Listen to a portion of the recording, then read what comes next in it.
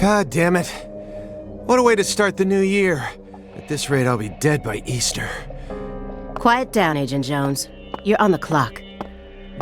Quiet down? Ha! You have any idea what you've done? I'd be half naked in Havana right now if you hadn't shown up. Soaking up some rays, surrounded by a harem of bikini queens, a mojito in one hand, and a seafood-slathered Havana-style pizza in the other. What did I do to deserve this? Does God hate me? No. The Regional Bureau Chief merely issued a special order. Oh. Yeah. How could I forget? A special order to rob me of my well-deserved vacation. You want pizza? I'll buy you some pizza. You can find that junk anywhere. Whoa! Hey! Hold on a minute. What did you just say? Pizza is not junk. Pizza is a sacred food, bestowed upon us by God Himself. You need to apologize right now. This is sheer blasphemy. Apologize to who? Pizza or God? Ha ha!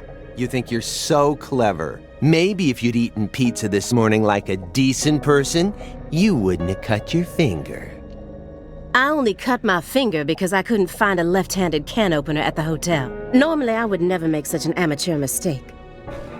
Oh, really? Well, if you want me to get into gear, then just feed me some pizza, okay? We must act unfaithfully and abandon our ideals again and again. We cannot advance from one period of life into another without causing these pains of treachery. Nietzsche, again, please spare me, before my ears start to bleed. Ever since the moment you got here, it's been nothing but Nietzsche quotes. The worst enemy you can meet will always be yourself. I said knock it off. I prefer pizza to philosophy. Want me to dial the number for you? Come on, Agent Jones. It's time to get serious. Your 4.5 years of hard work are finally about to pay off, and all you're focused on is this nonsense? Pizza isn't nonsense. Quiet. As you wish, Mother. My lips are sealed. Happy now?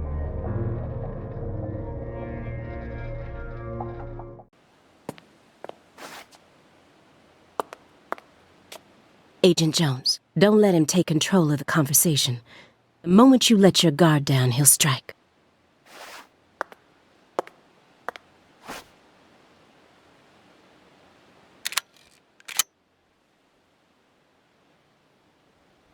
And no red, remember?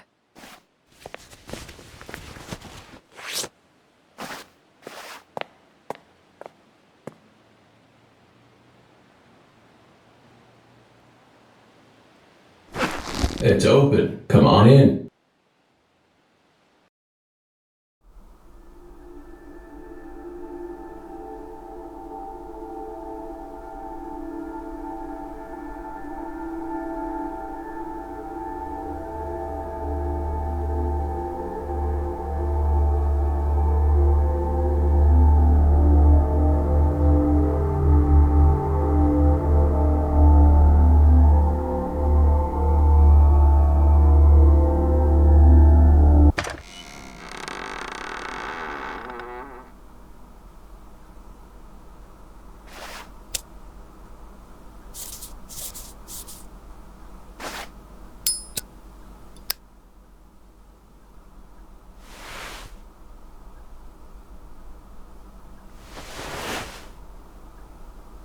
You have questions for us?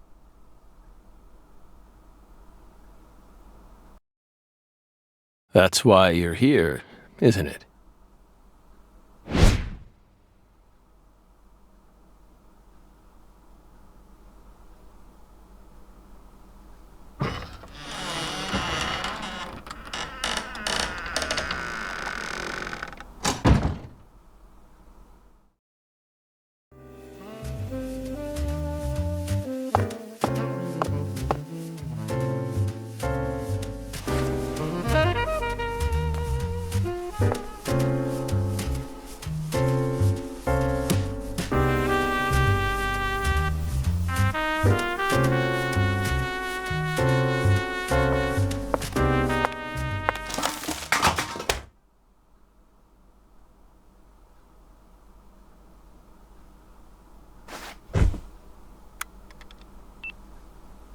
Mr. Morgan, before we question you, allow me to first read you your rights.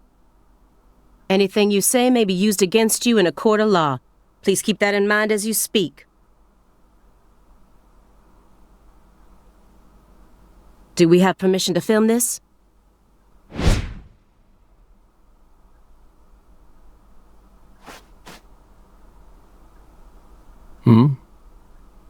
Don't worry, my fairy. They're free to do whatever they like. Something wrong, Mr. Morgan?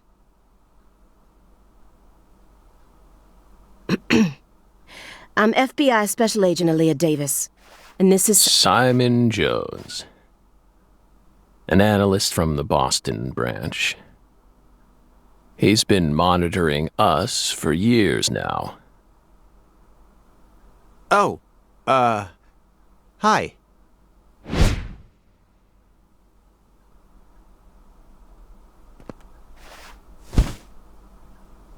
Seriously. A Southern belle and a lonesome loser who can't catch a break. Quite the uncanny duo. You'd be the perfect stars for the latest video game. Isn't that right, my fairy?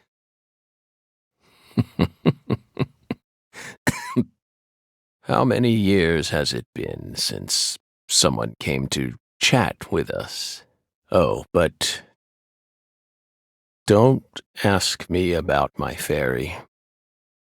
That's a private matter. It's hard to tell what he's thinking, but my eyes can't be deceived. If he's hiding something, it'll come out in his face.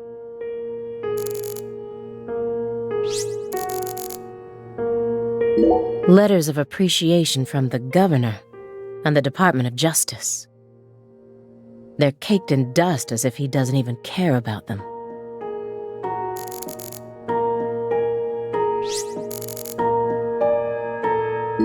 This smell. It doesn't surprise me at this point, but it'll be problematic in court if they decide his testimony is unreliable. I won't get another chance to talk to him face to face like this. I need to get him to stop smoking that for a bit. Francis Zach Morgan. He was once an FBI special agent, an extremely talented one. At least that's what they tell me. Perhaps he was a little too talented.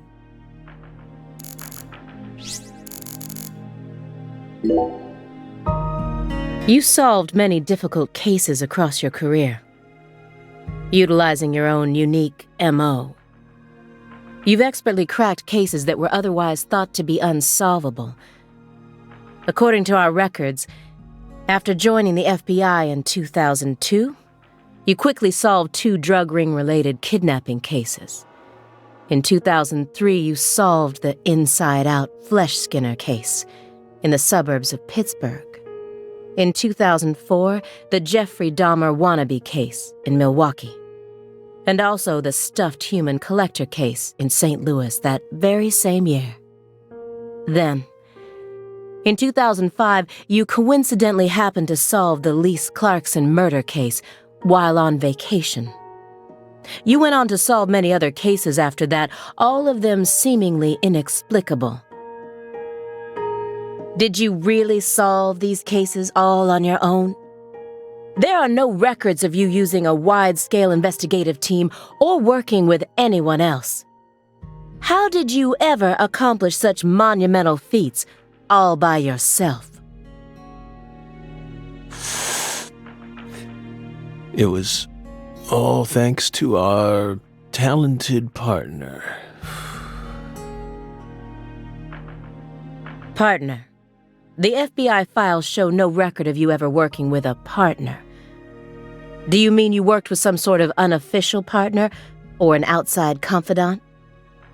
Our partner is our partner. We've always worked together.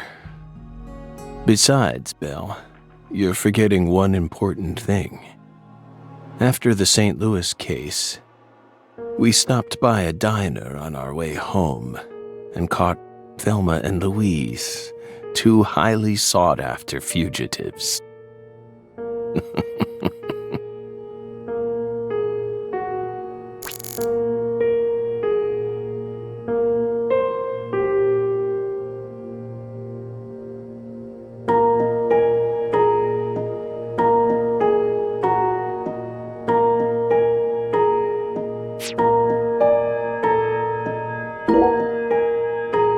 Excuse me, Mr. Morgan, but would you please refrain from consuming that while we speak? I'm talking about... yes, that.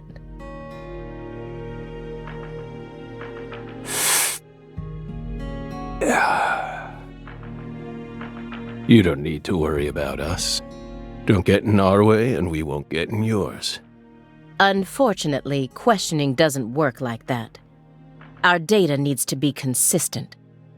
Now please put out that stinking indulgence right this minute.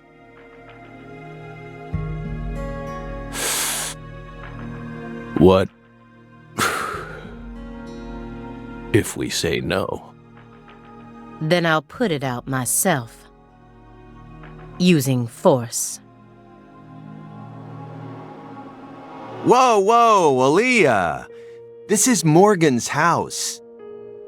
Besides, it's legal in Massachusetts for individuals to consume cannabis in the comfort of their own homes. And I mean, come on.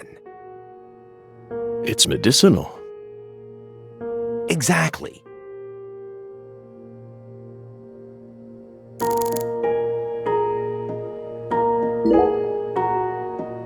Hey, Belle.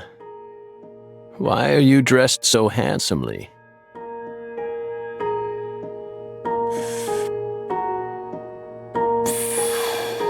What are you talking about? The thick black accessory wrapped around your neck. That's a male necktie. The color black represents confidence and interest in the self. And your decision to wear a male tie symbolizes your declaration of war against a predominantly male society. Or perhaps it's a psychological barrier meant to hide the weakness that dwells deep within your psyche. We admire your bravery. I thought you retired from profiling. Bullseye, huh? You're an easy one to read. In order to think with society, a man must first gouge out his eyes and cut off his ears. Don't judge a book by its cover. For someone who's supposed to have been one of our best, you've got an awful eye for people. Or did all that smoke and kill all your little gray cells? Okay, Aaliyah, that's enough. She's smart, but she's also more of a shrew than she lets on.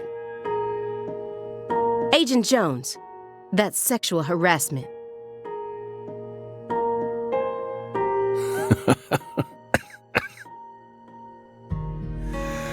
So, Belle, does that barrier of yours also protect you from violent criminals?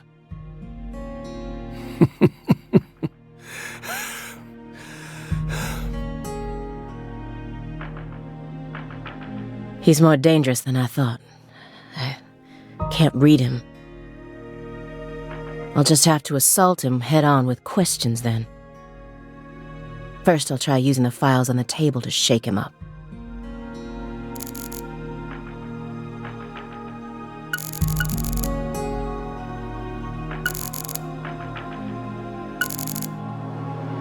A stage 4 progressive malignant tumor. How do humans behave when they know death is just around the corner? And what if that human is also a high-functioning sociopath?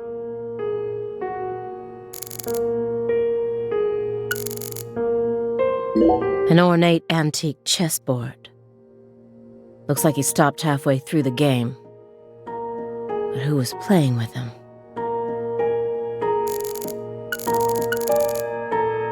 These files are from the case that took place just outside of New Orleans in 2005. The agent who handled the case was Francis Zach Morgan. And now he's sitting right in front of me.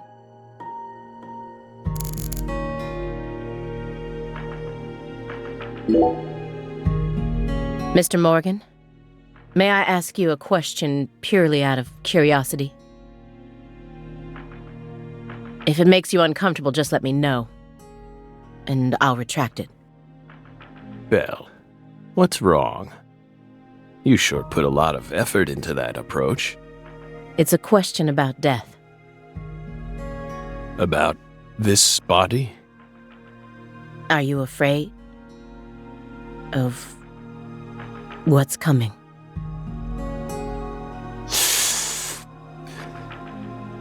Think carefully about why we're smoking this, then ask us again. Honestly, we're not afraid. Rather, we find it intriguing. Intriguing.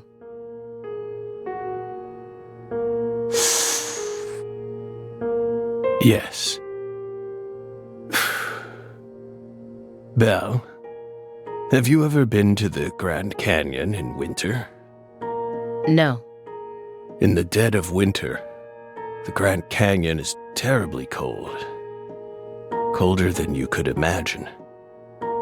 A cold that no photograph could ever express.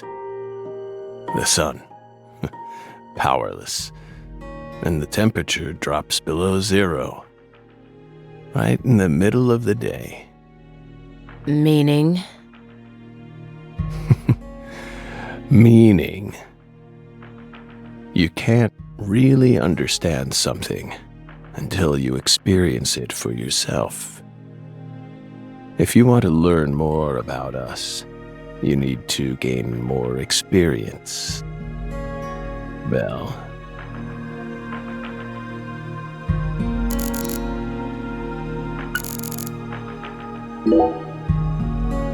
That chessboard looks rather old.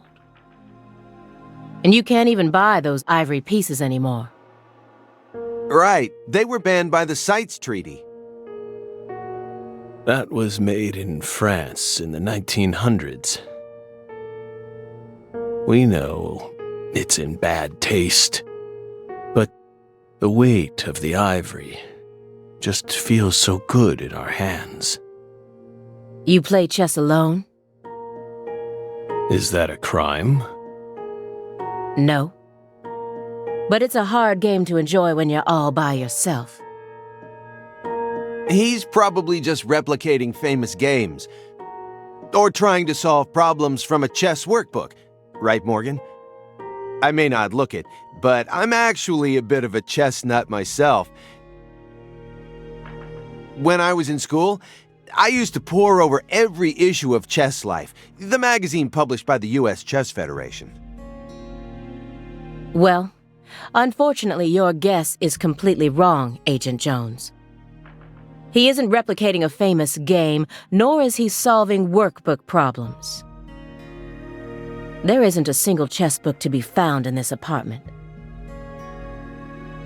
And I didn't find any chess-related websites in his internet history.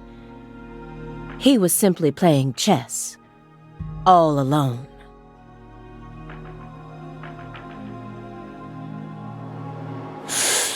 So, what's wrong with that, Belle? I don't understand it. How could a single human being seriously play as both sides? You just publicly confessed to stealing personal data. Seems like that's a much bigger problem. Oh no, everything was done in a perfectly legal manner. We simply happened to intercept a handful of data being sent out from an unknown origin. Oh, now she's really trying to scare us. Did you hear that, my fairy? Serious nightmare fuel.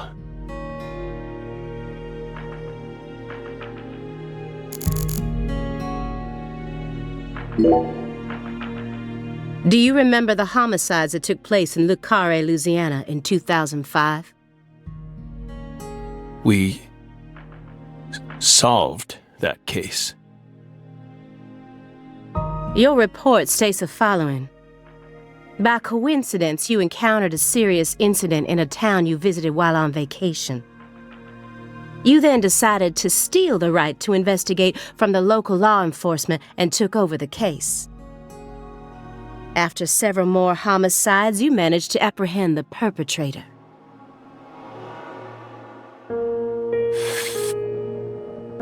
Yes. Yes, that's exactly what happened. We stole the right to investigate from them, just as you said. It all started when the body of a 16-year-old girl was discovered.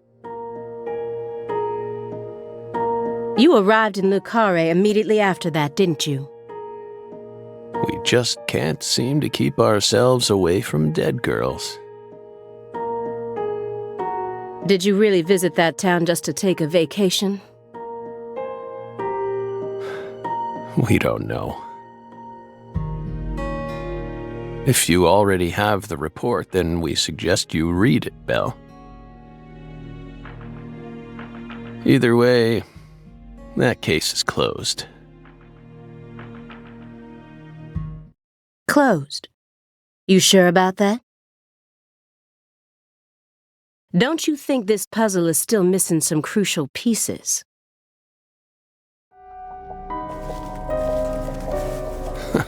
Come on. No need to beat around the bush with us, Belle.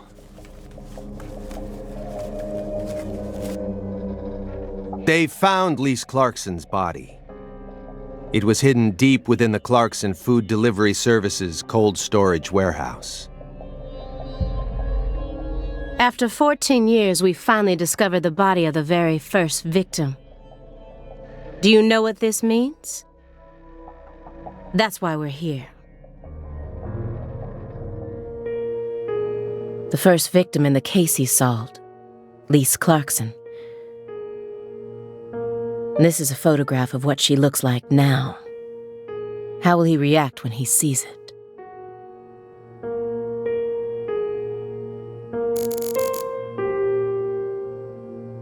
The body that went missing for 14 years was suddenly discovered frozen in a warehouse.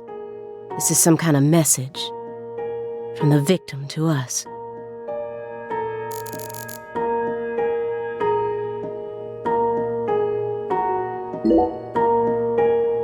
We're pleased that her body turned up. Deeply pleased. You claim to have closed this case, but now a lost body suddenly surfaced. Aren't you curious about the details? Body or not, we already solved that case. Lisa's body can't change anything now. And it certainly has nothing to do with us. I suspect the body was stored there rather than abandoned, due to the unnatural state it was found in. She was found frozen in a storage unit. Therefore, she looks exactly the same as she did when she disappeared. In fact, she's in such good condition that we can even determine the murder weapon and cause of death. Well, good for you. Even stranger is how unbelievably beautiful she looks. At first glance, few would guess she was a murder victim at all. She looks more like a piece of art, or a mythological figure from a painting. This keeps getting better and better. Better and better? Isn't that right, my fairy? A corpse as beautiful as a goddess. Sounds just like our story. Yes.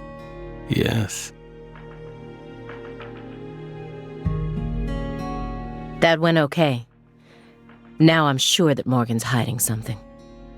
I may be able to get what I want if we go deeper into the documents.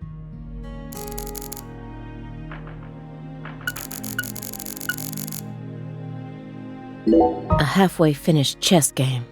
I think he was playing both sides by himself. If it was merely for entertainment, it wouldn't be a problem. But I know that every action he takes has its own special purpose, especially now that his remaining time is limited.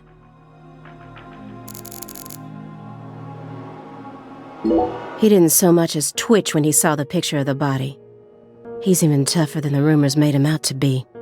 But I was prepared for that. And if my hunch is right, he's deeply intertwined with this case. Far deeper than what my superiors think. The person who originally admitted this report was his superior, Robert Abrahams, current chief of the Boston branch. According to Chief Abrahams, Morgan's got his own modus operandi. It's not something that others should interfere with. Well, Chief, look what that's gotten us into now.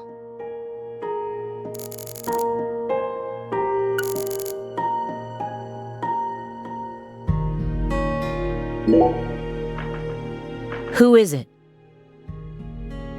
This My Fairy character you keep speaking to. You can't see her? Such bad manners. You barge into our apartment, yet you don't even care about who else is living here. Dissociative identity disorder. In the past, it was known as multiple personality disorder. You were subjected to an internal probe only once during your career, correct? They suspected that you had DID, but you denied it. And no problems arose during your test. Is this how you dealt with the psychological profiler back then, too? Saying strange things, weaving unrelated matters together. Is that how you slipped through? You're free to draw your own conclusions, Belle. But my fairy clearly exists. She's been sitting right there, on your lap this entire time. Hey, stop it. No violence allowed in here, Belle. Wouldn't want to scare my fairy, now would we?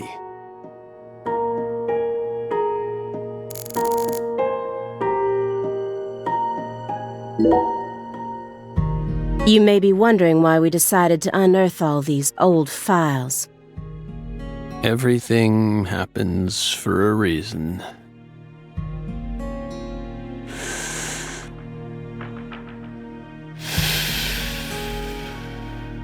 The moment Lise Clarkson's body was found, we did the best we could to start our own local investigation. But there wasn't much we could actually investigate due to the damage caused by the hurricane. Then we assume you also questioned everyone who worked in the warehouse. Of course. We questioned all the Clarkson Food Delivery Services employees who staffed the warehouse and its owner. But we still have yet to obtain any key testimonies. Par for the course with a 14-year-old case, if you ask me. Not to mention how bad the timing was. Most of the employees were on vacation. So, you gave up on the investigation and came to see us instead.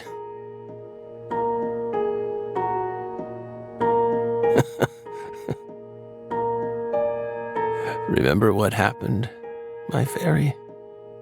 That warehouse. That man. So incoherent. Such a pain. Hey, are you talking about the guy who managed the vault where Lisa's body was found? Yeah, I think he started working there in 2005. Remember, Aaliyah? You said he was a pain to deal with, too.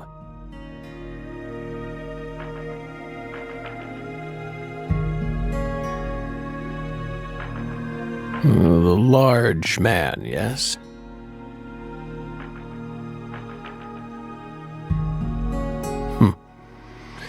No need to answer, if you don't want to. I'm sure you've already put him under surveillance. Textbook FBI protocol.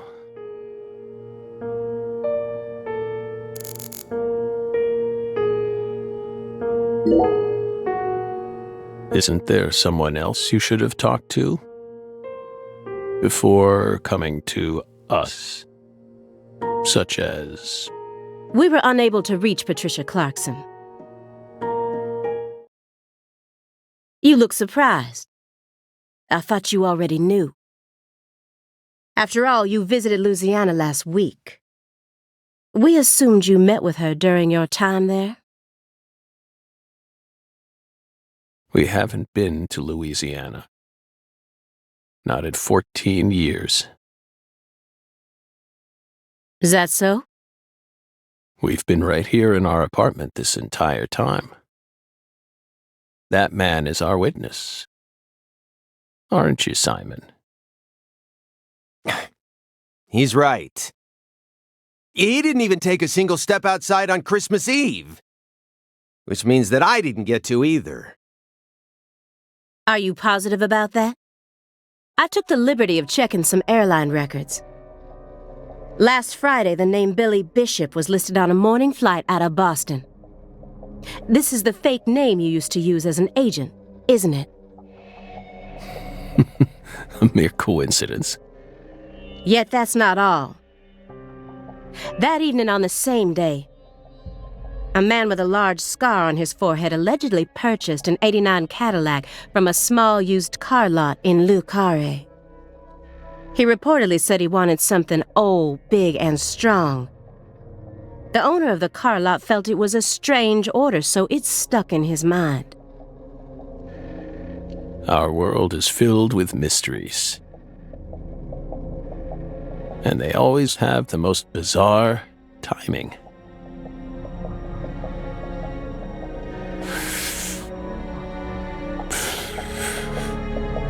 Incidentally, on the following day, an identical Cadillac was taken to a scrapyard in Trenton, New Jersey. You can find that type of car anywhere.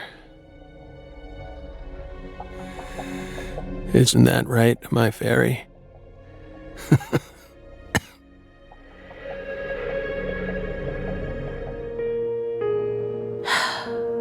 Morgan's right. Everything happens for a reason. Even this messy room. There must be a reason for it. Especially when it comes to those strangely tidy spots. They're practically begging me to question them.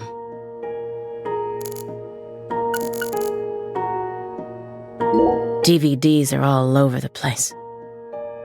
I know that he's a shut-in, but this still seems like way too many for one person. And I've never heard of any of these titles before.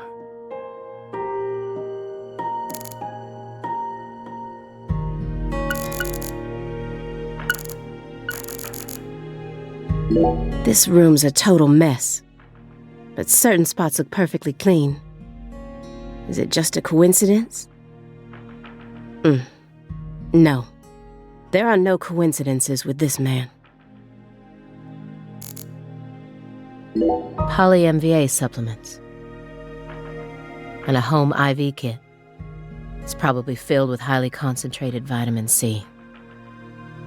He said that being on the verge of death is intriguing. But then why does he have such an elaborate home medical care setup? How does he truly feel?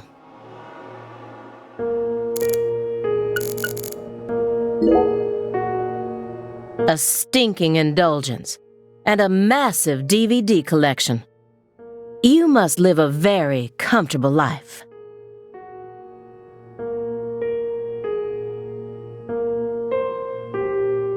We're retired, remember? Retired in your 40s. I'm envious. But who doesn't love movies, Belle? I'm not a fan. Oh, that won't do. You should dedicate all the free time you have to watching movies. It's practically an unwritten law. Films guide us. Films are filled with every important life lesson there is. Is that so? For example, They Live. 1988, directed by John Carpenter. That film taught us a valuable lesson. Always put on your sunglasses before a fight. You know, you've got a point. Movies teach us about everything we need to know. I learned about the right way to eat frozen pizza from Cobra. It's one of Stallone's best films. Before that, I wouldn't be caught dead trying to eat frozen pizza. I thought it wasn't fit for human consumption. But that film changed my life. Simon, that has nothing to do with the film. You're just talking about pizza.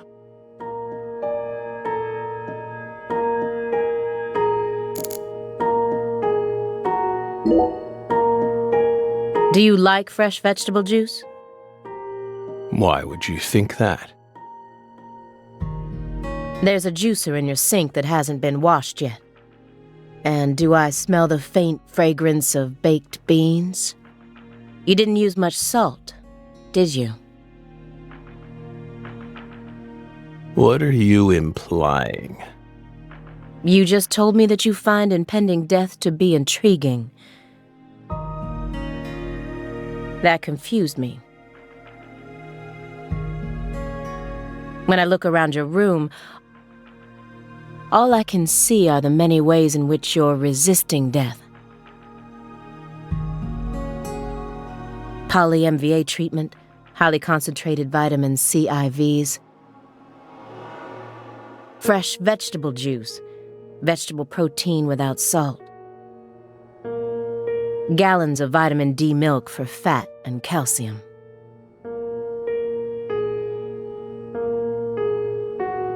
The ambivalence, yes.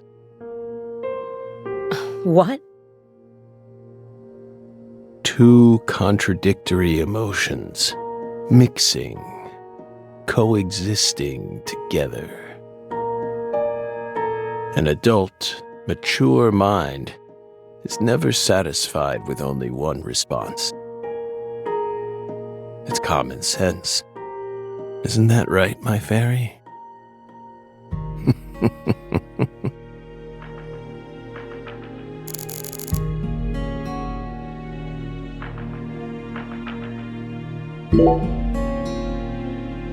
Mr. Morgan, I found several spots in this room that look strangely clean. Did you tidy up a bit because you knew we were coming? Those are sanctuaries. They've existed from the start. Sanctuaries. That's right. Sacred places. Hovels for pure souls, if you will. Were there originally objects in those hovels? Something you didn't want us to see? The soul's still there. We haven't touched a thing. But we know you can't see anything. Hey, Simon. Don't touch the sanctuary.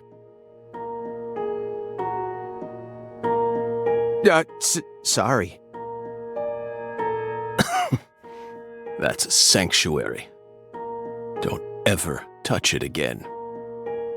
You've been watching us for 4.5 years, and you couldn't even figure that much out? My bad. It's my first time actually coming inside, you know. You're earning far more than you deserve, then. What were you doing all day in that black Suburban?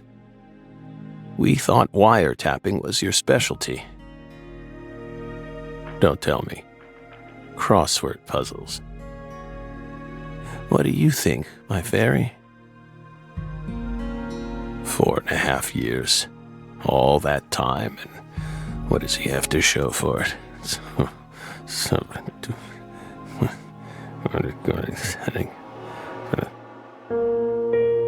Crossword puzzles? No way. Come on, I thought you knew. I'm a Sudoku guy. Agent Jones. Oh, right. He's completely taking control of the conversation. At this rate, we'll never get anywhere. I need to press him some more. Agent Jones. The briefcase isn't even that big.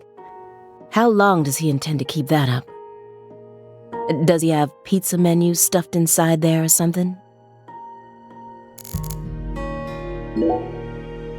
Agent Jones? Did you find the files?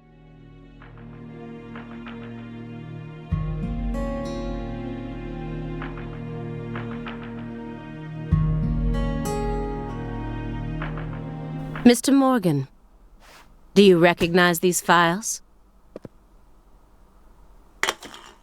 Whoa!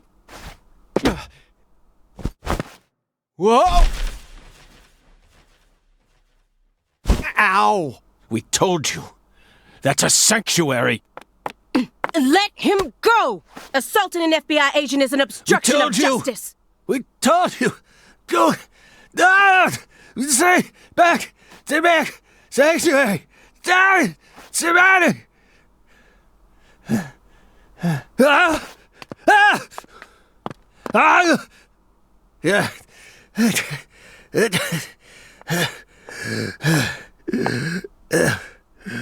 Mr. Morgan? I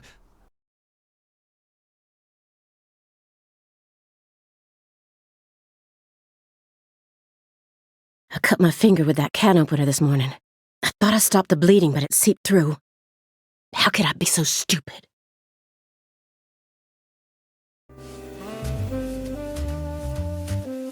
Everything should be fine now. I'm sorry for being so careless. I made sure to read through your file and learn about your condition.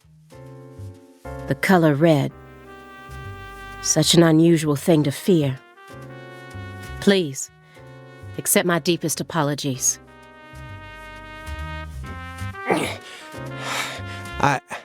I'm sorry too, Morgan. I don't know what I was thinking. I'll never touch one of your sanctuaries ever again. And no more red, either.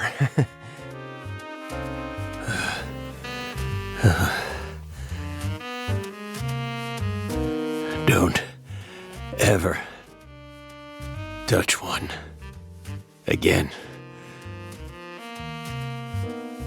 I told them not to. Why would they do that? Make them go away. Sanctuaries. Don't touch. Stay away. Now, may we return to our discussion? Don't worry. I won't let them touch you again. I'll keep them away from us. Strangely enough, this man has a fear of the color red. And I believe that fear is connected to the Greenville case.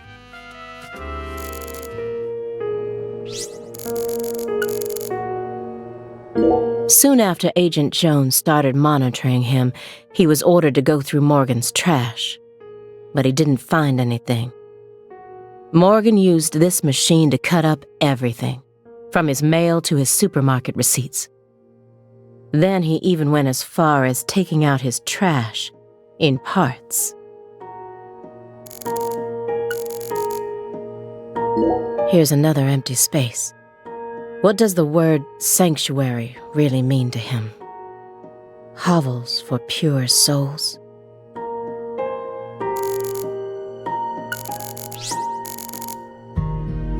The files on the serial killings that shocked Washington State in 2010. Officially titled the Greenvale Case.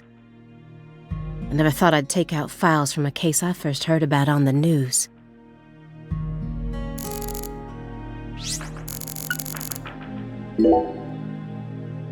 This is a very large shredder. Is there something you don't want people finding out about?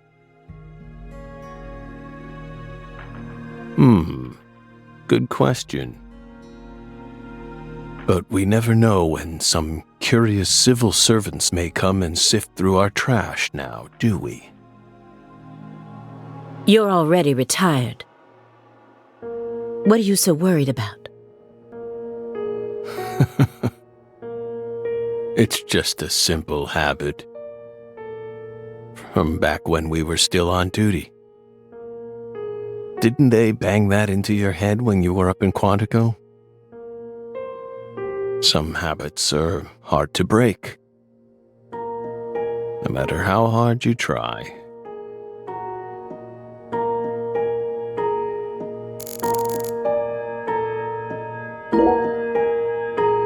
Could you tell me what exactly the word sanctuary means to you? Sanctuaries are sanctuaries. Nothing more and nothing less. That doesn't explain anything. Why do you wish to know? Just curious. Belle. You're a much ruder person than you initially seemed to be. Don't you agree, my fairy? What do our sanctuaries have to do with the investigation? If you're out of questions, then how about just going home? Hey, mind if I jump in here? What is it, Simon? We hope you've got a real question for us. Well, actually, I'm also a little curious myself. No one's supposed to touch any sanctuary, right? That's what we said. What about you, though? You can't even touch them yourself? Are there any extenuating circumstances? What are you getting at? I mean, I doubt if any of this really matters, but if no one can touch the sanctuaries, then how do you clean them?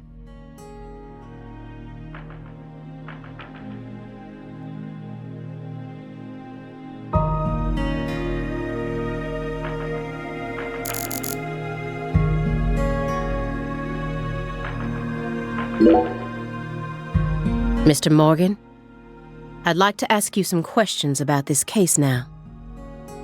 We don't want to remember that town. I'm sorry, but there's no way around this. I remember hearing about this case on the news when I was still a student. A high school girl named Anna Graham was murdered and the FBI stepped in to take over the case. I also remember it becoming a sprawled investigation due to evidence found in the victim's throat. Is that correct?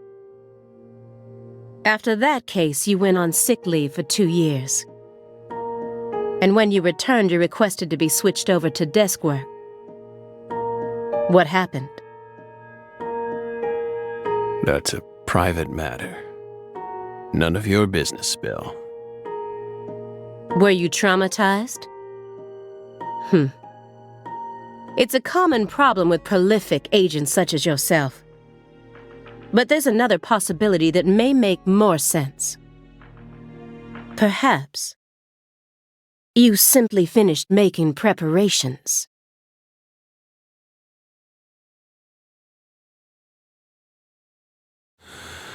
What are you getting at?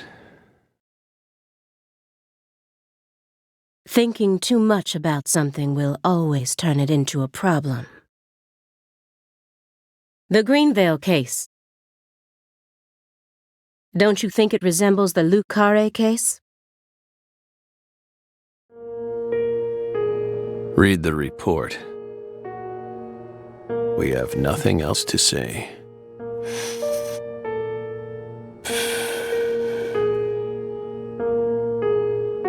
I just need one more push. One more thing that can summon up the past.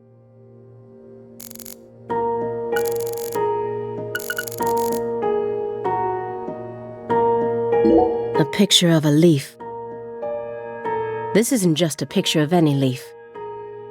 It's the most important leaf. The belief in truth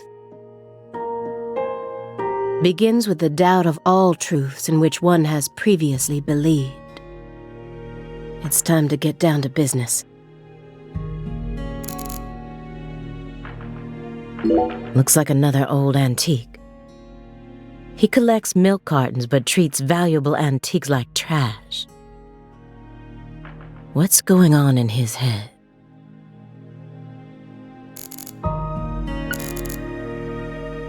A jar of honey with honeycomb inside it. There's nothing strange about it, but it still gives me a weird feeling.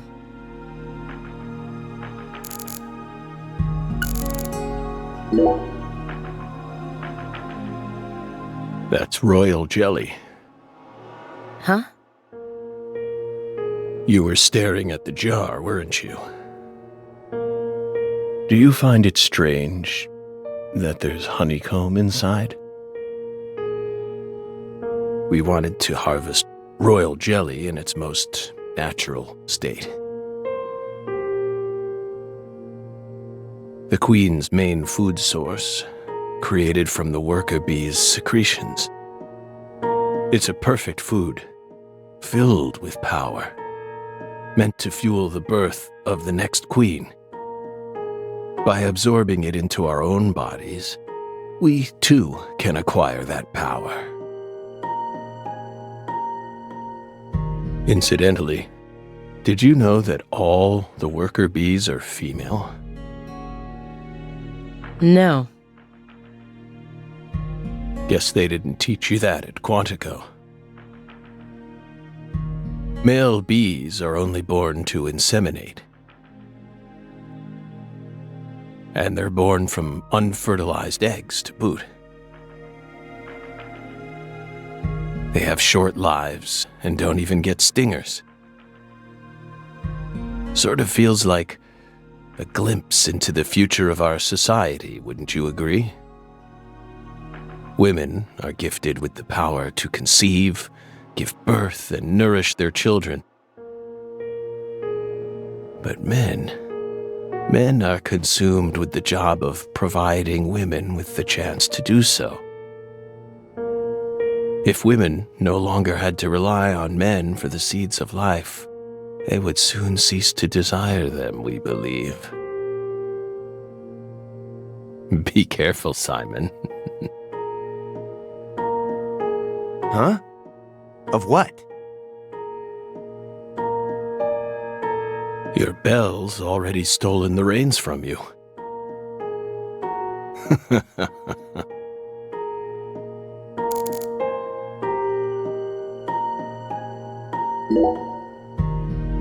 The silver clock in that trash pile. Is that an H5? That's right. John Harrison's 5th chronometer, completed in 1770. After many years, he completed it and presented it to the Board of Longitude in order to end their feud with him. That's only a replica, of course. You like clocks? Clocks are amazing. Prime fruit of the human race's intellect. We took the invisible idea of time and manifested it in these. Yeah, I love clocks too. Absolutely fascinating. I disagree. Oh? Why? Time is valuable precisely because it can't be seen. Yet nowadays, people can't tell what time it is unless it's measured in numbers. Talk about idiocy. I don't mean to side with the Board of Longitude, but remember, humans used to cross oceans with the stars alone. We have our eyes to read moon charts and study the sky. We don't need clocks. What if it's cloudy or storming? All you need is courage and a love for adventure. Hear that, my fairy?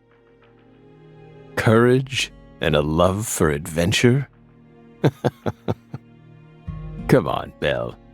Surely you know how many lives have been claimed by your pals' courage and adventure. Hey, hold on a second here. That Board of Longitude thing, what the heck is that? I mean, I've heard of it before. I'm an FBI analyst, remember? I just sort of can't remember it right now. I know what it is, really. I'm telling the truth. Come on, Aaliyah, back me up here. Aaliyah?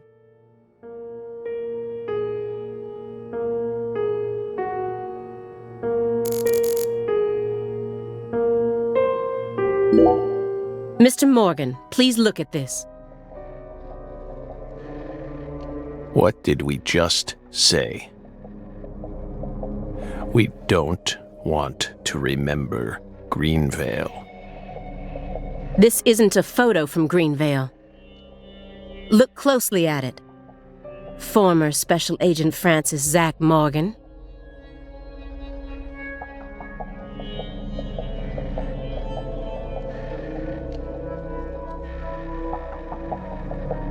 This photograph predates Greenvale. It's from the Carre case you worked on in 2005. Red tree. Red tree. Yes, a red tree. Greenvale wasn't the first place you saw one of these. The Greenvale case and the Lise Clarkson murder case. They're connected by these red trees, aren't they? Red trees.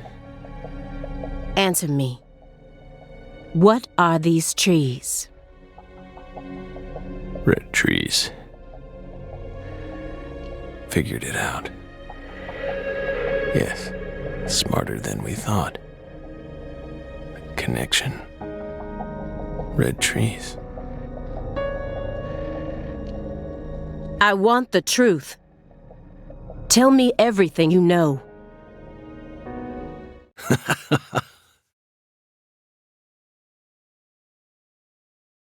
The red trees. You really did your homework. Well done, Belle. You're good. Damn good. Are you ready to talk now? I want to know what went down in Le Carre in 2005. Fine. We'll tell you.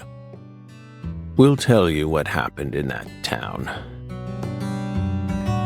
Yes. It was that red tree. That red tree ruined my life. It was a sultry summer day. The sun comes down hard on you in the south. Like a torrential downpour of demonic whispers. It all started back in that sweltering summer. We still had our best friend with us back then. The other me. My better half.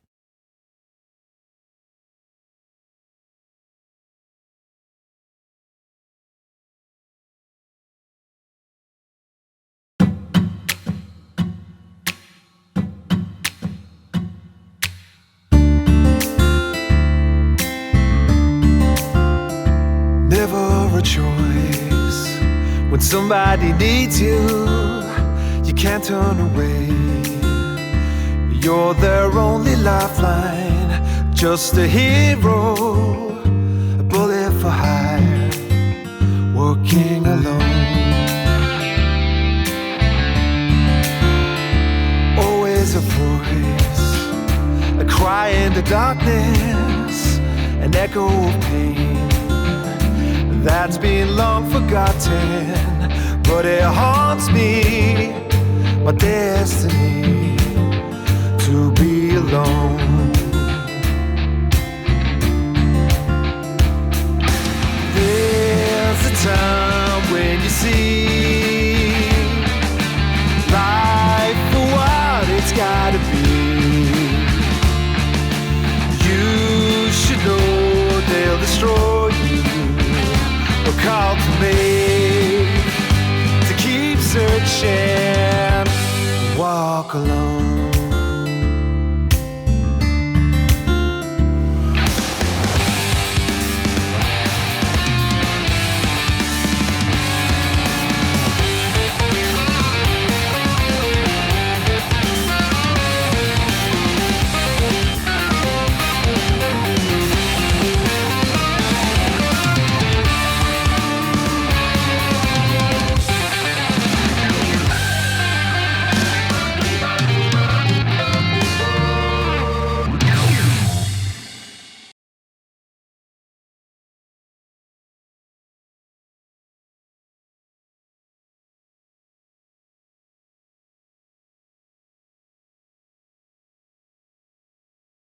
Zach.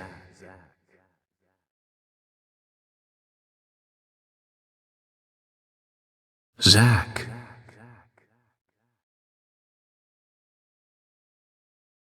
Can you hear me, Zach?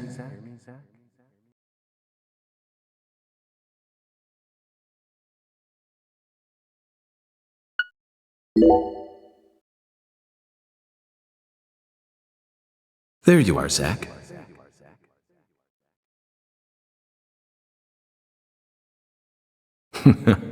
Sleeping again?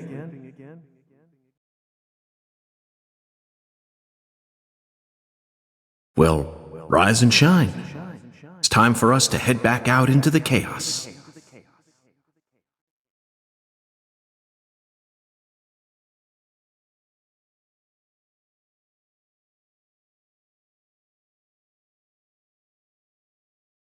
Isn't that right, Zach?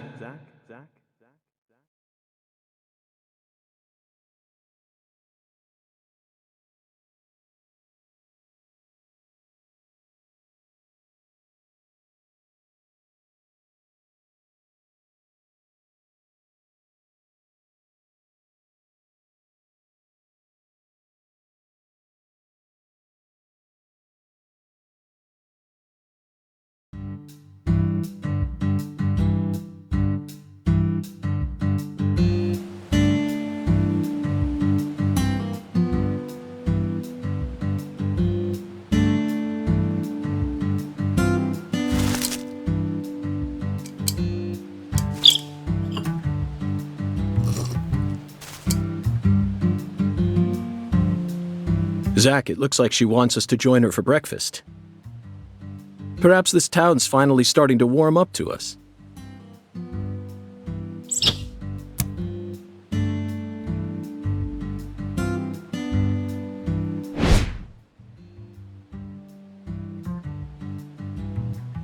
Look at that, Zach. She's welcoming us with open arms. She's even willing to share that tasty morsel with us. What an honor. Hurry up and chow down, mister. Unless you like your breakfast stale. What an amazing place. I've been on top of the moon since the moment I got here. And the name of this wonderful town, Carre, sounds like French to me. But what does it mean? I'm the chef, David. If you want to know about the town, you'd better ask the concierge.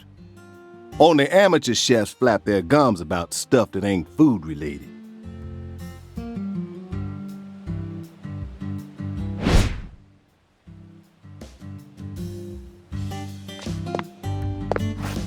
Did you hear that, Zach? He's a true professional. You say something, mister? No, not to you. I was just talking to Zach. Zach? Please don't ask me about Zach. It's a private matter. If you say so, still. Never thought the FBI would ever come out to a little old town like ours. I do work for the FBI, but I didn't come here for an investigation. I just happened to stop by on my way to New Orleans. Never thought there'd be a murder out here either. And it was a 16-year-old kid. Now I tell you, this country's seen better days. What you reckon, mister? Zach, he's definitely a professional, but it seems like he's also a bit lonesome. That's good. Ambivalence exists everywhere. Folks say the killer used an axe. Hell of an old-fashioned choice if you ask me. Actually, Chef David, if you don't mind, I'd like to ask you a few questions about the incident. But shoot, I ain't the one you ought to be asking, Mr. FBI. I only heard what I heard. But seeing as you're fixing to grill me, I can tell you what I know. Please do. I appreciate it.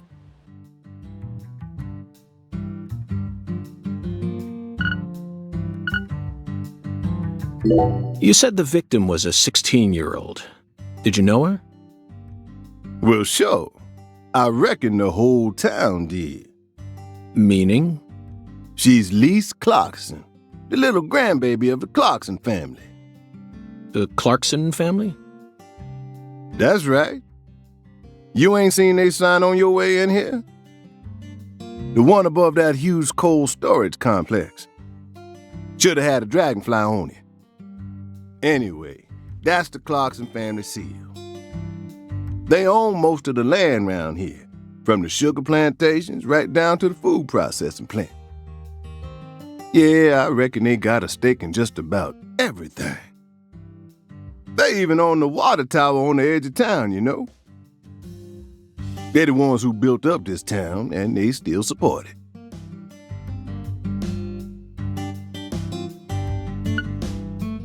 What do you know about the Clarksons' house? Now, I ain't got nothing bad to say, but I'm gonna talk straight to you. You best steer clear of that place. That family ain't just some gang. They're a whole different kind of beast. They folks with real power. Remnants of the good old boys who shaped America in the early days. Especially the head of the family, P.J. Clarkson. He's the kind of monster who goes around eating other monsters.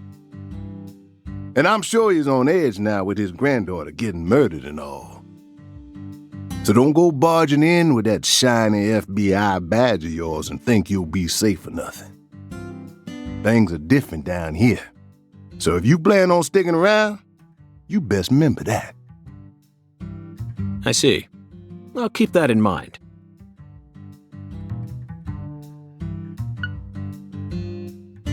Is the local law enforcement investigating the case? Shoot, mister, what you think? Now, I told you this ain't no city. We in the bonafide boondocks here. They got to know how to break up fights and keep folks from killing each other when they pissed you off. They sit down and talk it out with you heart to heart, and when that don't work, they just beat your ass. That's the Deep South for you. This murder ain't like that, though. A little kid got killed. A weird way, like something on a TV show. The sheriff's department ain't never seen nothing like this.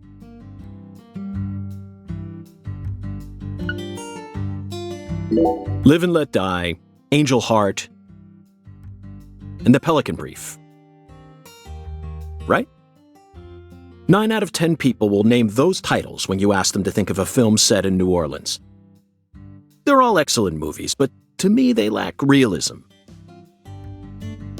Due to my line of work, I have a tendency to think deeply about what feels real and what doesn't. What's your point? Cat people. That's my point. Cat people. 1982, directed by Paul Schrader. The crowning achievement of Nastasia Kinski, the ultimate muse of the 80s. The most vital element of that movie is the reality it depicts. Leopards who turn into humans have intercourse with humans and turn back into leopards. Then they can only turn back into humans again if they mutilate their lovers. I was awestruck by the sheer reality of it all. Understand? I'm talking about hyper-realism. After watching it, I felt like I just had to experience the world of cat people for myself. That's why I decided to visit New Orleans. Okay. Another vital element of cat people is the presence of Malcolm McDowell. Malcolm McDowell from Blue Thunder. Oh, talk about a masterpiece. Listen carefully, David. Only an amateur would call A Clockwork Orange his best movie. His best movies are Cat People and Blue Thunder. Period. You need to remember this, because it's the truth. Whatever you say, mister. So, what's your point again? Never mind, don't worry about it. I already covered all the important parts.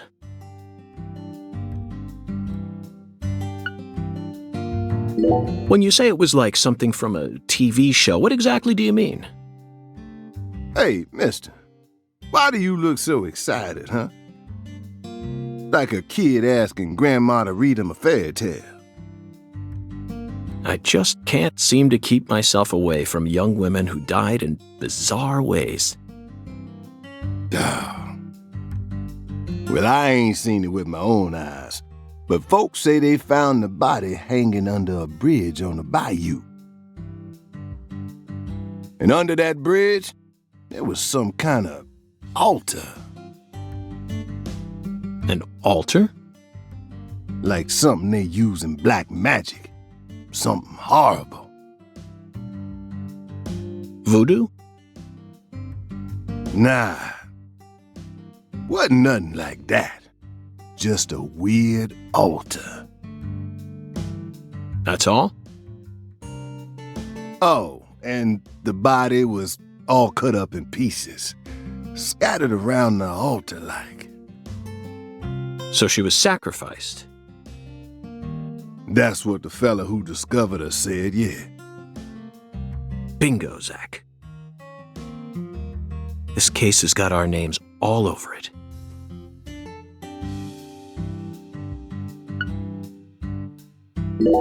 By the way, Mr. FBI, I ain't seen a car in the parking lot. How'd you get all the way out here, huh? Don't tell me you walked. Well, that's a very good question. Chef David, you've got a sharp eye.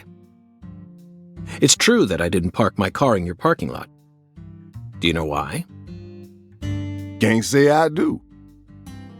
Because it was stolen. Huh? But you with the FBI, right? Even FBI cars can be stolen.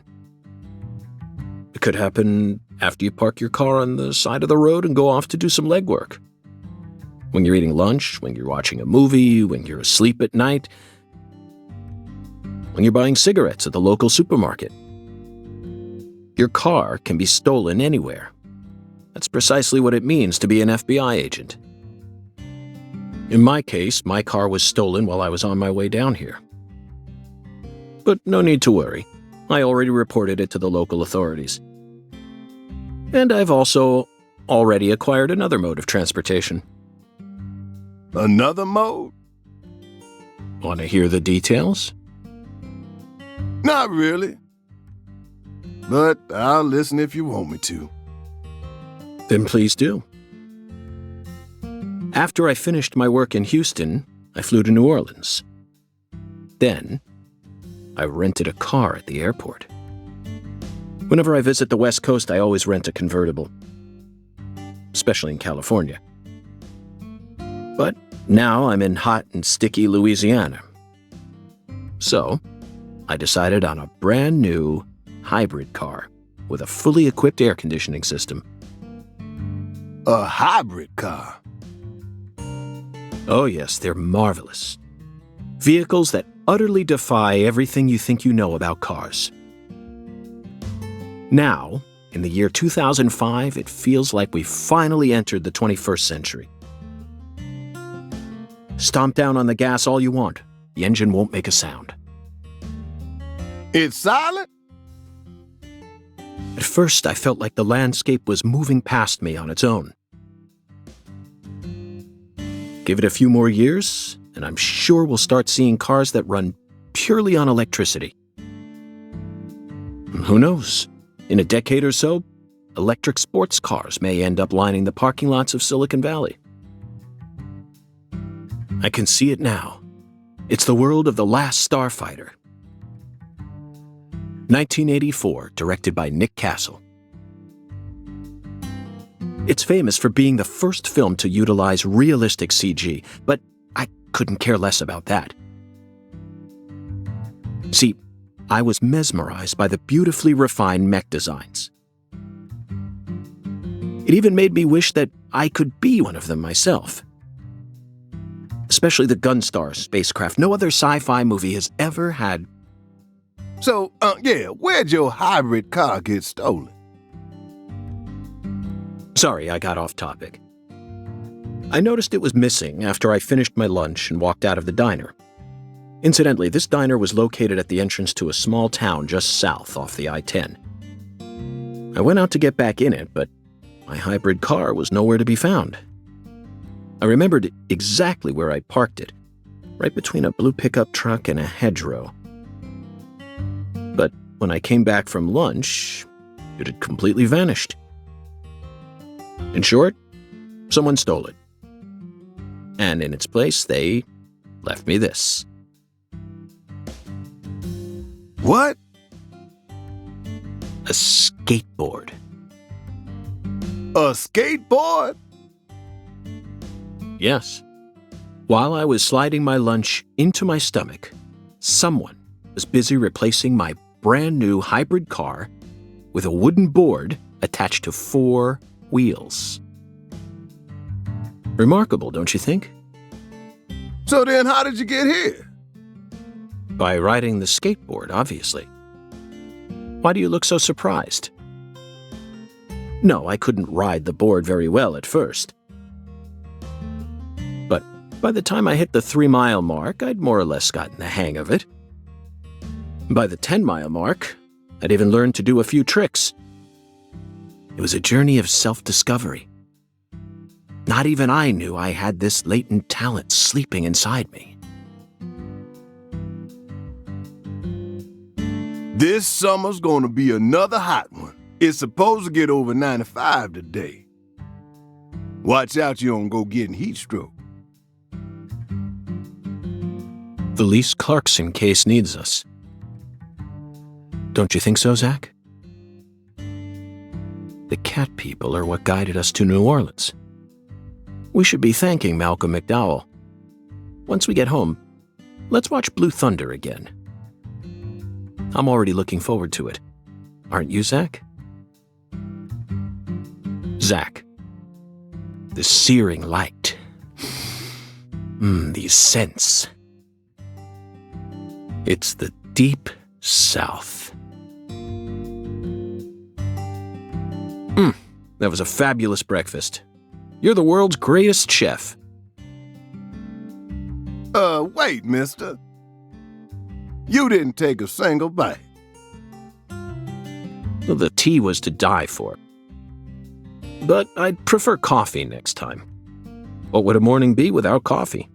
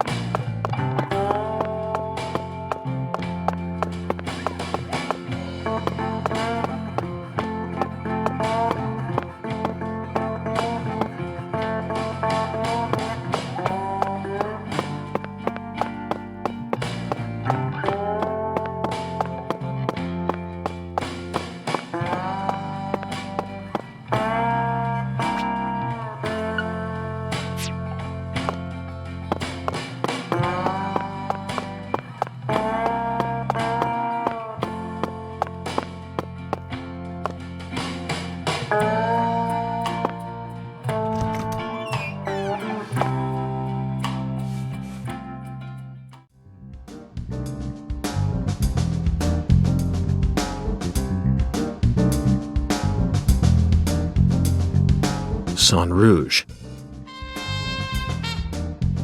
We've been chasing it all over America. But I feel like we're finally on the verge of finding something now. Don't you, Zach? I think it's about time we ordered a new briefcase.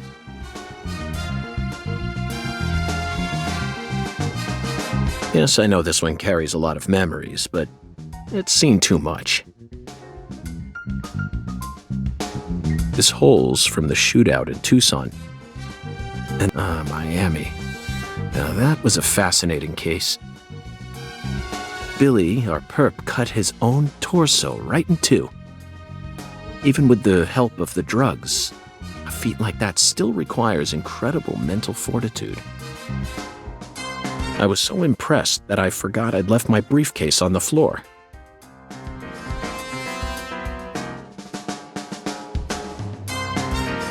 Same floor his blood gushed out onto.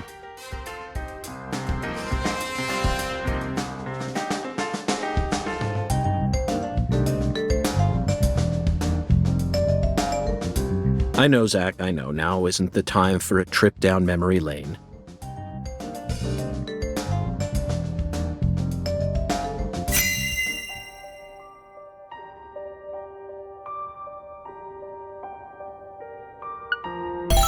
An emergent drug that's been on the rise in 4 southern states. Personally, I think it originated right here in Louisiana. And Lee Clarkson's murder must be connected to it somehow.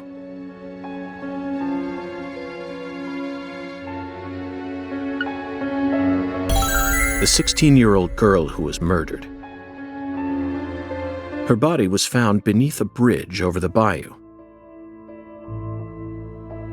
along with a strange altar.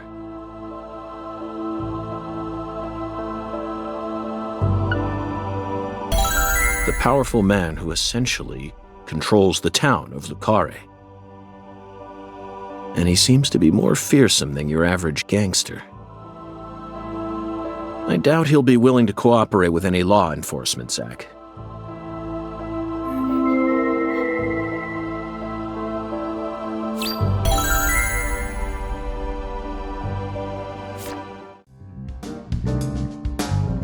You know, I keep thinking about that movie we stopped to see on our way here, Zach. The Island, 2005, directed by Michael Bay. For a movie being shown at a cinema complex, it was surprisingly artistic. An experimental setting mixed with hard-hitting drama. It was art house sci-fi. That director's going to change the history of art house films. Are you following me here? This is another special film that's setting a new standard, just like Star Wars and Blade Runner did. This is a turning point, Zach. You may be witnessing the birth of a vital new word that will soon become a part of film history. Yes, this single movie may be responsible for creating a whole new genre several years down the line. A genre known as island movies. I sure like the sound of that. Don't you, Zach?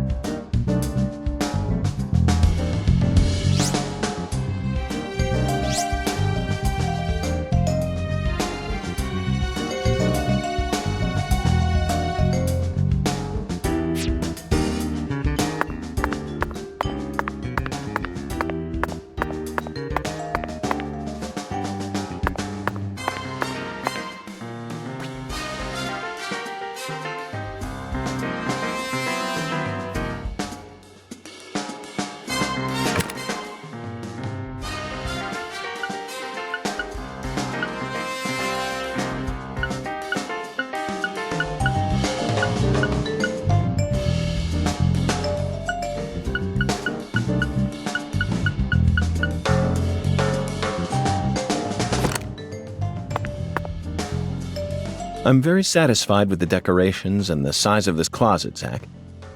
And it's even got a security box. What else could a man ask for? It's proof that we're still safely inside the fringes of modern civilization.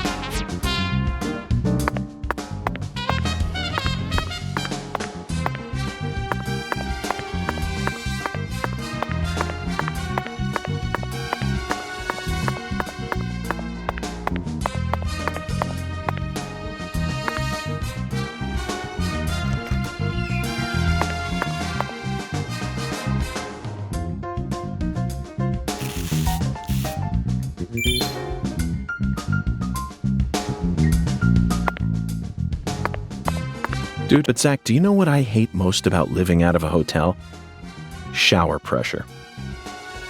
The shower was invented so that human beings could quickly bathe in large quantities of water, correct? Yet there are far too many hotels in our nation that have showers with embarrassingly weak water pressure. It's an outrage. And I'll keep tooting my horn about this every chance I get, believe you me.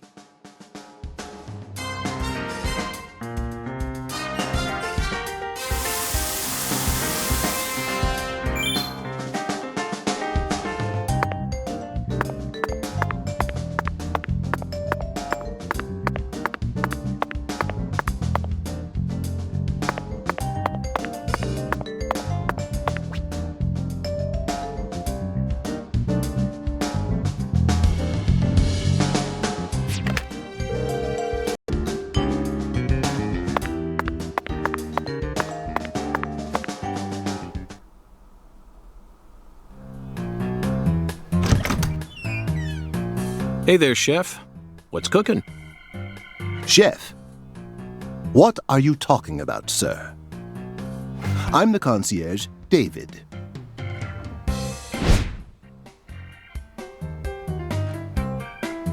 I just heard from our chef that you wish to learn the meaning behind our town's name. Yes, I've gathered that Le Carre is French, but does it have any special meaning? Why, yes, sir, of course it does. A very clear, logical meaning. All names have meanings. Would you like to know what this one means? Yes, I would. Jolly good, sir. Then allow me to explain.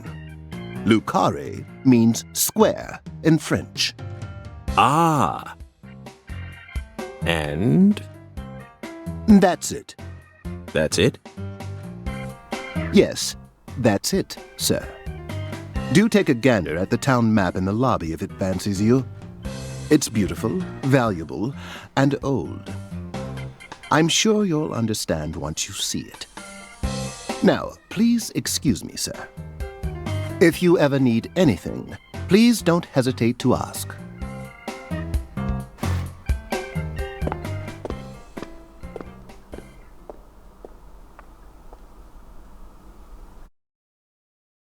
Did you see that, Zach? That was clearly David. Not a twin, not a split personality, just the work of a true professional. It's bizarre, but I can understand it. Remember what they say, the job makes the man.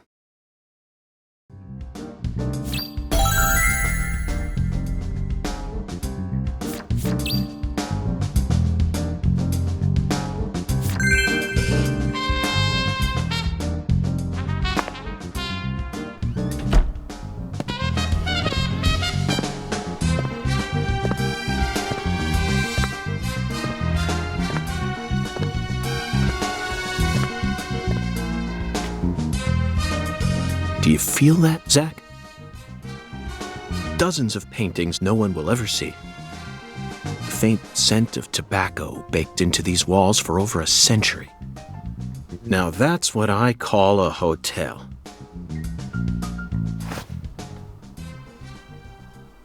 Zach, can you see him? His fashion sense is beyond me, but He appears to be a gentleman. Perhaps we should talk to him.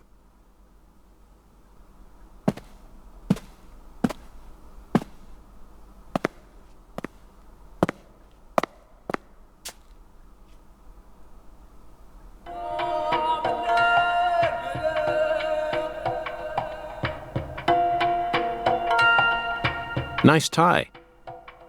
Did you buy it here? It's been a long time since someone spoke to me. No one these days ever tries to see me. They can see what's far in the distance, but are blind to what's in front of them. No. Maybe they're only pretending not to see. That's what civilized society does to people. Exactly. Ever since mankind got their hands on civilization, they zoomed away at a frightening speed. Zoomed away from what?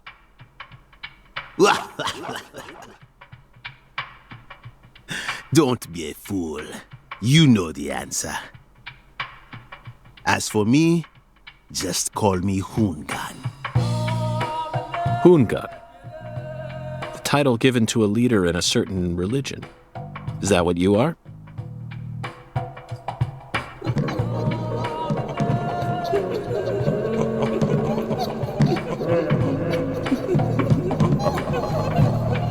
Do you comprehend the Oracle? The Oracle? Put on your religion hat, Zach. Here we go. Fell 10 maidens in the shrine of hunger. Find the flying serpent in the ambiguous zero. Dance with the flying serpent, and you will glimpse the other world. 10 maidens and an ambiguous zero. Got it. But what do you mean by other world? Follow the Oracle.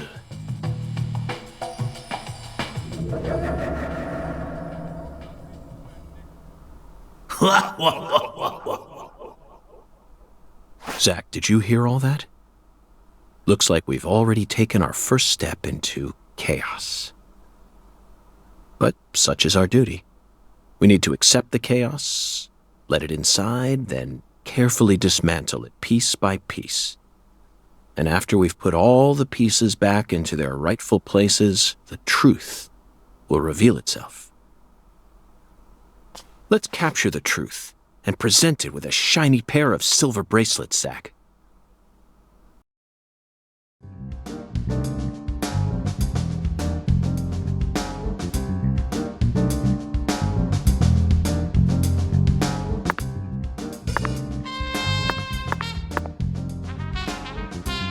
Zach, here's another perfect symbol of the human condition.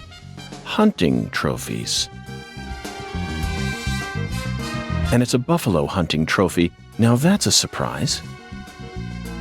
I've seen several trophies made out of human skin, but never a buffalo's. Looking at him brings out this strange feeling from within me. Yes, the very same feeling I got when watching a certain film from 1984, directed by Peter Hyams. 2010. The last scene in that film filled me with such a sublime, majestic feeling.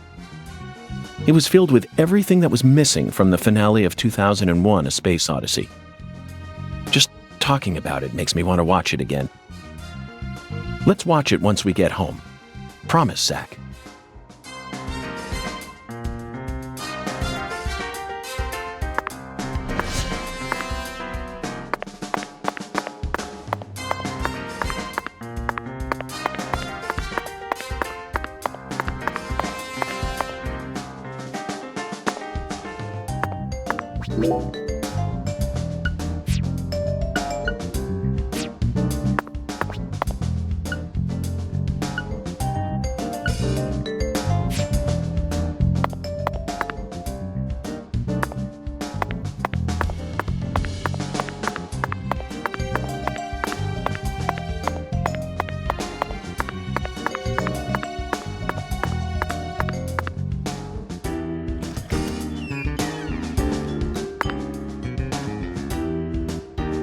Whether it's a restaurant or a hotel, the key to charming your customers is how you present your bathroom.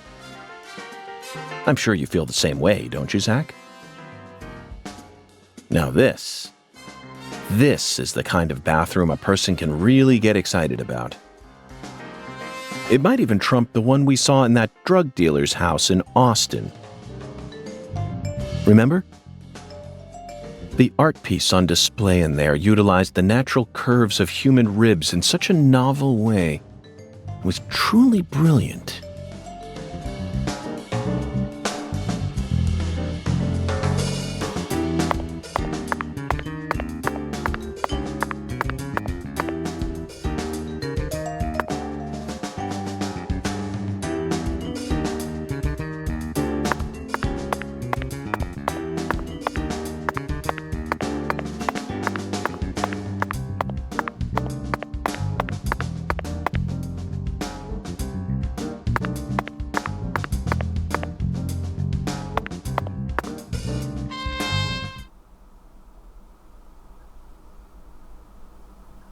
Zach, this is Carre. I think I'm finally starting to understand what our concierge was trying to say. You can tell this town was built by a very methodical person. No, wait. Maybe they just didn't care, and that's why it ended up this way. It's just another symbol of mankind's obsession with molding nature to fit our own rules.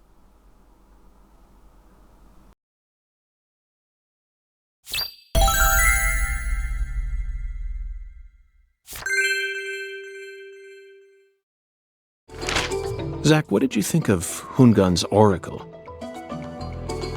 Despite all the dramatic build-up, it's little more than a childish riddle. Heartwarming, really.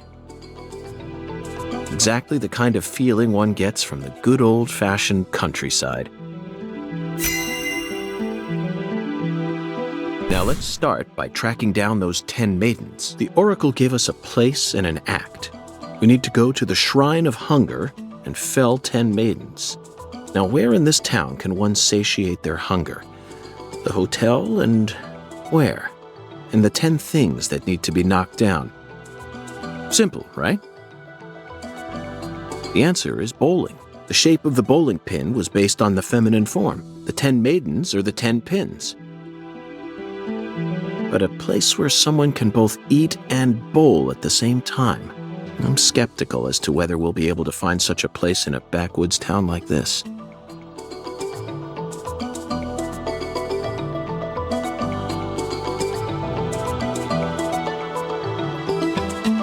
Alexis's Diner and Lane. This is it, Zach. There are even pins and a bowling ball on the sign. I bet we'll be able to eat some Cajun cuisine and bowl there. Maybe even both at the same time. Nice job, Zach. I knew you'd be able to find it.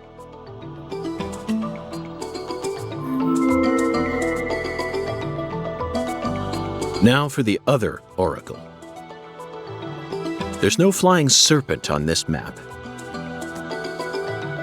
Could it be a contrail or perhaps a dragon? I'm sure we'll find out later. First, let's just figure out where we need to go. Do you know what the ambiguous 0 represents? 0 is usually treated as a base number, but under what conditions would a base number be ambiguous? The answer is temperature, Zach. Yes, 0 degrees Fahrenheit is minus 17.7 degrees Celsius, and 0 degrees Celsius is 32 degrees Fahrenheit. You'd be hard-pressed to find a more ambiguous 0 than that. The question is, does our 0 refer to Celsius or Fahrenheit? Let's think for a moment. We're in Louisiana. Which measurement system do we use here in America?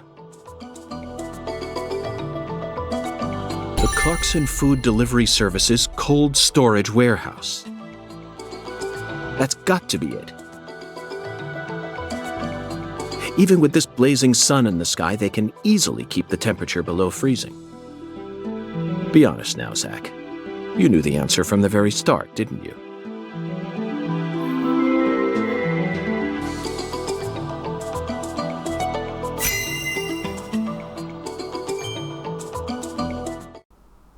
And how about that Hoongan? What a mysterious character. His oracles may end up determining how much time we spend in this town.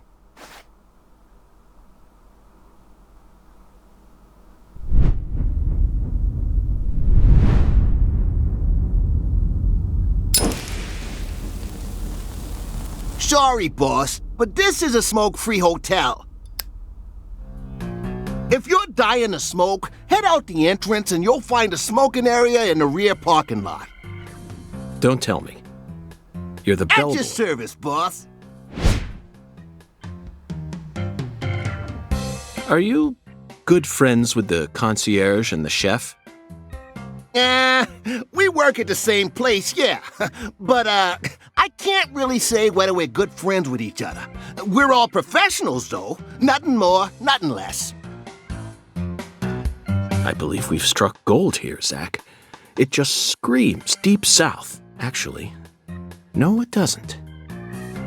This is all his charm. So, if I want to smoke, I should go out the entrance and around to the rear parking lot?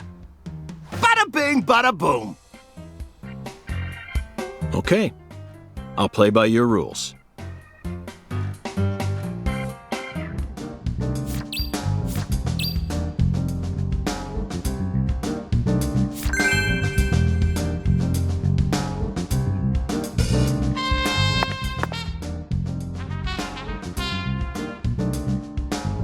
You can tell this town was built by a very methodical person. No. Wait, maybe they just didn't care, and that's why it ended up this way. Either way, this town clearly forced nature to bend to its rules. A perfect symbol of the human condition. Yes, I can feel the horrible weight of all the sins that have been committed here. Can't you, Zach?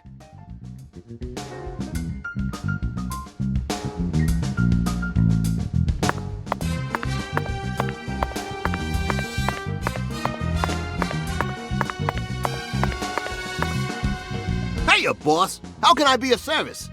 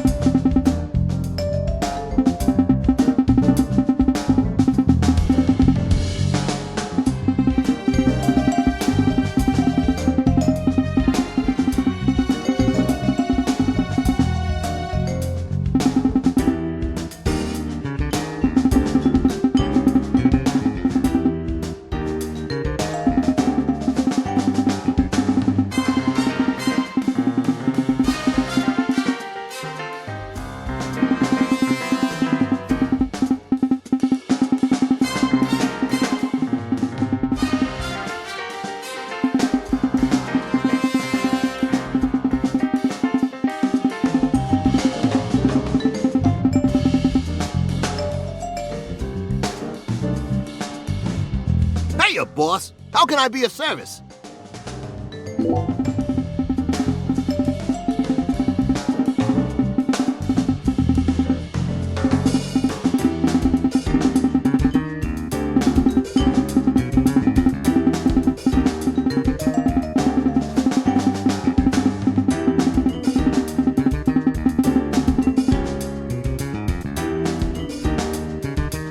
Hiya, boss.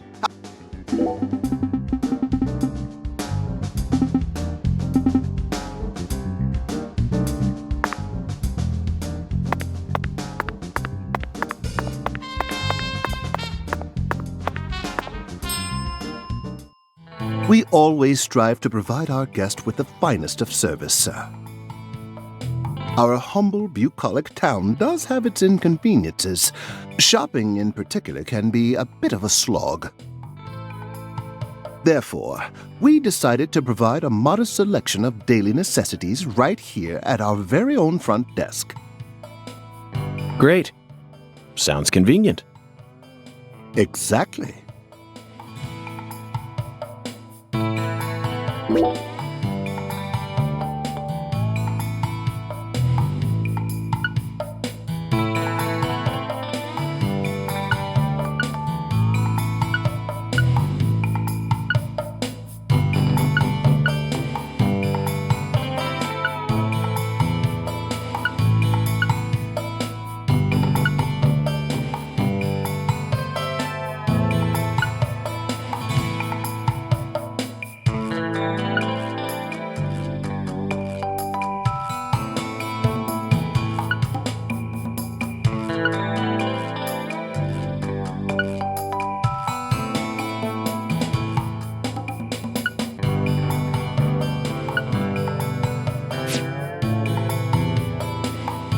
Serving you is my greatest pleasure, sir. Please do let me know if there is any other way for me to assist you.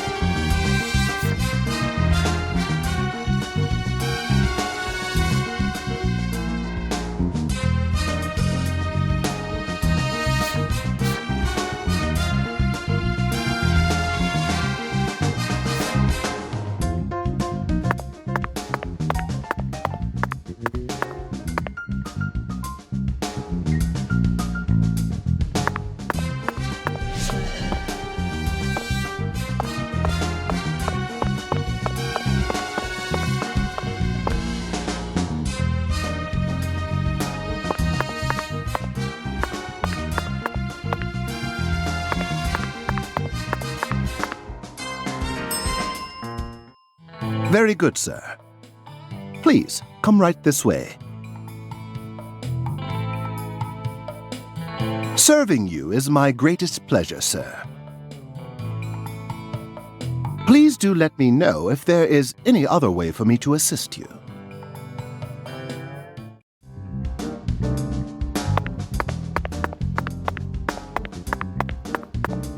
Hey!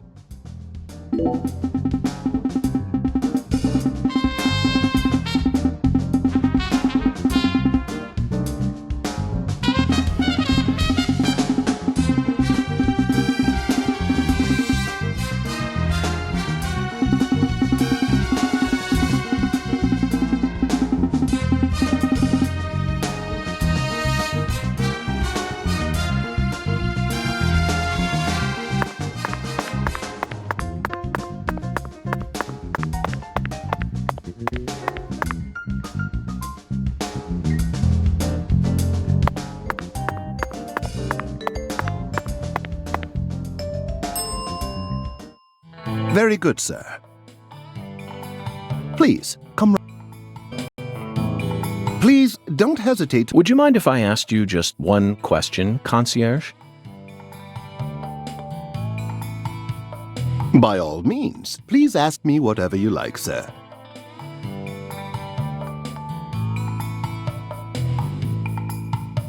Do you run this entire hotel all on your own? I mean, just the three of you? Yes, that is correct, sir. So you, or the three of you, own the entire place? Oh, heavens no, sir. The chef, the bellboy, and myself are all mere employees of this fine hotel. So the Clarksons own this place, too? Not quite, sir. This hotel opened its doors long before the Clarksons came to prominence. Impressive. No wonder this building has such a dignified air to it. Indeed. This is probably the only building in all of Carre that has managed to retain its original appearance. So, who's the owner? I simply must know the name of the person who had the fortune and sense to come into possession of such a fine building. The owner of this hotel is none other than David Jawara, sir. Zach, that's the fourth David. It all makes sense now. It'd be stranger if only the owner was a completely different person. I sincerely hope I get a chance to meet him during my stay here. If I may, Mr. Morgan, sir, I don't think that's such a good idea.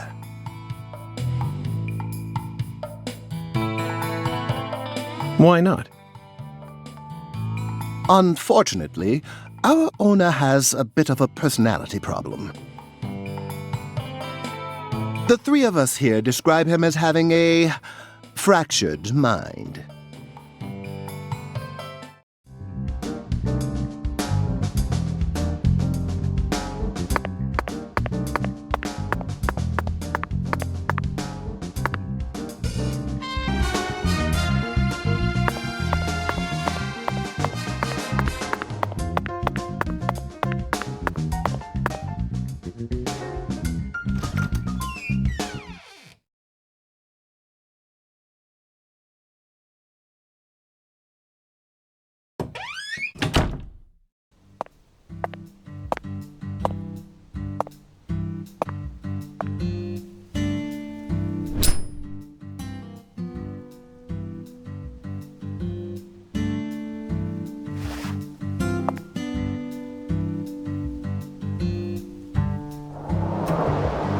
Compared to non-smokers, smokers have a 4.7 times greater chance of getting lung disease.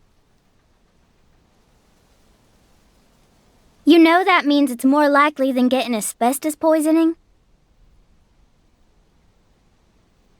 The risk of death from lung cancer is actually much lower than what you think it is. In fact, it's tiny when compared to heart disease, strokes, and pneumonia. We're always surrounded by easy ways to die, you know. Some people even get randomly struck by lightning and die right there on the spot. Then I reckon you also know that secondhand smokers have 1.3 times greater the risk compared to smokers? Of course. So you won't mind paying the damages when I die of lung disease?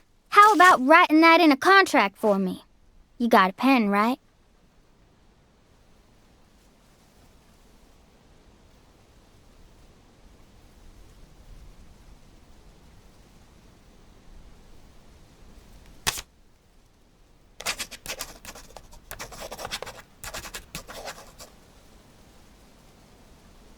I promise to protect you from all the evil in our world. Well, that's stupid. By the way, what's your name? FBI Special Agent Francis York Morgan. Please, just call me York. That's what everyone calls me. Is something wrong with you? Adults ain't supposed to act like that. I only asked for your name so I can write it on the contract. You should have been able to figure that out if you're a real FBI agent like you said. Come on, sign here. Right here on the paper. Just as I thought, Zach. This contract paper, it's a Sang Rouge wrapper. Sang Rouge is here, too. This must mean that Sang Rouge is connected to the Lise Clarkson murder case somehow. This is a sprawling case that spread across the entire South. It's within our jurisdiction, Zach. We'll need to steal the right to investigate from the local authorities at once. By the way, miss, what's your name? Patricia Woods. But I gotta write my name myself, or else it won't be a real signature.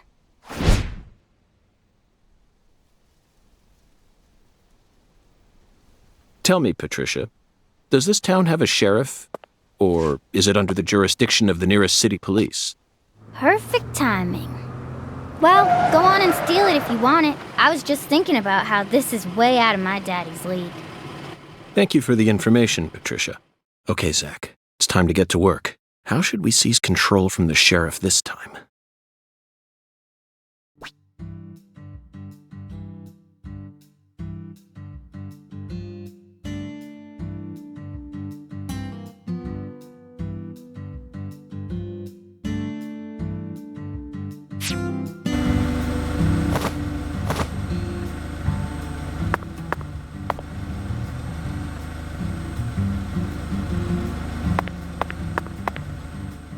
Hey,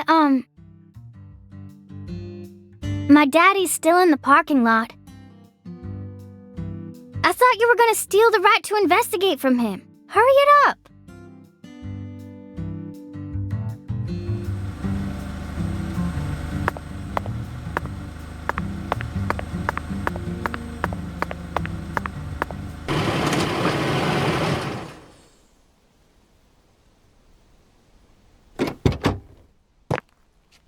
Hey there. So, you're the fella from the FBI I've been hearing so much about. I'm Melvin. They call me the sheriff round here.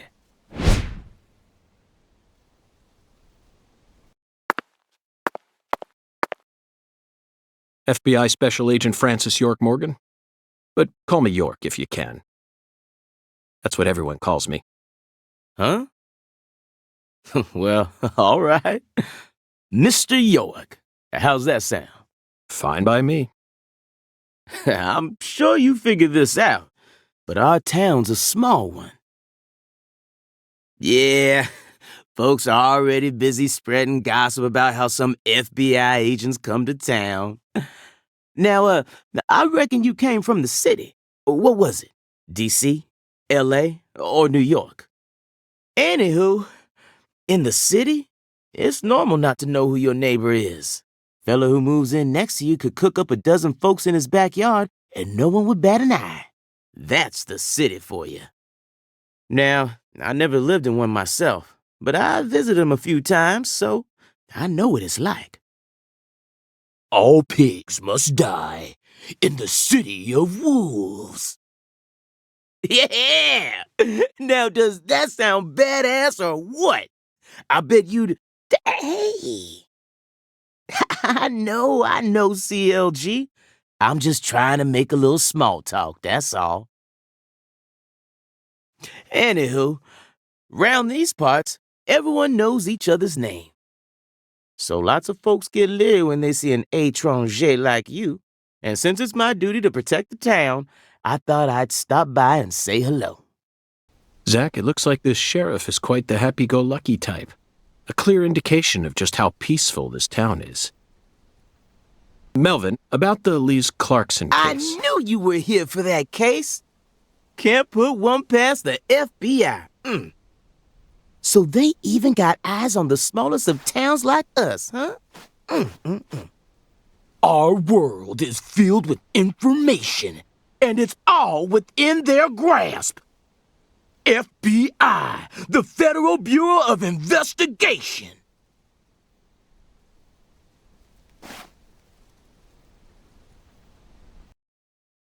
The Lise Clarkson case is connected to a top-secret case that we've... I know. If you're fixing to take the lead, then go right ahead. I'm just the humble sheriff of a tiny little town. My jobs are to stop my neighbors from beating the piss out of each other and listen to old folks complain. Honestly, this whole murder case has been weighing me down. So I'm gonna give you my full cooperation, Mr. Special Agent, sir.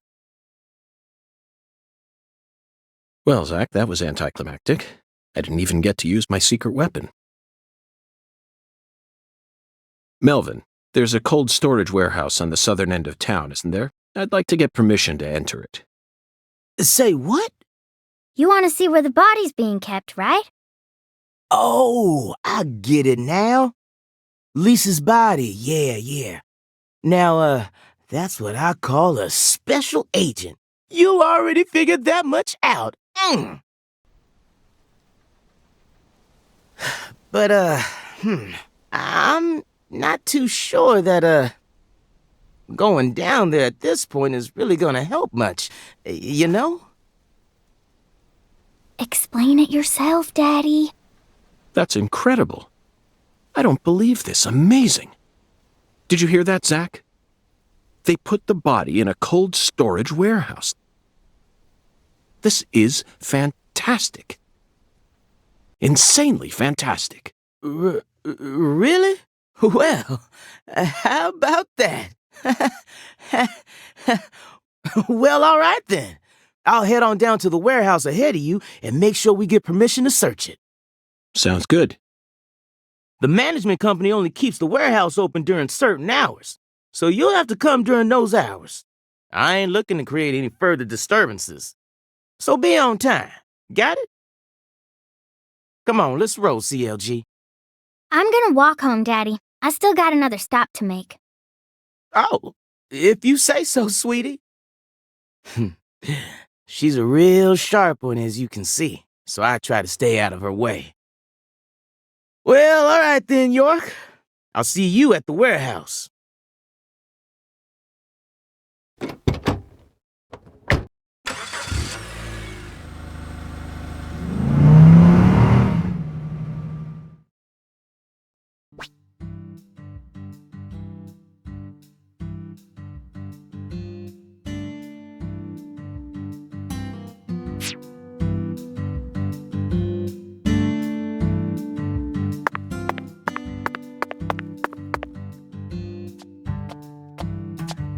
Hey, you. You ain't secretly cutting kids up and sticking them into jars while you work as an FBI agent on the surface, are you? Or using your FBI connections to sell kids to child trafficking organizations? I've arrested people who've done both, but I've never engaged in either of those activities myself. Of course, I have imagined doing such things in order to learn more about the psychology of the criminals I deal with. It was just a joke. Why are you getting all serious? And don't tell me what you imagine. Or else I'll get scared of you for real. Hey, can I come with you? You signed a contract with me, remember? And besides, I'm kind of worried about my daddy. Do whatever you like. This is America, land of the free. But I have one condition. What condition? Don't ask me about Zach. It's a private matter. Zach, it feels like she's carrying something with her. Kind of reminds me of you back when we first met. I can't leave her alone like this. You feel the same way, don't you?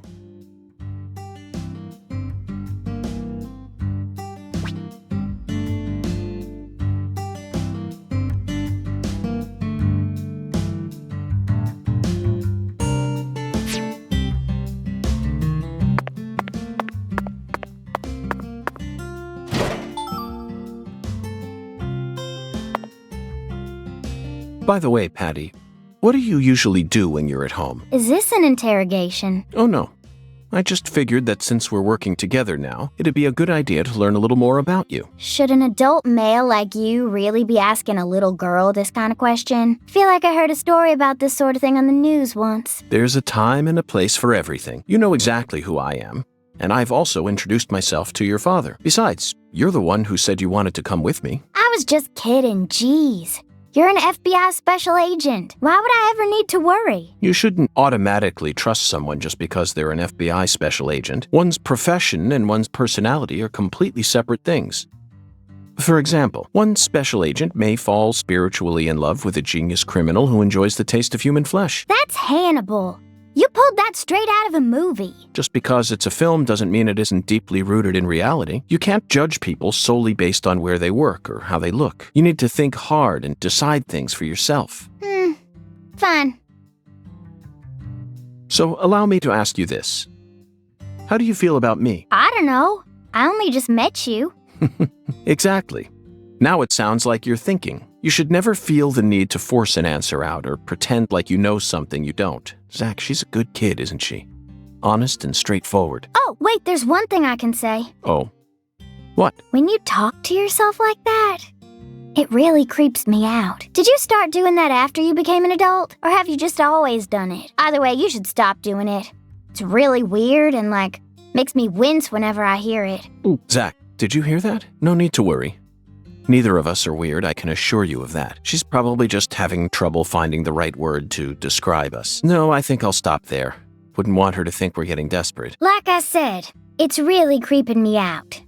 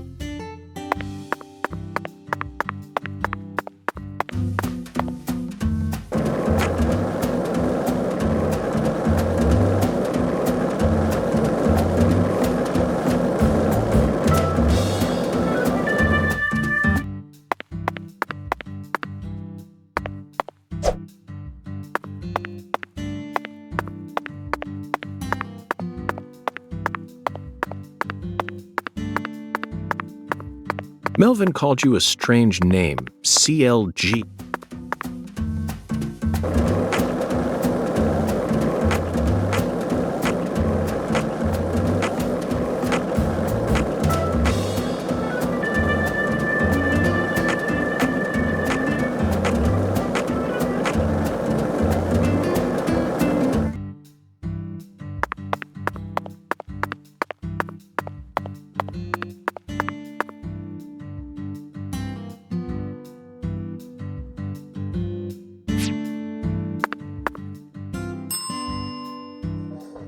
So, Mr. York, what do you think of my castle? Pretty cool, ain't it? I've been curious about it since the first time I saw it. You've got excellent taste, Melvin. I dub it Lou Crawfish. I'll have you know, crawfish is pretty much its own food group in this town.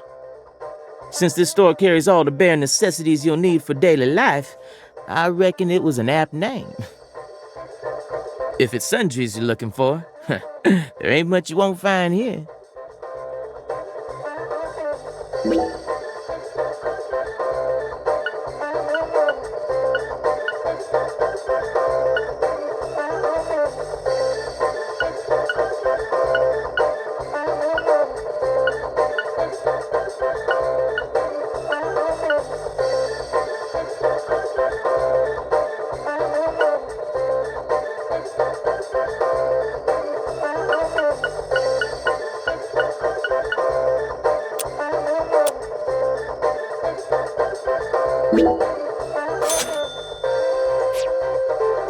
You ever need anything?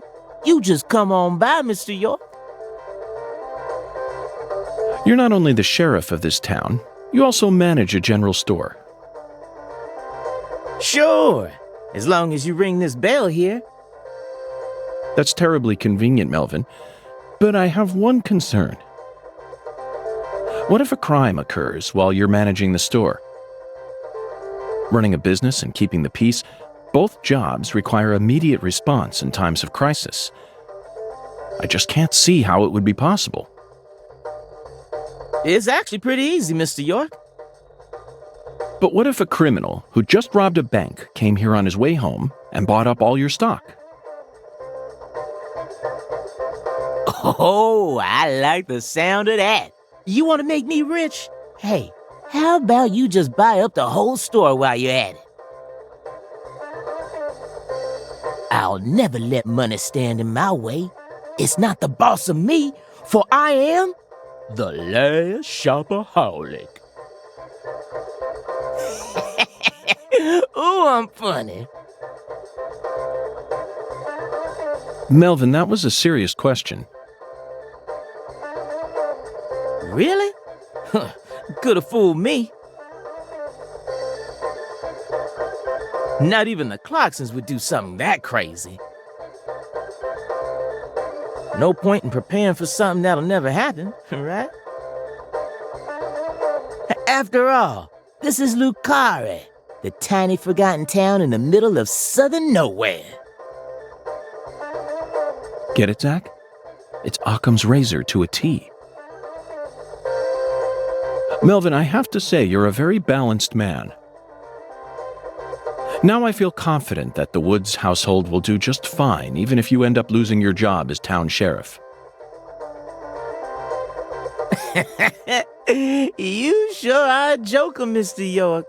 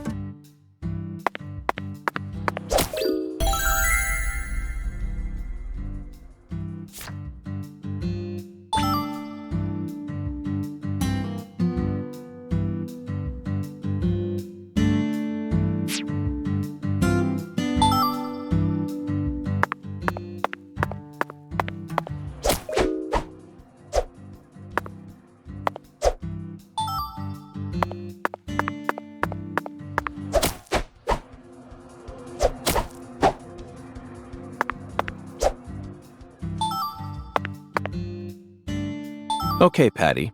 I'm going to try asking you that question again. What do you do when you're at home? I watch TV.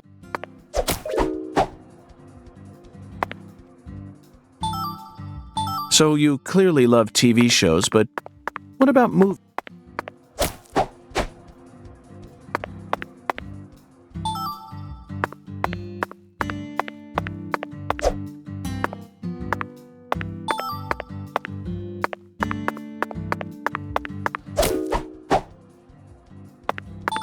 Hey, let's...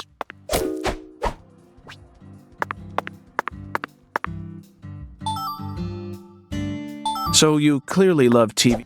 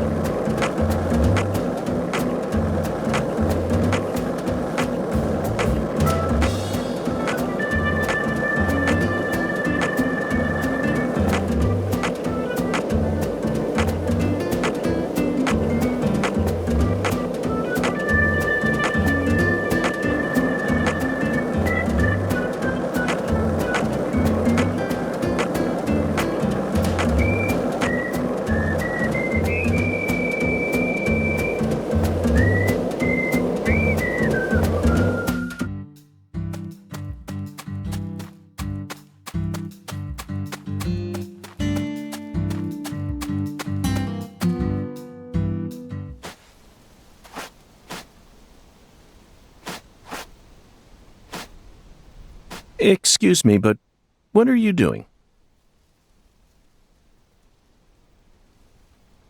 Searching.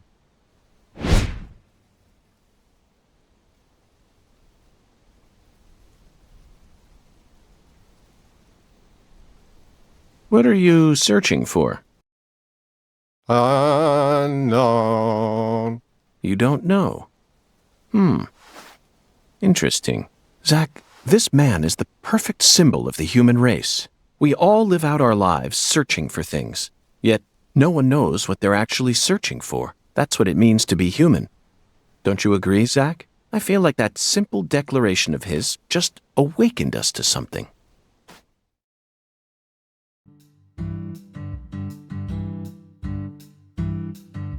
Beep, beep, beep, beep, beep.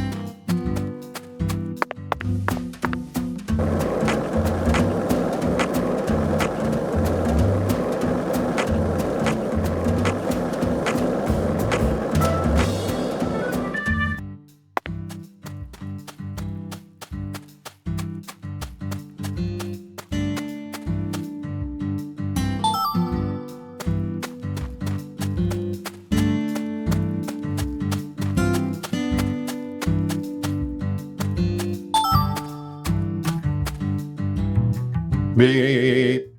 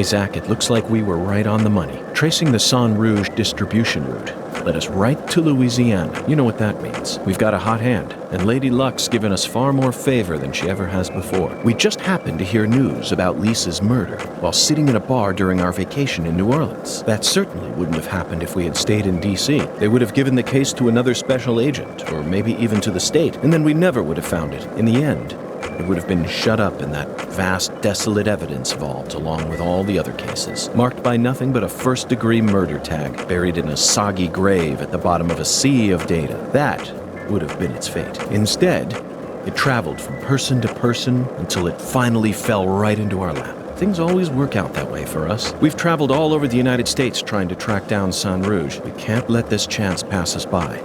Can we, Zach? We need to find some sort of clue before this southern sun melts it all away.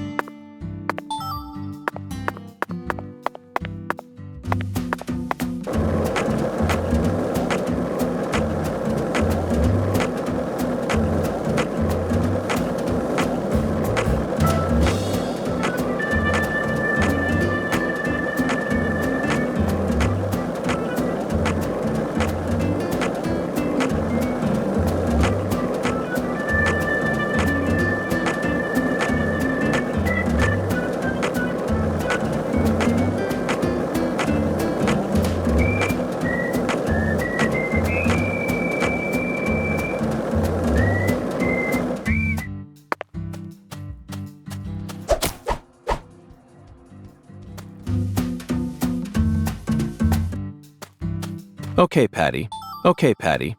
I'm going to try asking you that question again.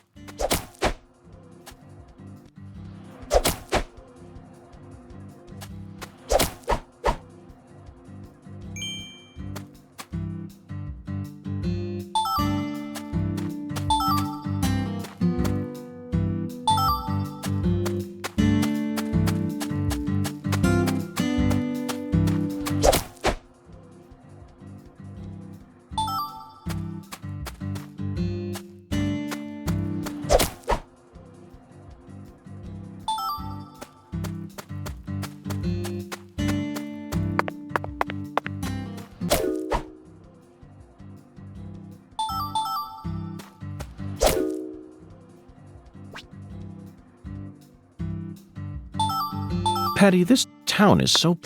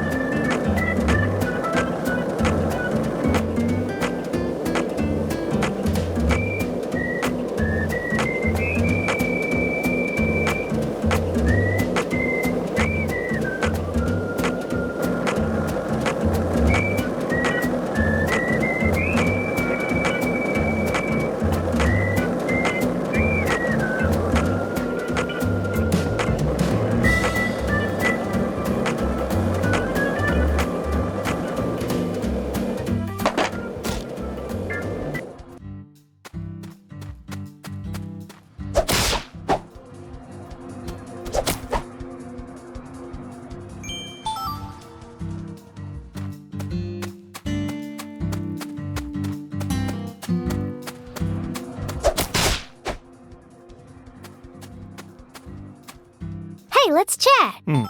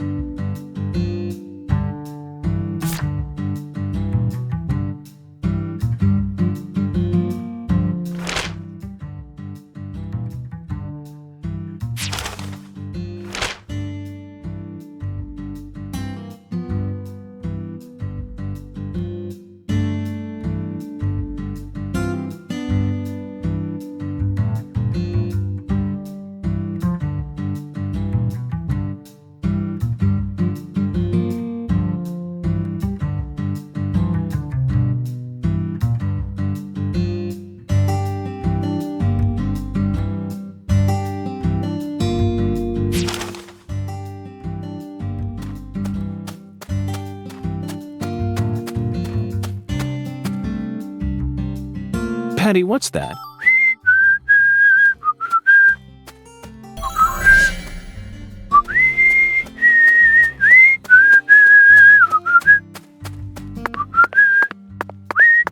That melody always gets stuck in my head. Yes, it's a devilish song, isn't it? Just be quiet.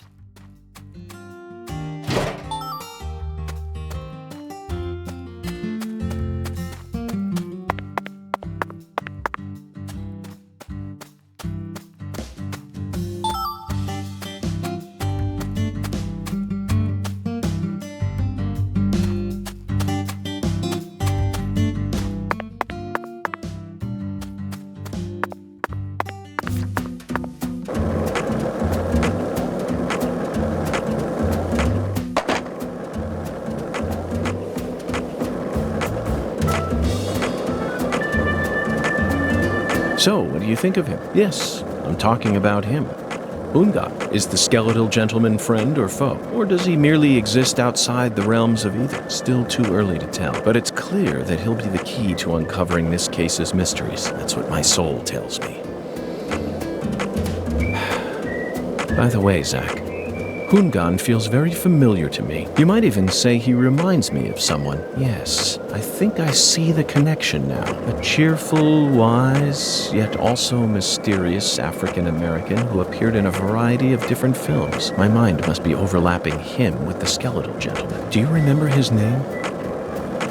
Ah, yes, that's it. Scatman Crothers. In 1980, he played Dick Halloran in The Shining, and in 1983, he was in The Twilight Zone. He played the man who invited all those elderly folks into a strange new world. I knew it, Zach. There's definitely a connection here, but he's a bit too old. Scatman's more of a sage character. Our skeletal gentleman is a little younger, isn't he? Yes. They have different body types, but what about Forrest Whitaker? He made his debut in 1982 in Fast Times at Ridgemont High. Then he was in Platoon and The Color of Money, both released in 1986, followed by Good Morning Vietnam in 1987. Oh, and he was in Bird in 1988. What an impressive filmography. Across the 80s, he transformed his rough, young image into a more cheerful, wiser one. That's why the 80s can also be described as the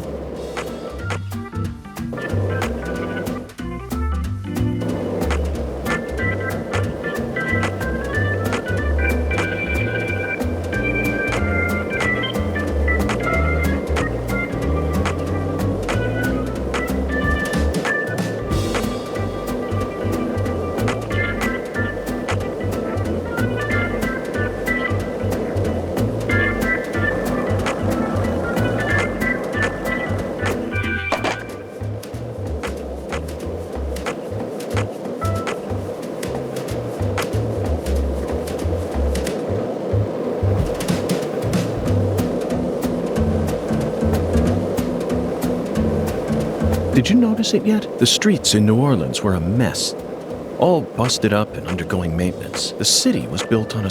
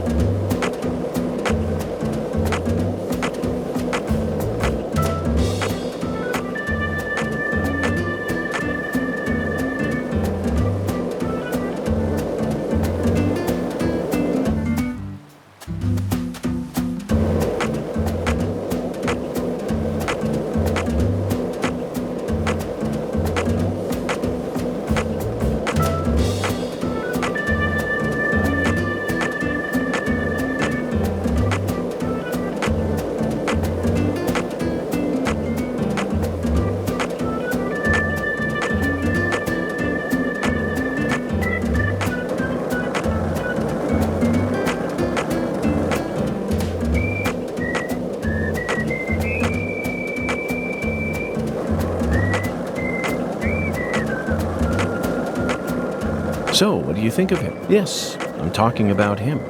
Hunga. Is the skeletal gentleman friend or foe? Or does he merely exist outside the realms of either? Still too early to tell. But it's clear that he'll be the key to uncovering this case's mysteries. That's what my soul tells me.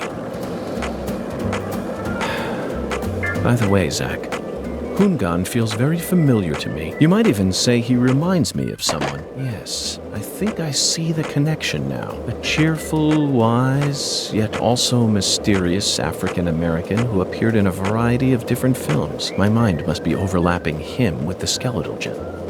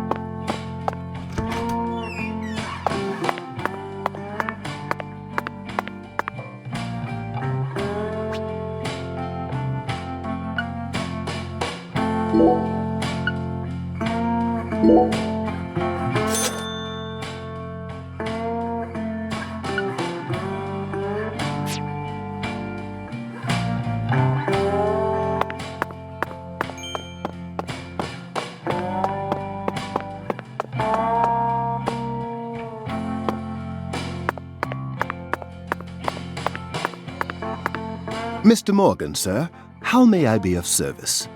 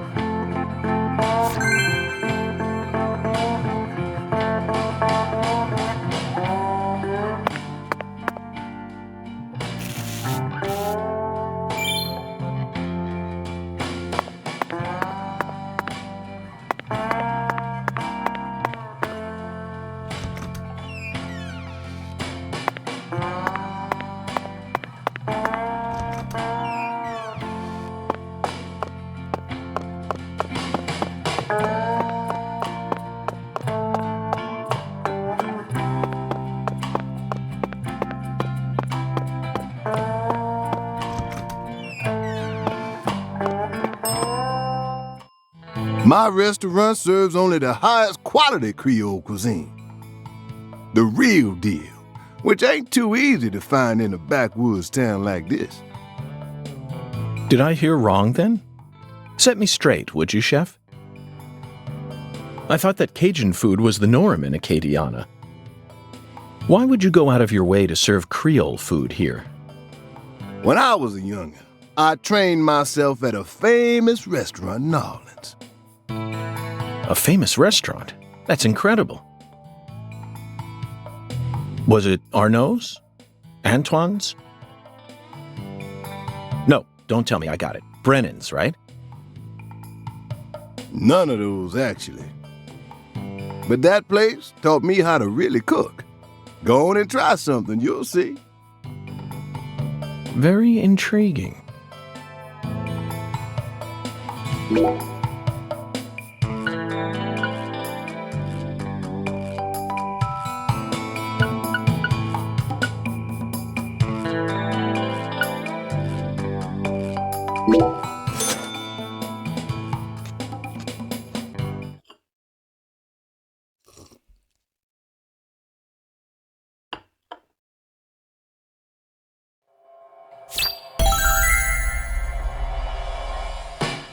That food was unbelievable.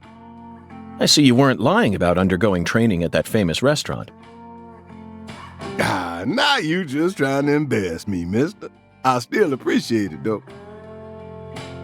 And you must have undergone some rigorous training in order to gain such refined technique.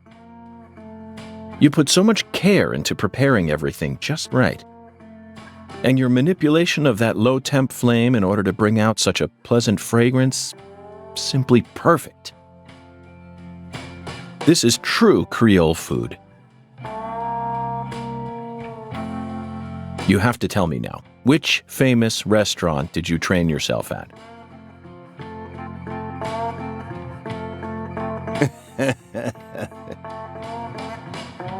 Come on, Chef, we need to know. Zach and I are begging you.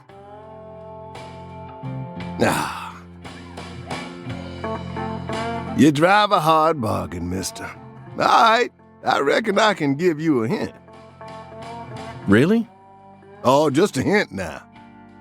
Fine, we'll take it. Just say it.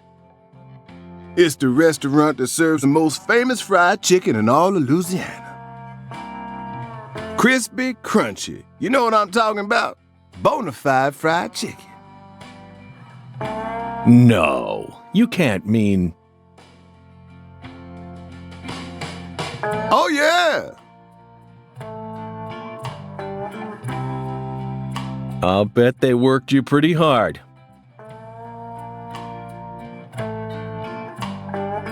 You betcha. So that's how you acquire the mental fortitude necessary to cook such amazing food. Oh, my time there taught me just how tough city life really is.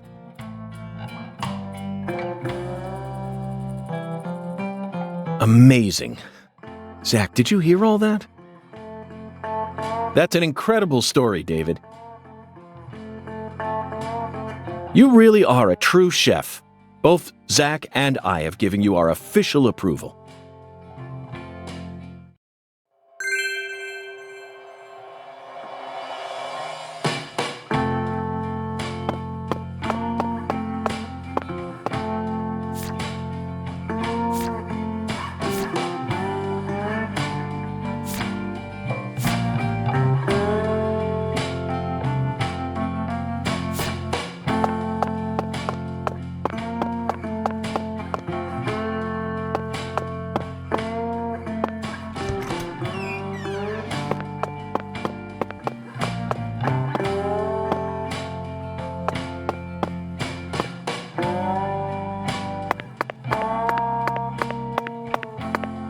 Mr. Morgan, sir, how may I be of service?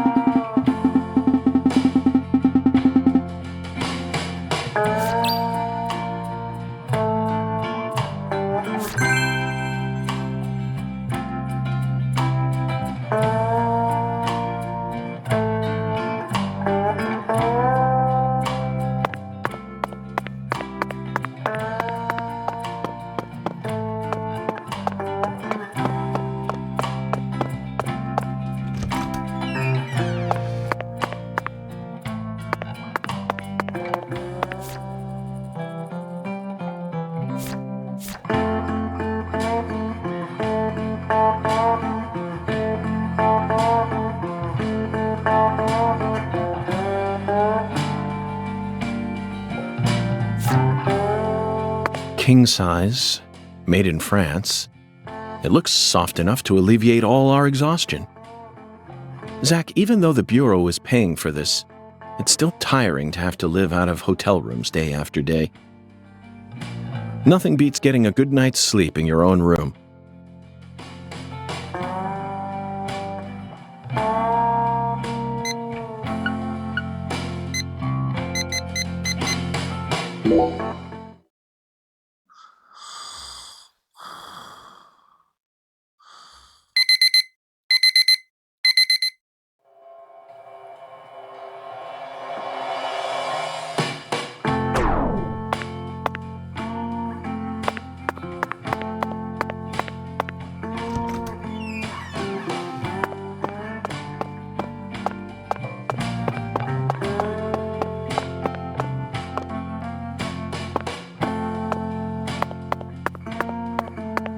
Hiya, boss. How can I be of service?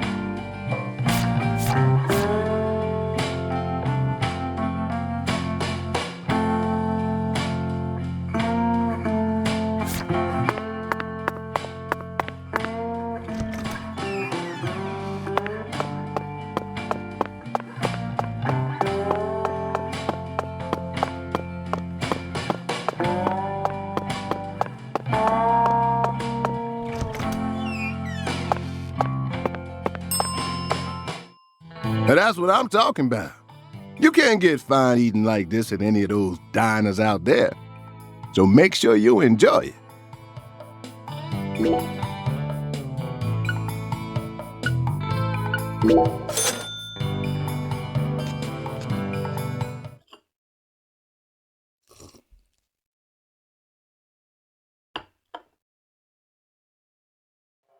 Thanks, mister. Next time you get a hankering for old-time Creole food, just stop on by.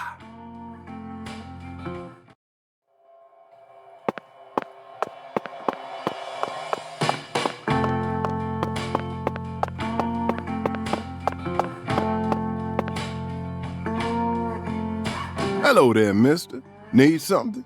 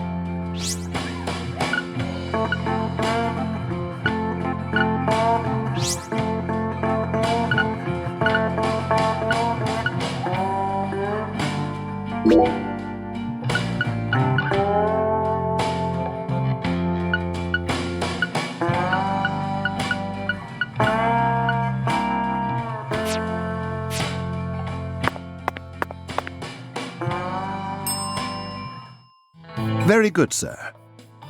Please, come right this way.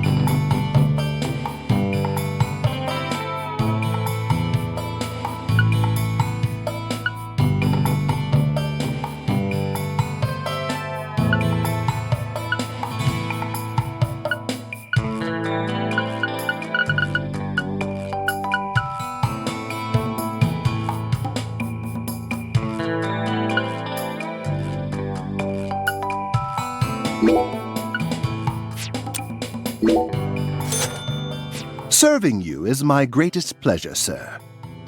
Please do let me know if there is any other way for me to assist you.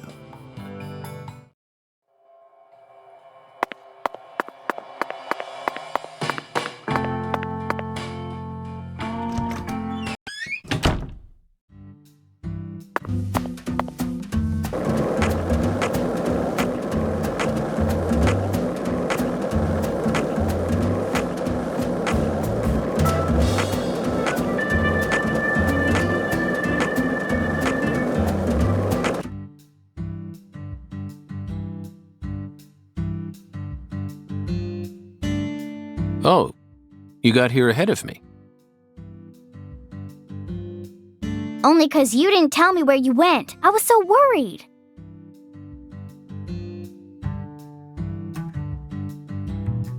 I thought maybe you went to go find Saint Rouge without me. Saint Rouge? How do you know about that?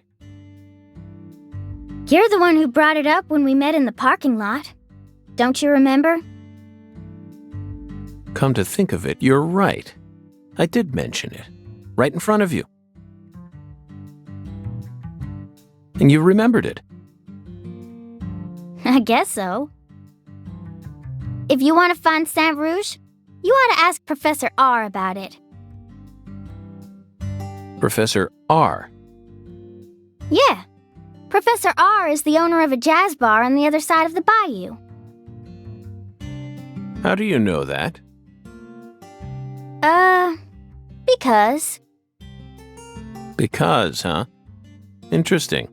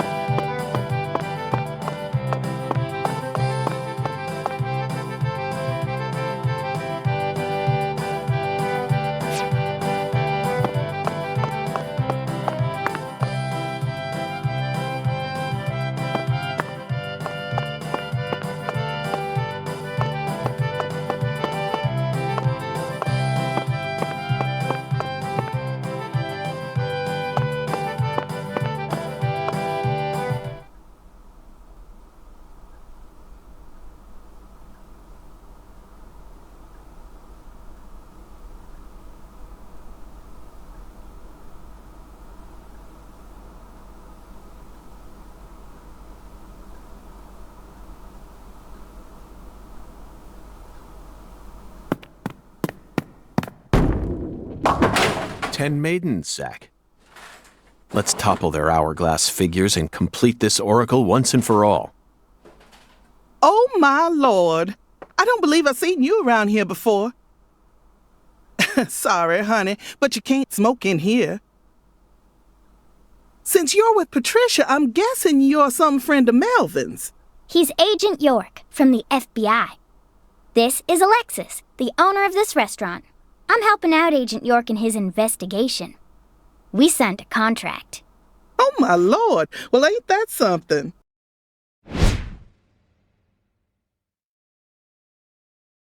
I'm FBI Special Agent Francis York Morgan. Please, call me York. Everyone's always called me that. Oh, my Lord. Well, that's got to be the strangest introduction I've ever heard. No wonder everyone in town's been talking about you.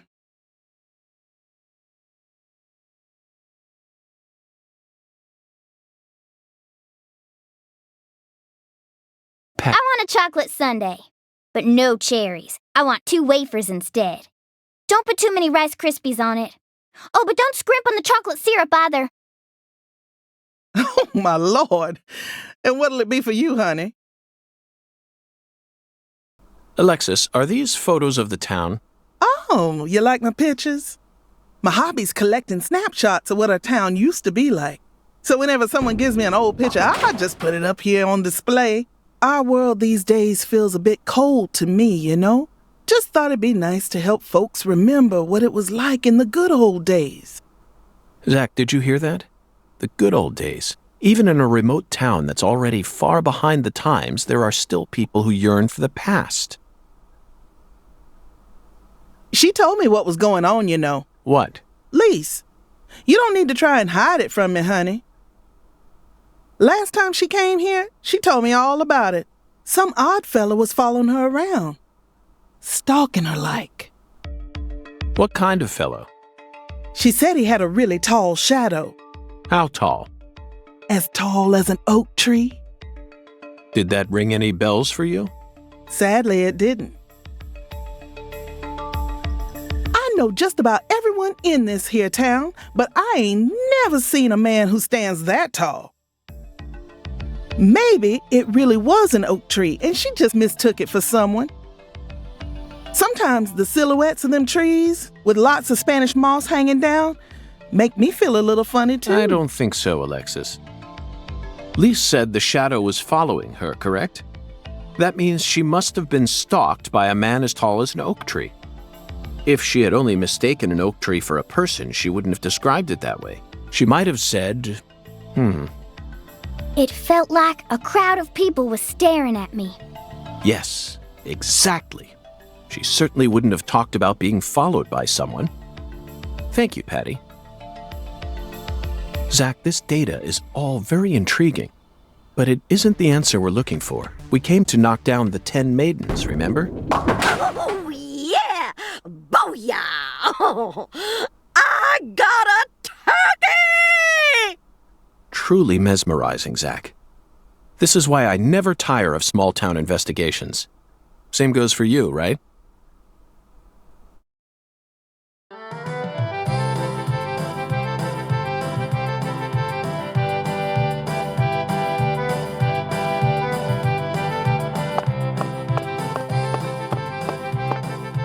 What'll it be, honey?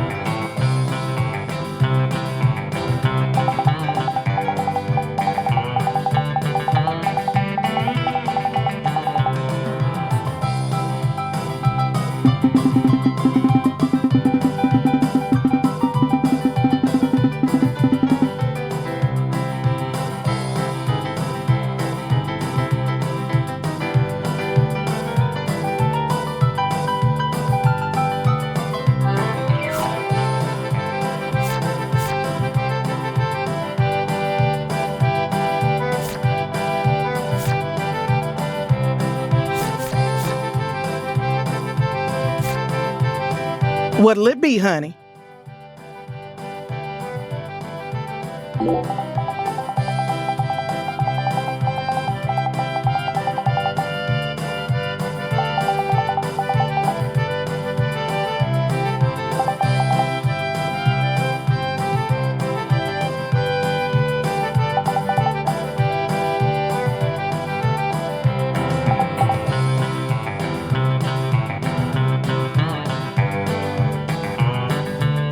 What'll it be? Is this place a bowling alley or a restaurant? Oh my Lord, what's wrong, honey? Can't tell the difference? It says restaurant right there on the outside. And how do you explain that then? That's so the customers can bowl while they eat. Convenient, ain't it? If you want to bowl, honey, you'll have to ask Mrs. Carpenter to open up the lane for you. But if you just want to eat, then all you need to do is call my name. Got it? Oh.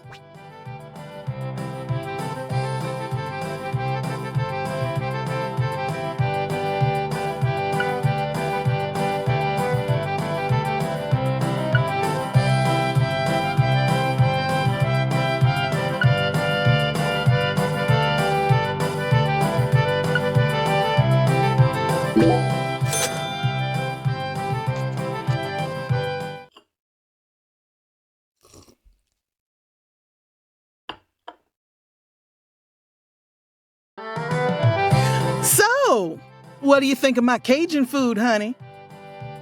No complaints here. No wonder you call this restaurant the best Louisiana's got to offer. Oh my Lord, ain't that nice of you? I'm sure glad to hear you like Cajun flavor.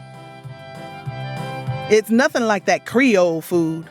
And I'll be damned if it isn't the best eating you'll find this side of the Mississippi. Hold on just one moment, Alexis.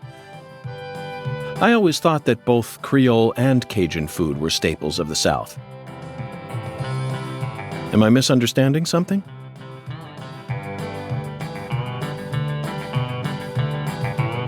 Not at all, honey. Cajun and Creole food are both staples of the South. They both have roots in French cooking, of course. But Creole cooking just ain't my cup of tea. Sauces of France combined with cooking methods brought in from Africa, mixed in with Spanish influences and Italian-style tomato sauce.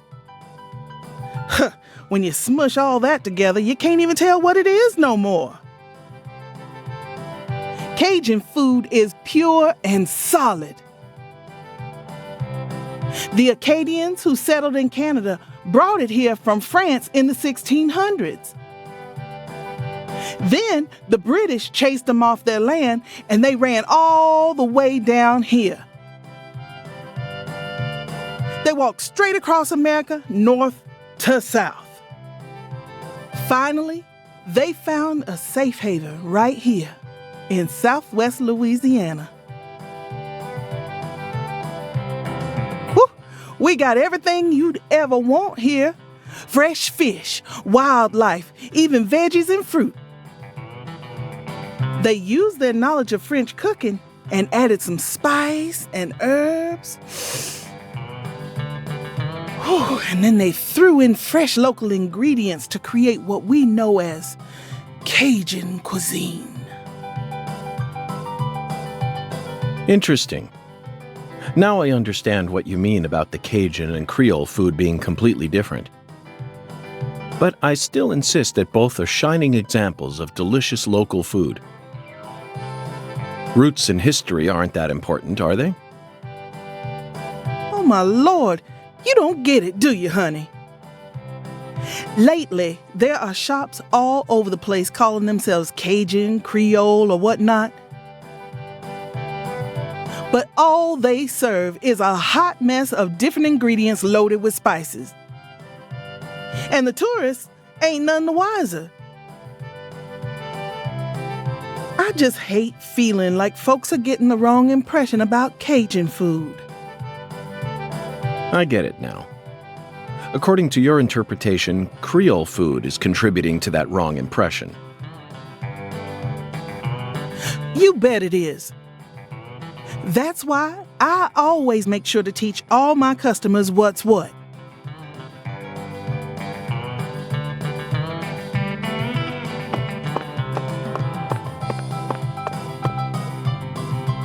Agent York, if you're fixing to bowl, you're gonna be disappointed.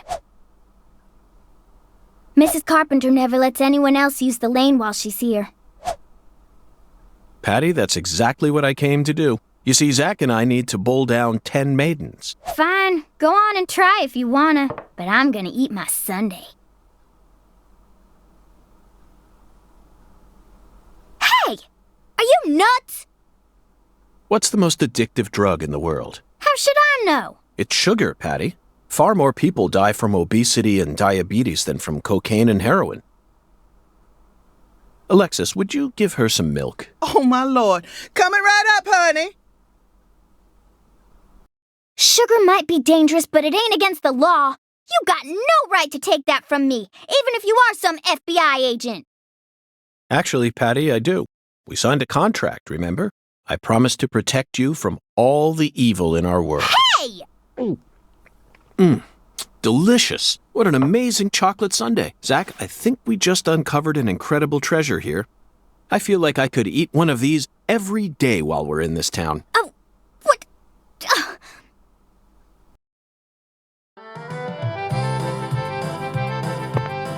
Just hurry and finish up your investigation already. Can't stand being inside this place without a chocolate sundae, not even for a second.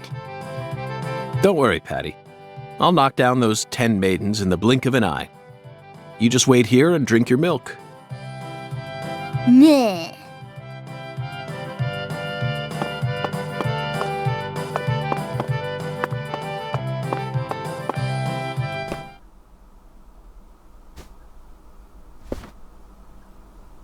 Excuse me, ma'am.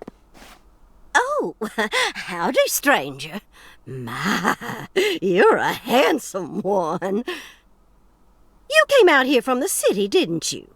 I can always spot you city folk from a mile away.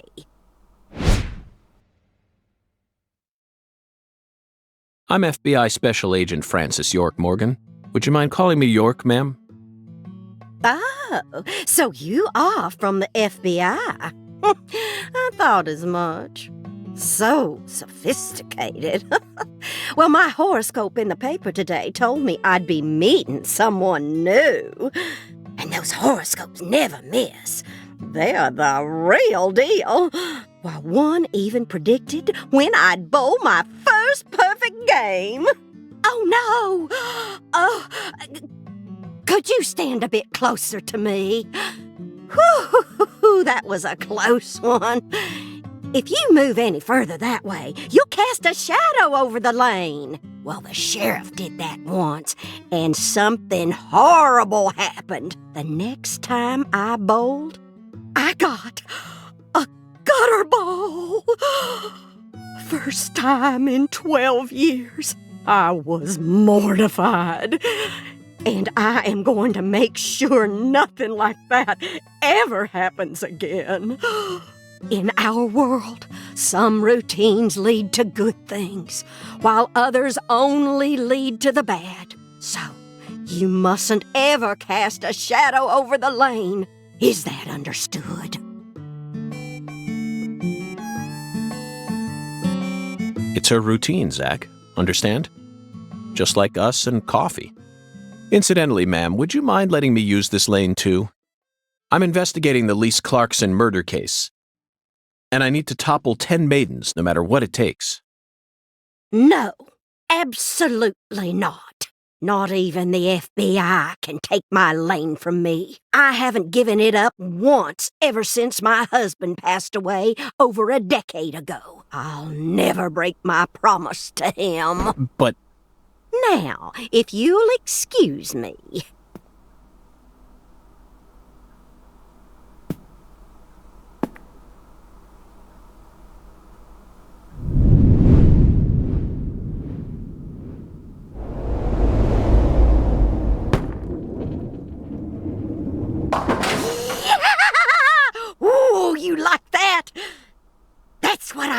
talking about? Who's your mama? Zach, it looks like negotiations have failed. Now I'm afraid we have no choice but to force her to let us use her bowling lane.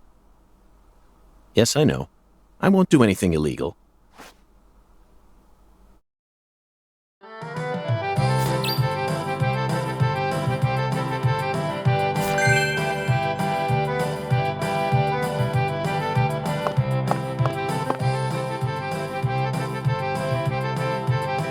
Excuse me, Mrs. Carpenter.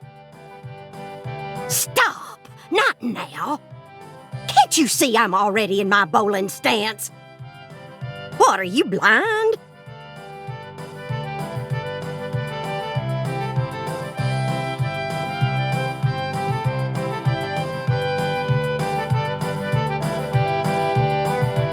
Holy mother of bowling balls, let me pick up this split. Holy mother of bowling balls, let me pick up this split.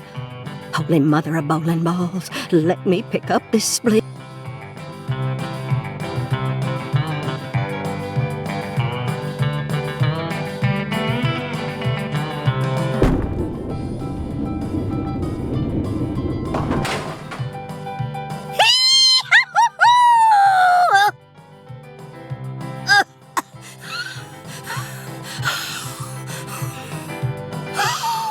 Stance. Oh, always works on a split. Oh, yeah, never fails. Zach, our new friend, appears to be a very superstitious lady. We should try and utilize this trait of hers in order to gain access to the lane for a bit. That was an amazing shot, Mrs. Carpenter. In fact, it may have been the most amazing shot I've ever seen. Speaking of which, where did you happen to find all those neat little items? The ones you used to help you bowl that split just now. Ooh, you got a keen eye there, Mr. Special Agent. Taking a liking to my collection, have you? Oh yes, a great liking. I buy all my charms and power stones from Erzuli Frida. Erzuli Frida. Yes, it's a mystical establishment run by the Mirror. The Mirror? If you're interested, I can mark it on your map for you.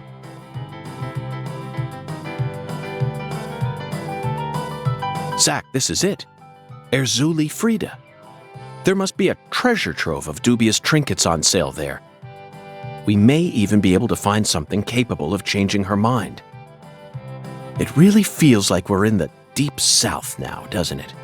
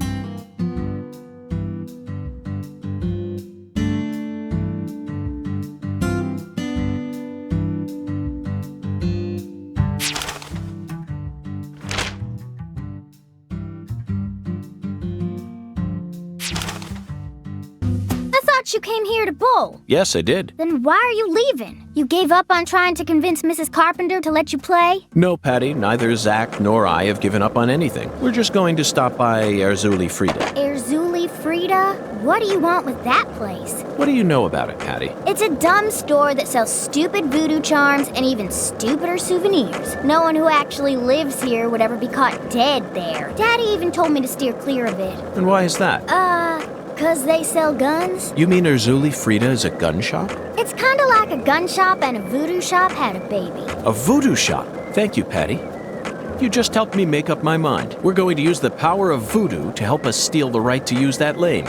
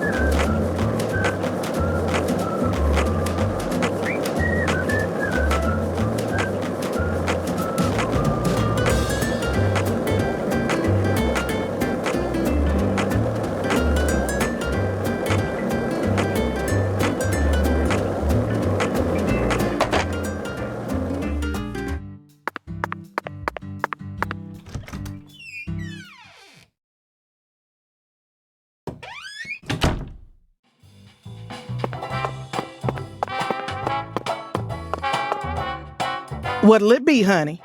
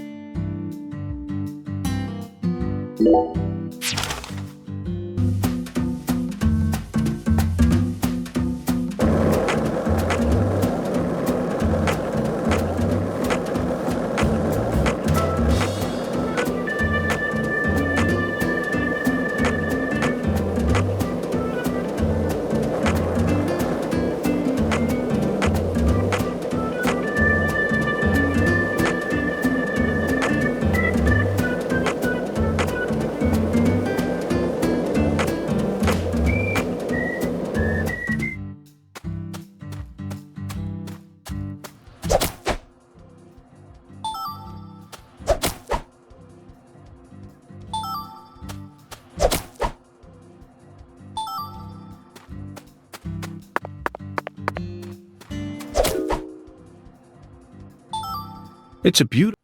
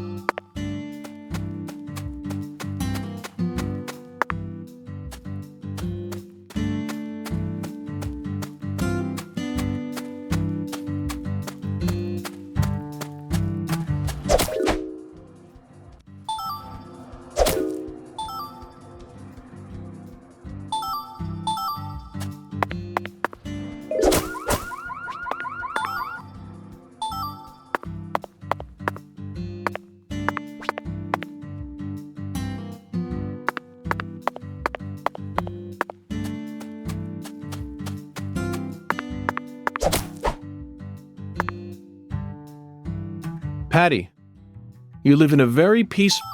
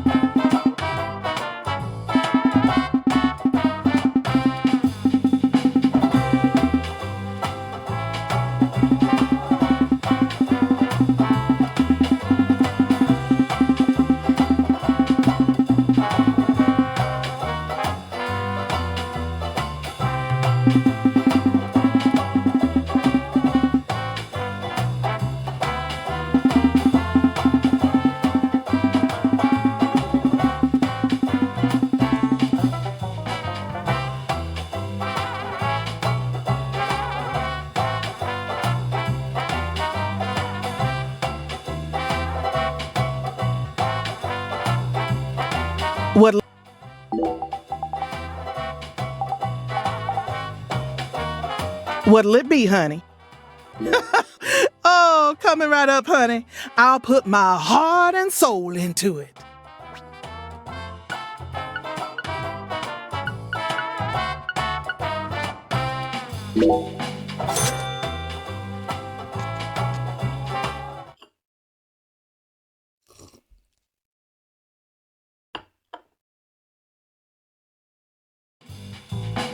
Come back anytime, honey.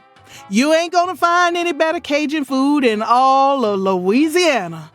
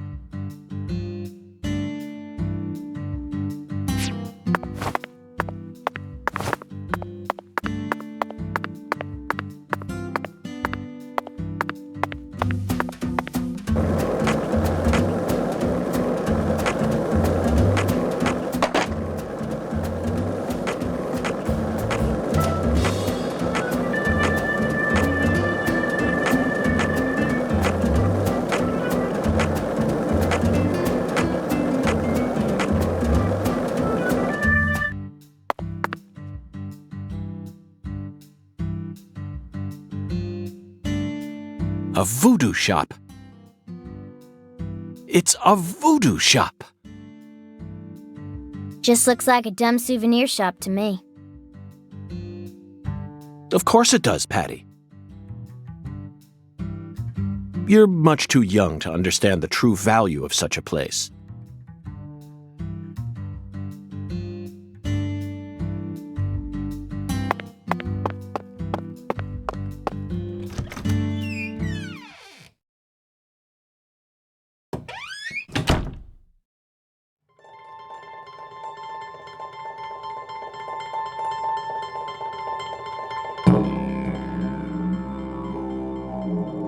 This is all kid stuff.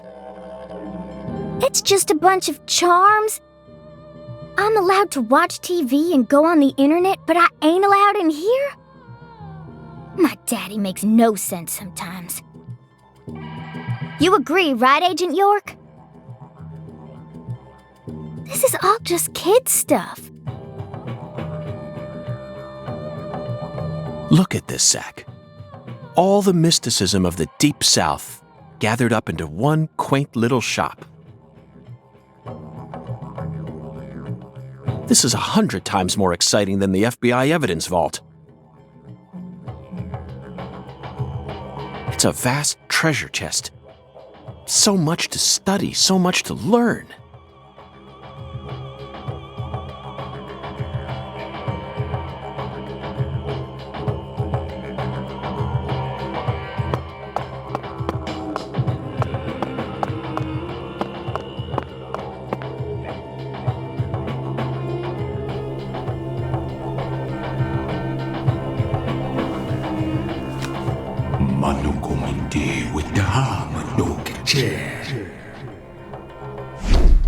Thou art a seeker, and I see the object of thy desire.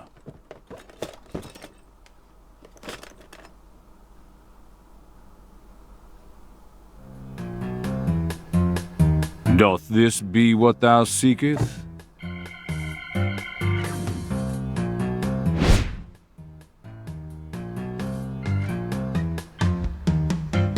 I could sell it to thee now, and only now. Surely fortune shall not bless thee with another chance. Purchase this, and know that thy wishes shall be granted. That's crazy. Even I can tell you're getting cheated, Agent York. I disagree, Patty. This person can be trusted. I've been studying people for quite a while, so I can tell. That figurine is connected to our future. My price is true. What say thee?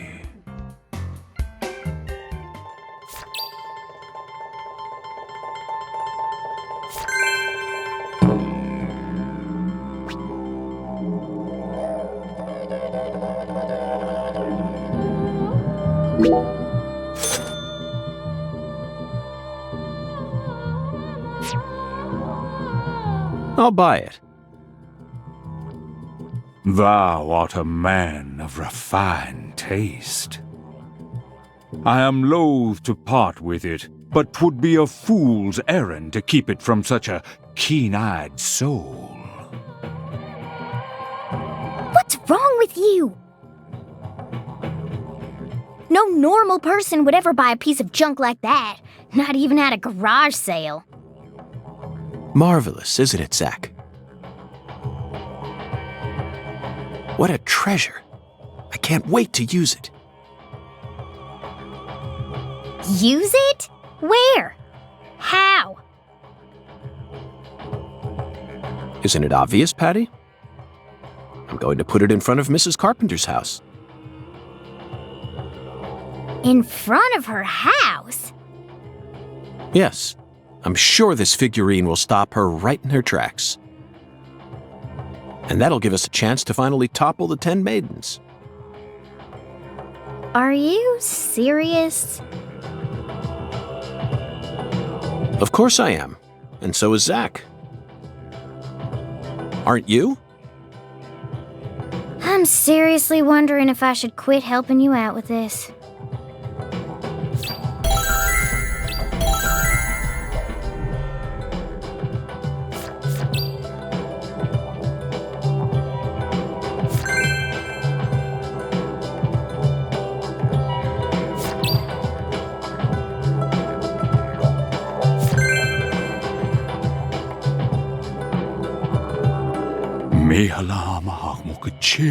Oh.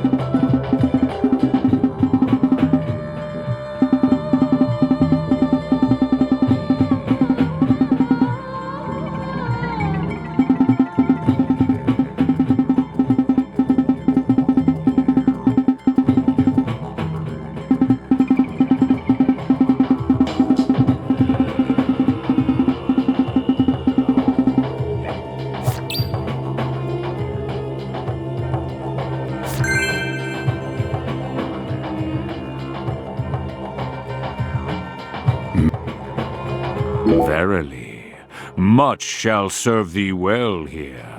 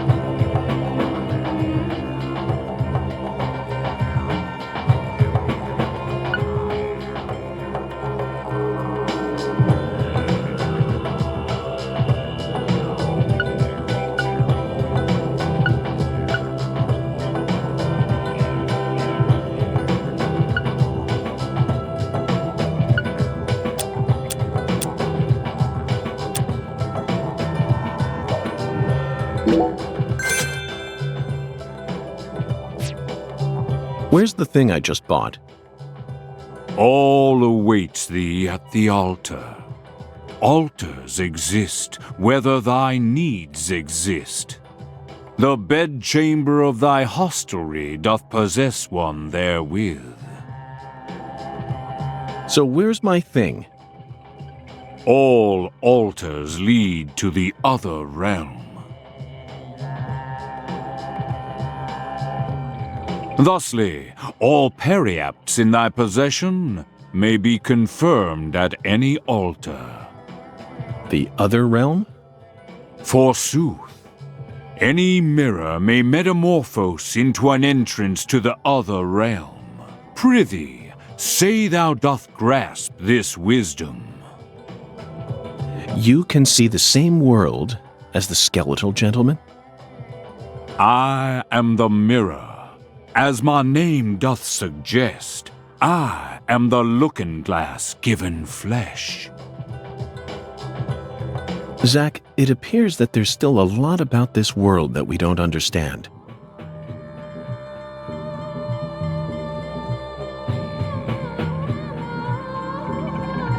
This is the deep south. There's no telling what might happen next.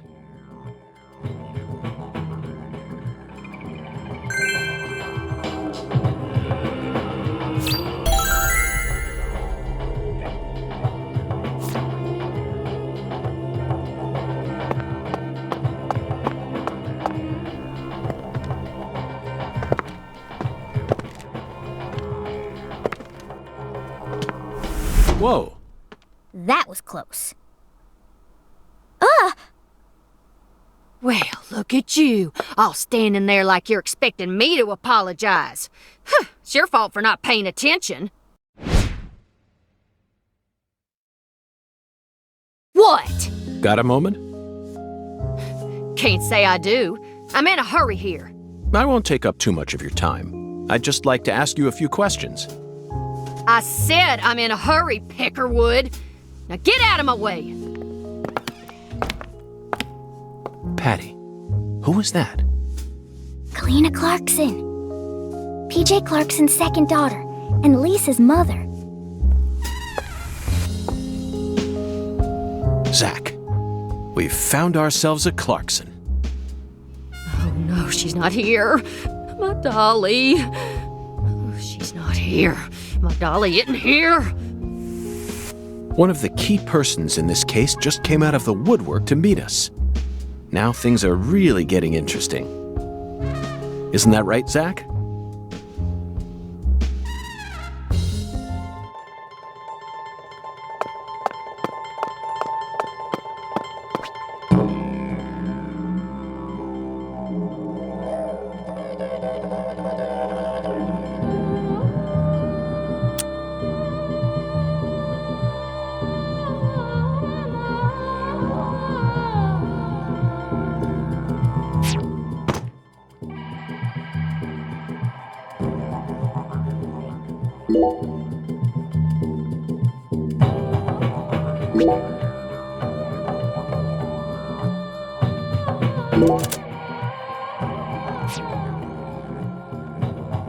What a strange feeling. It looks like there are spots to place other items as well. If we find anything that seems like it might fit, let's bring it back here. After all, what do we have to lose? What, you think that sounds like a pain in the neck? Come on now, Zach. Surely you know that all rituals work this way. Blessings from beyond will only come to those who exhibit the finest level of courtesy and reverence. In short, they're reflections of the self. Only with a mind deep in the dirt will you know true tranquility. Then your body will turn to dust and dance with the wind. Who came up with that quote? That one was all me, Zach.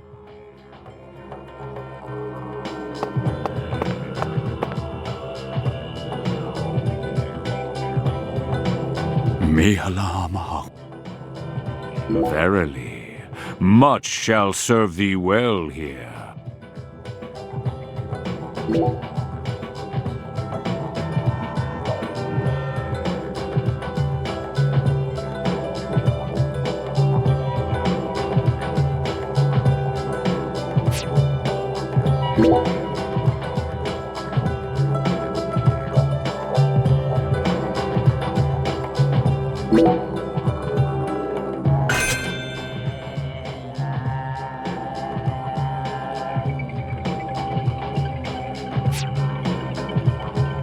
I can see it.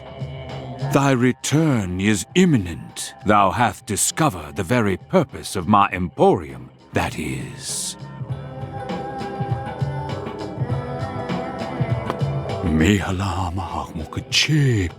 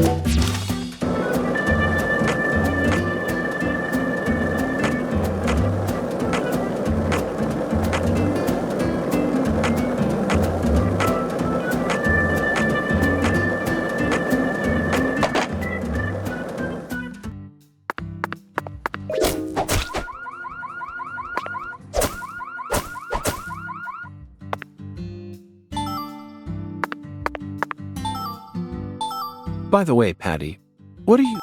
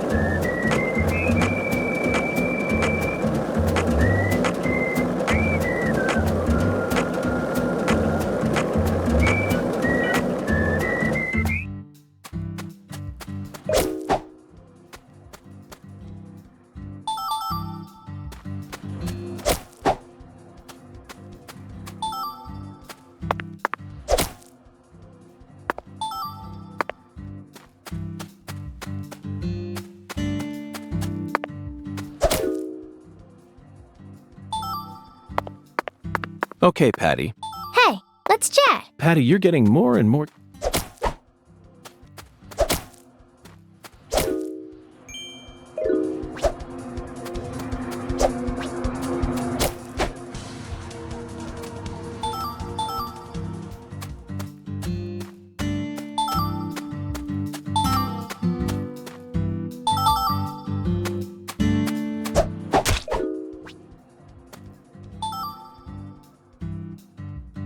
Patty, what's that? That tree? Or the water tower? That thing.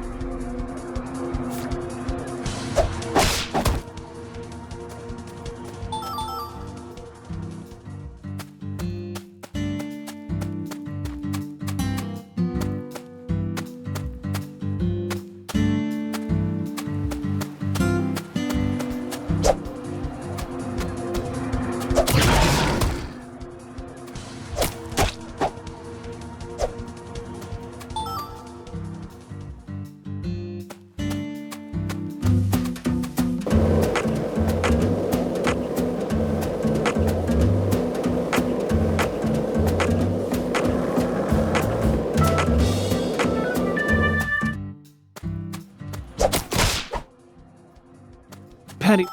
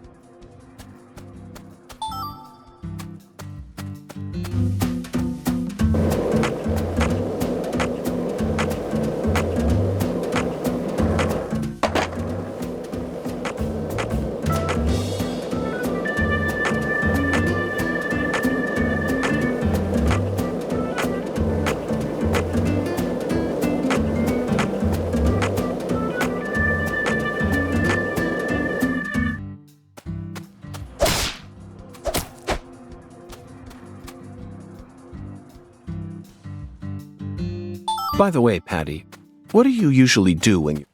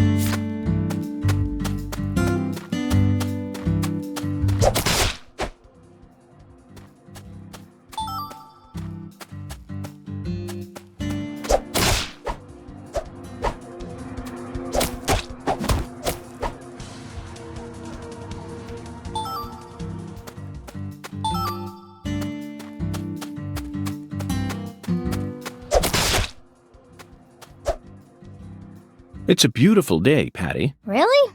Seems...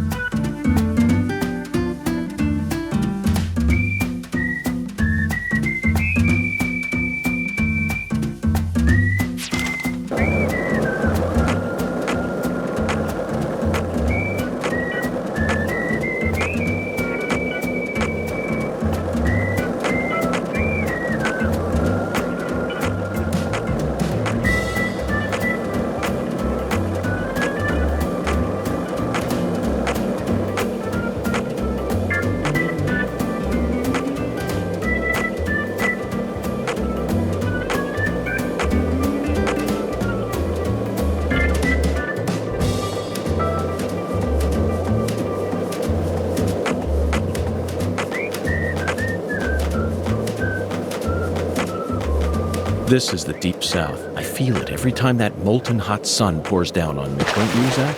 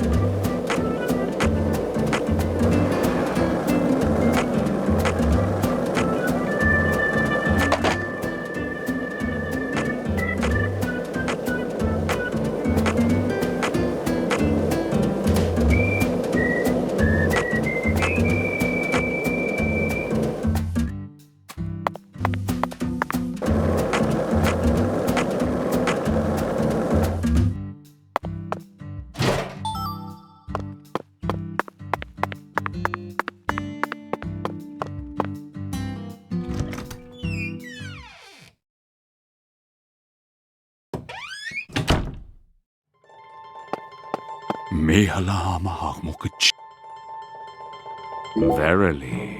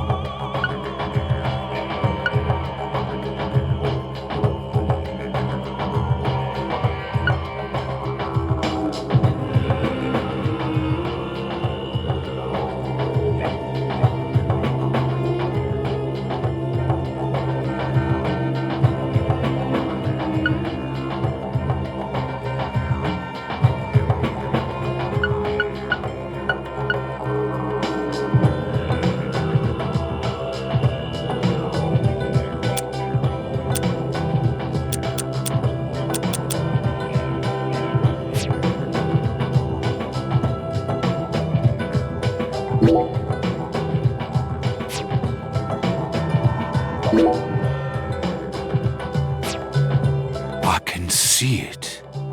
Thy return is imminent. Thou hast discovered the very purpose of my emporium, that is.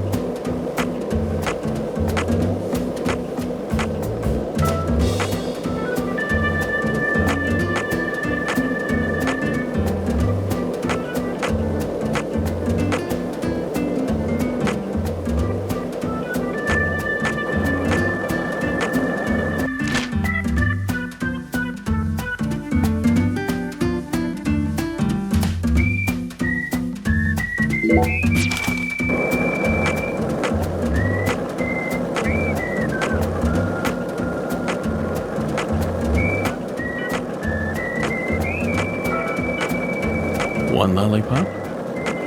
2 lollipops? 3 lollipops? Don't mind me, Zach. This is how I wake myself up.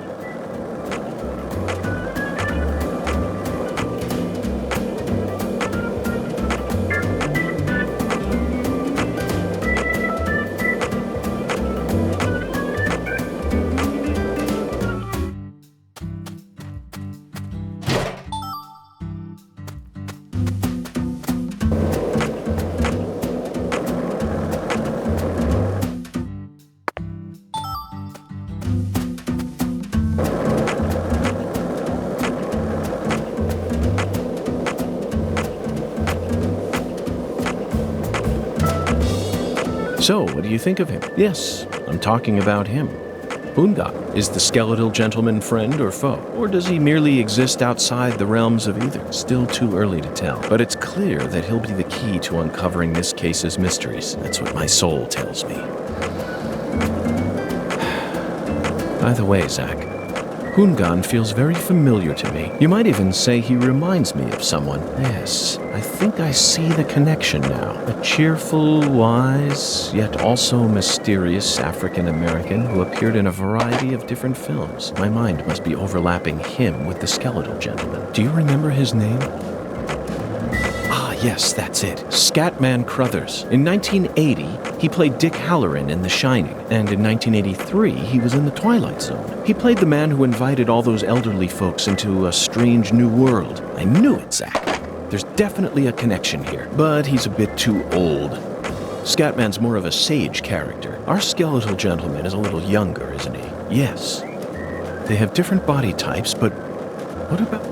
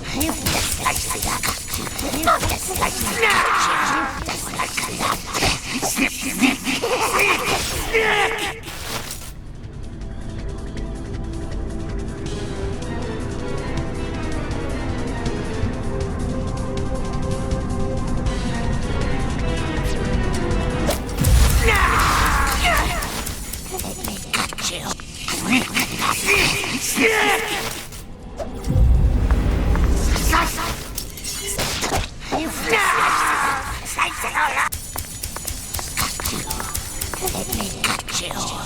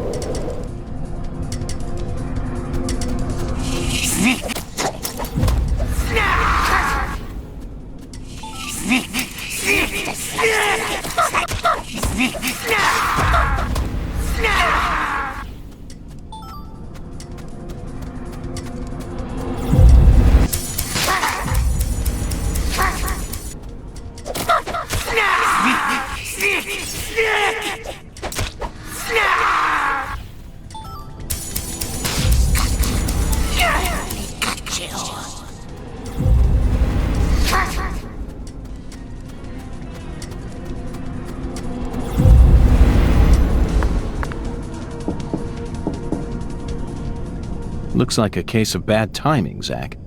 Let's come back later.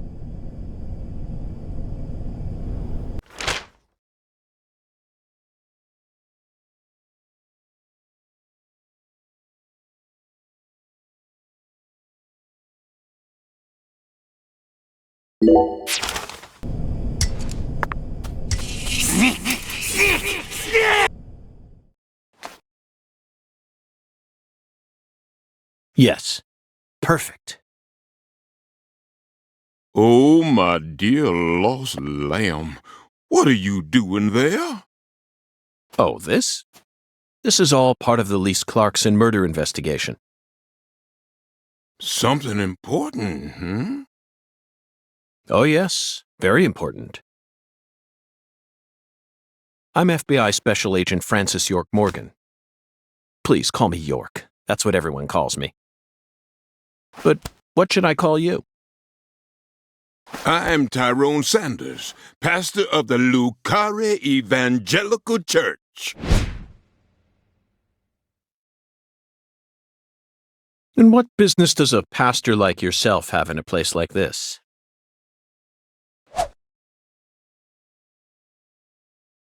Well, I live over across the way there. Do you have an intimate relationship with Mrs. Carpenter? Why in the world would you suggest such a pitiful thing? Lordy, Lordy. How could I ever become intimate with one who is so devoid of faith? After she lost her husband, she stopped coming to church. All she does all day is bowl. She even pruned the shrubbery in that pitiful fashion. Yes, truly pitiful. And did you see that hideous ox of a dog she owns? Pitiful with a capital P. I tried speaking with her, but she shows no intention of changing her ways. Yes, I fear she never lends an ear when the good Lord reaches out to her. Indeed, I pity her from the bottom of my heart. So you've been spying on her out of pity? Spying? I'm merely awaiting the chance to lend her a helping hand. You'd best be careful, too. This town harbors much more danger than you're aware of. If you ever find yourself in need of salvation, feel free to stop by our church whenever you like. Our church also functions as a clinic. Someday, you may need our help. Zach, did you hear that? Pitiful. Try saying that to someone in the city. They'd instantly slap you with slander or defamation charges. You'd be up to your neck in court papers. I doubt I'll tire of this town anytime soon. We should consider stopping by that church whenever we get a chance.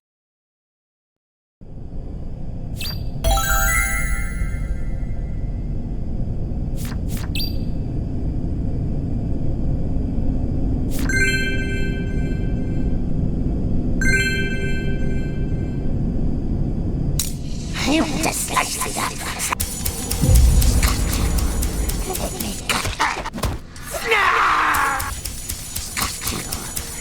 me cut you.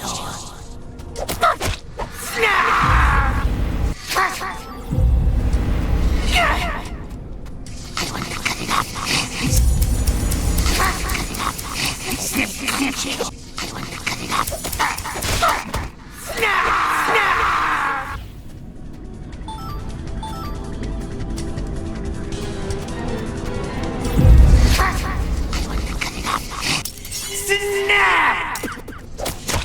Snap!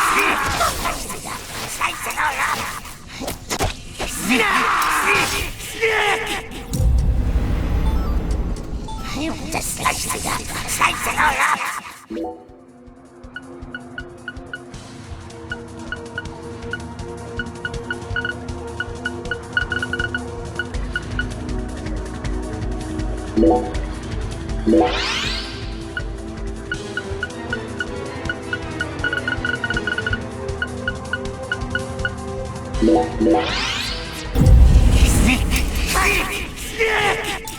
want to slice you up. I want to slice you up. Let me cut you.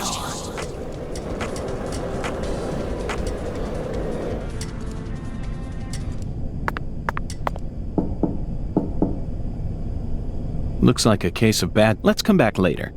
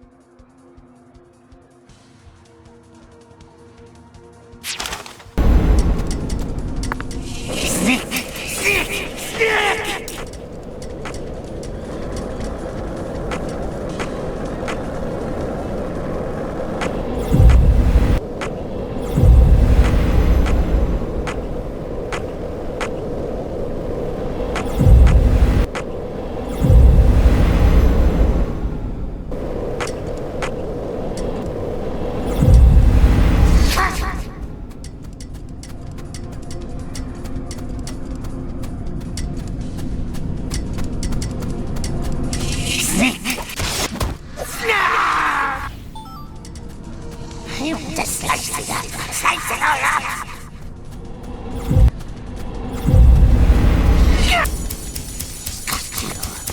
Let me cut you. Snick, snick, snick. Slice.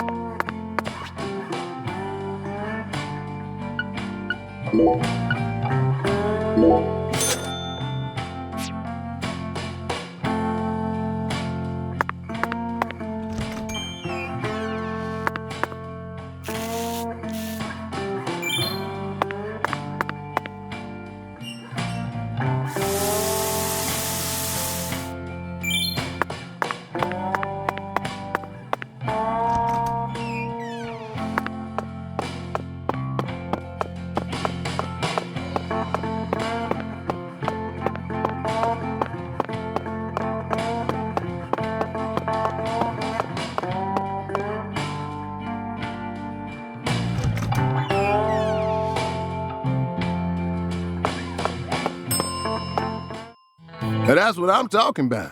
You can't get fine eating like this at any of those diners out there, so make sure you enjoy it.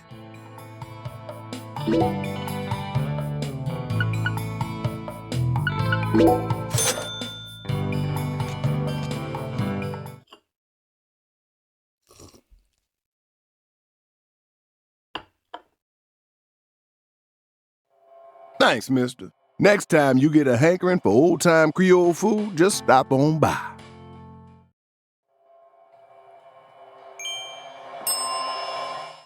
Now that's what you can't get, so make sure.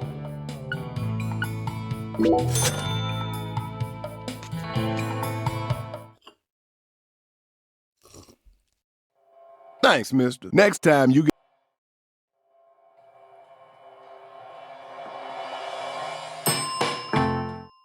Now that's what I'm. You can't. So make.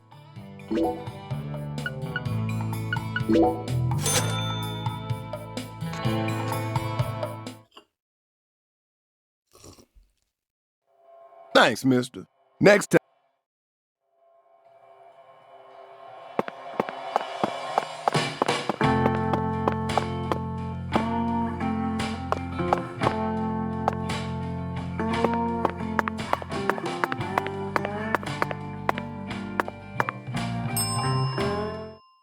Very good, sir.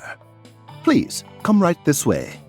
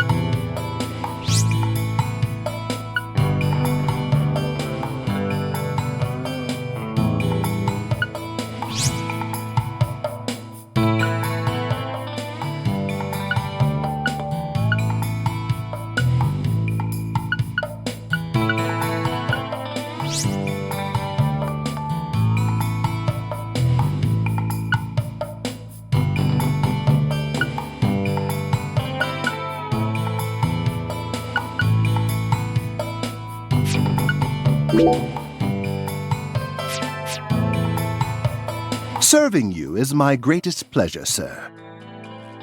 Please do let me know if there is any other way for me to assist you.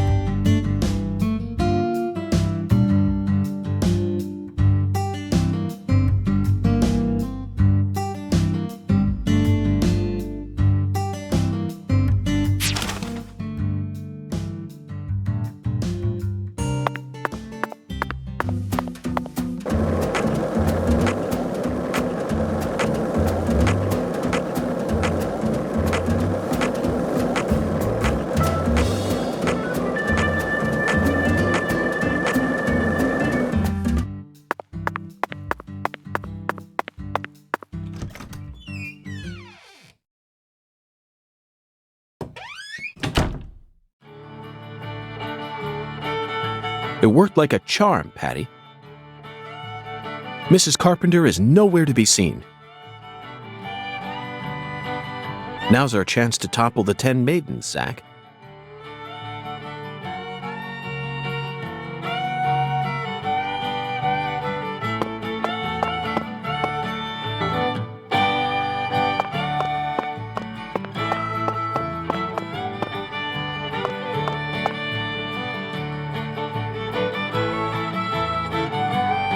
My Lord, y'all are back?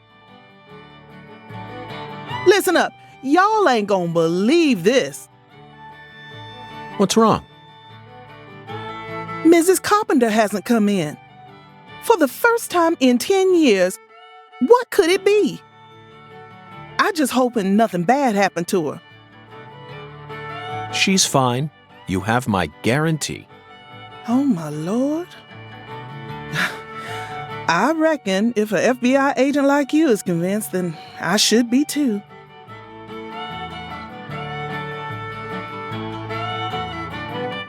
What did I tell you, Patty? Value is a relative thing. We needed to find that figurine, no matter the cost.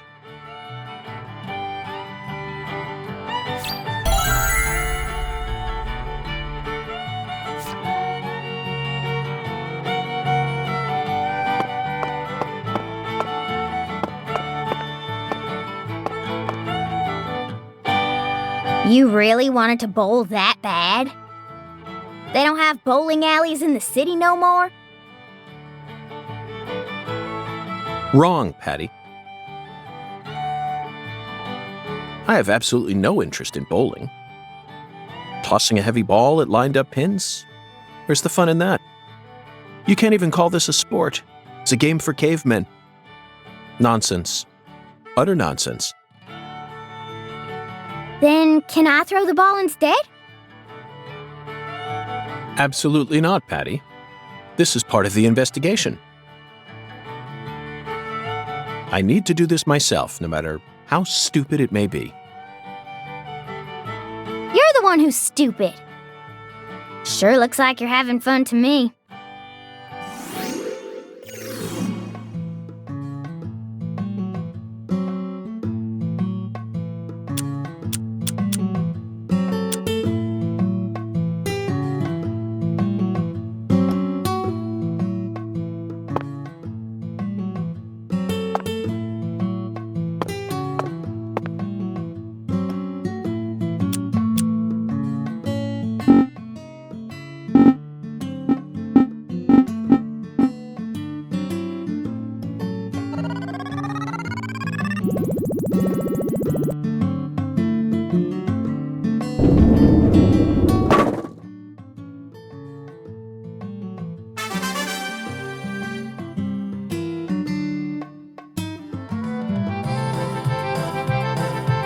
Oh, looks like I finally earned myself a rival.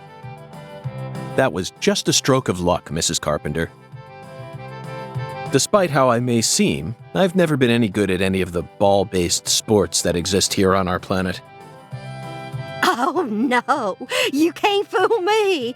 I can tell the FBI's giving you very special training. If I gave you a few lessons on top of that, I'm sure you'd be able to go semi-pro. Semi-pro? That's right. That's what I said. Not pro, but semi-pro. Yes, semi-pro. You'd never be able to go pro. You don't have what it takes. You could become a semi-pro if you tried really hard, though. Well, I guarantee it. Come back and see me when you feel like giving it a try. I'm sure my husband would forgive me if I let someone like you borrow my lane. Well, we gotta give youngsters a chance to grow. That's what we always say. I could actually go semi-pro? I'd take her words with a grain of salt if I were you. Patricia, I can understand why you'd be envious of my talents. But you don't need to worry. You have your own unique talents, just like any other person. You shouldn't have to feel inferior every time you look at me. You're unbelievable. You sure you don't need to get your head checked out? It's so strange, Zach. I feel like I'm discovering a new side to myself. By the way, Mr. Special Agent, you said you're investigating the Lise Clarkson incident, yes? In that case, there's something you should know. That poor girl, Lise, she was a druggie. And she was into the really bad stuff. Red powder. Oh, no wonder the FBI picked you. You already figured out that much. Well, the reason Lise turned into such a little hoodlum is because of her mother, Galena. Galena? Mm-hmm. A mother only in name. Oh, as far as I'm concerned, she's still nothing more than a child herself. Oh, dressing up in fancy clothes, always out on the town somewhere. Children giving birth to children. If these aren't the end times, well, I don't know what is. Oh, and they were always cooped up in that jazz bar. Galena wouldn't know proper parenting if it hit her in the tush. Zach, the jazz bar.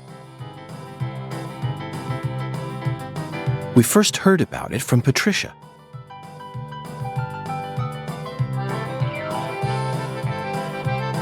It must be deeply connected with this case. And the red powder, it must be Saint Rouge. Following the Oracle and felling the 10 maidens sure paid off, didn't it?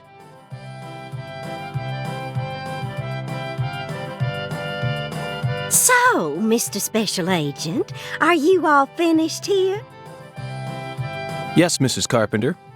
Thanks to you, I've gotten a new lead. Oh. Then how about you mosey on and let me get back to my bowling? I need to bowl my first game of the day or else I'm gonna get rusty. Well, what are you waiting for? Get a move on! Shoo! Shoo!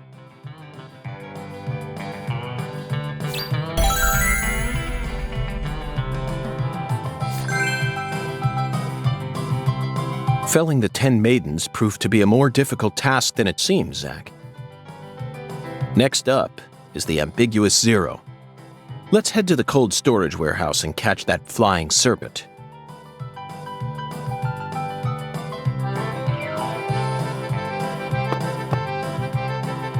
Hi there, handsome.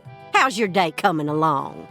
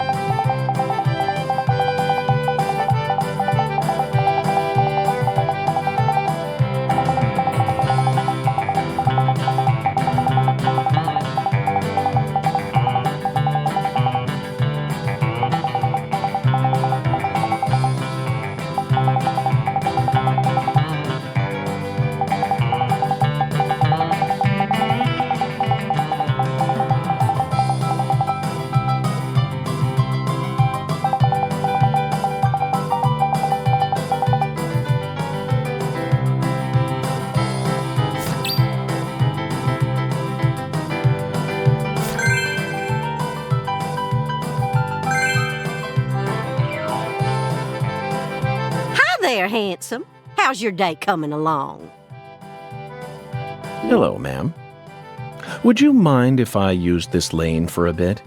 Oh, Mr. Special Agent, I suppose it'd be worth it for someone like you. After all, you might have what it takes to go semi-pro someday. Yes, that's right. I have the potential to become a semi-pro bowler. Therefore, I'd like to test my mettle on this lane. The bowling bug has bitten me, and it refuses to let go. Well then, let's see what you got.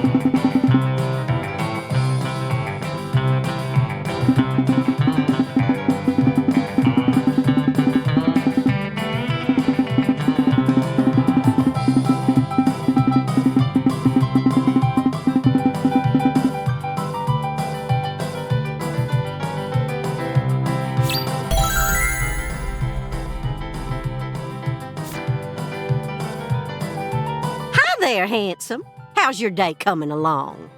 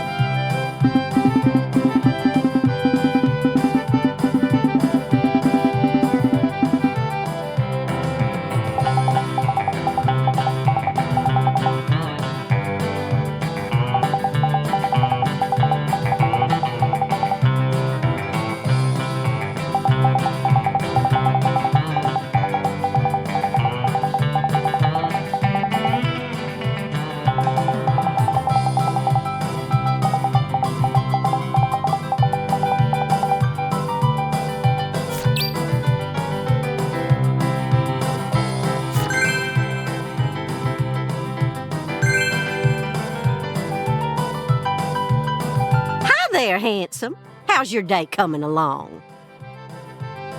Well then, show me what you got.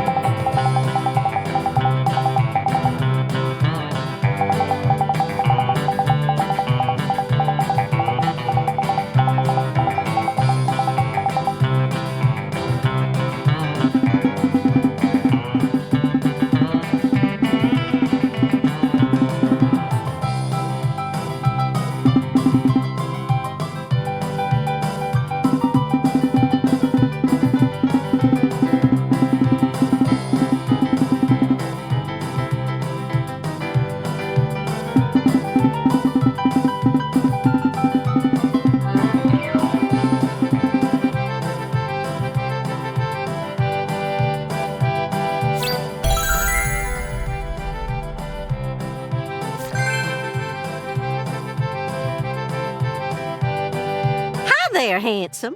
How's your day coming along?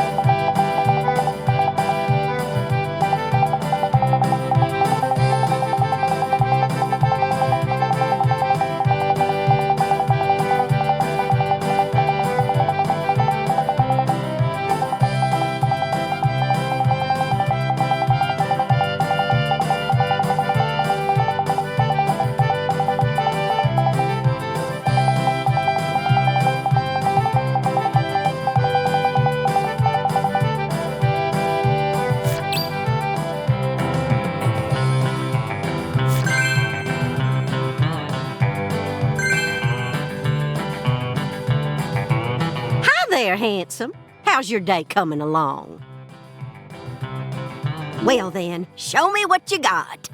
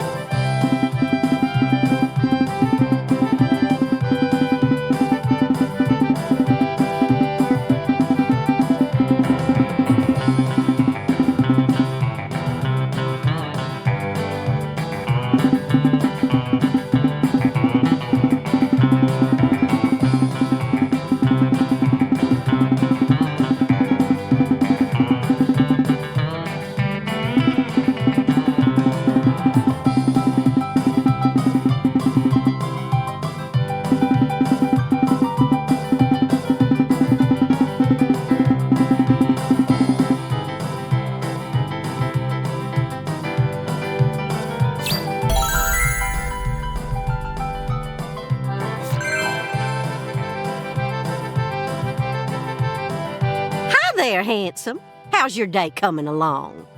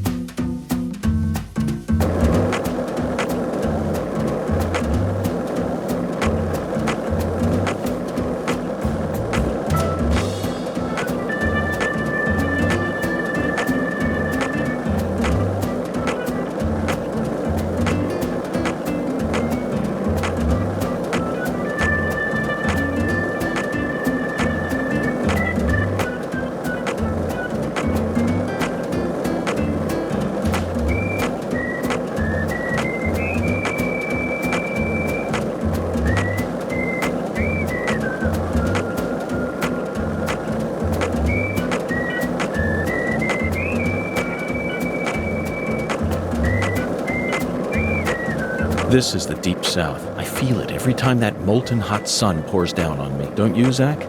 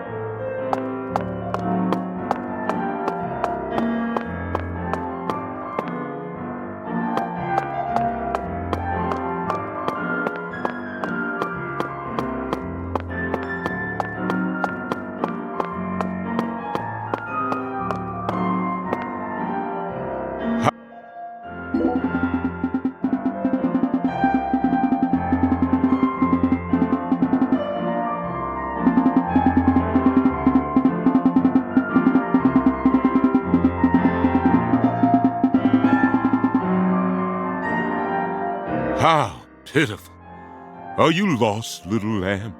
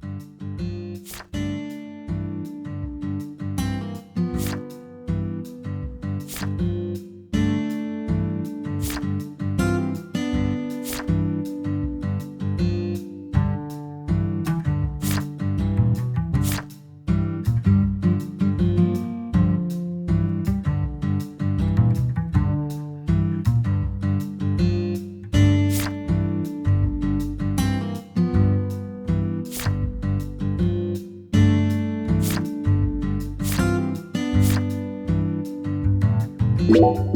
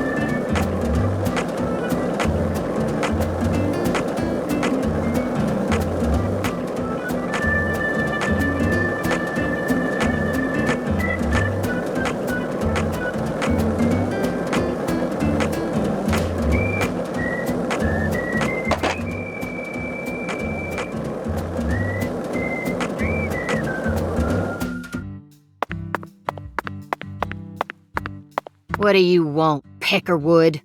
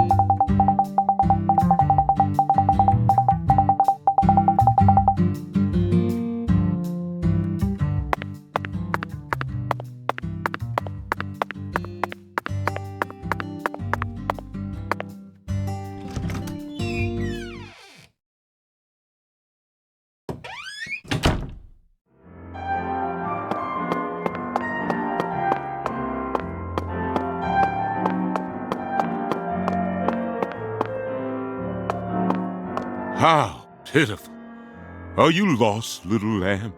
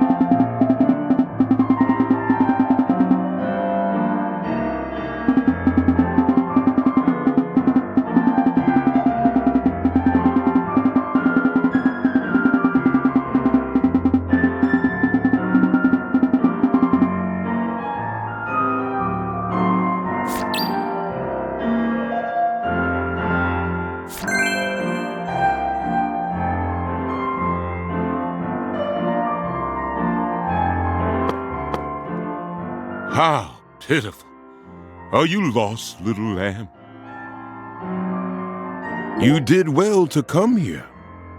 As pitiful as it may seem, we humans have little control over the state of our own health. Someone may seem very healthy, only to find out they're suffering from a severe disease after taking a test. I've encountered many lost lambs who fell into that very predicament.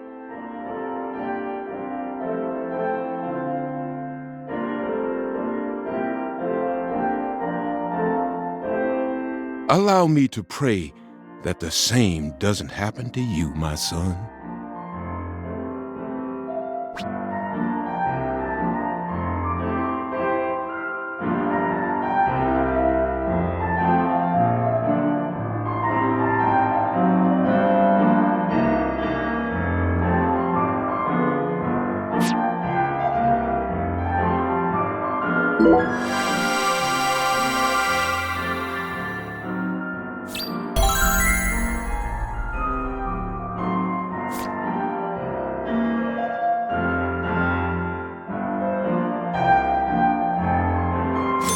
Take good care of yourself now.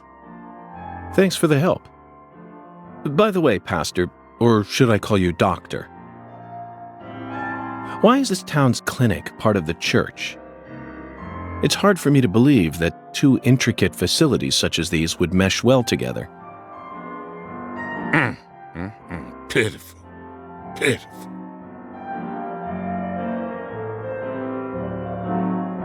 Don't you find it convenient that one can come to pray and also check up on their health at the same time? True. That's very convenient, Doctor. But is convenience the only thing that matters in our world? Being able to bowl while you eat is certainly entertaining, but this is a different matter entirely. Does the Lord know that his lost lambs are all coming here to pick up their painkillers right after service? Do the coughs and moans ever mix in with the hymns?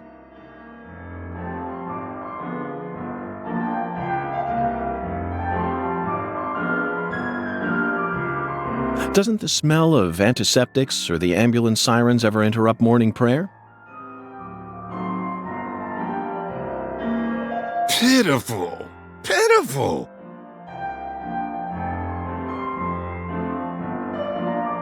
The will of the Lord is far greater and far deeper than what we could ever comprehend. You see, the Lord does not possess emotions in the way we think of them, and he certainly never feels anger. Besides, churches have always been used as field hospitals since long ago. Back in the days when our people were more violent and hungry for war. You've got a point. But we aren't in wartime right now. Aren't you worried about more peaceful problems? For example, if a patient or even one of your nurses starts making a confession during a surgery, would you stop the surgery and focus on their confession?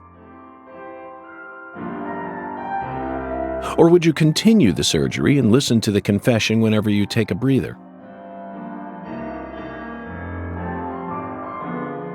I would focus on the surgery, of course. After all, there is no need for me to listen to any confessions personally. The Lord listens to them all himself. Then what about this? During surgery, a patient asks you to euthanize them. What if they beg you to let them die so that they can go and be with God? What would you do? You pitiful lost lamb. I'm not trying to give you a hard time. I'd just like to clear up all the questions that popped into my mind. Answer me, Doctor. Would you let them die, or would you ignore their pleas? Regardless of the case, I would never abandon any life I encounter. not as a servant of God, nor as a human being.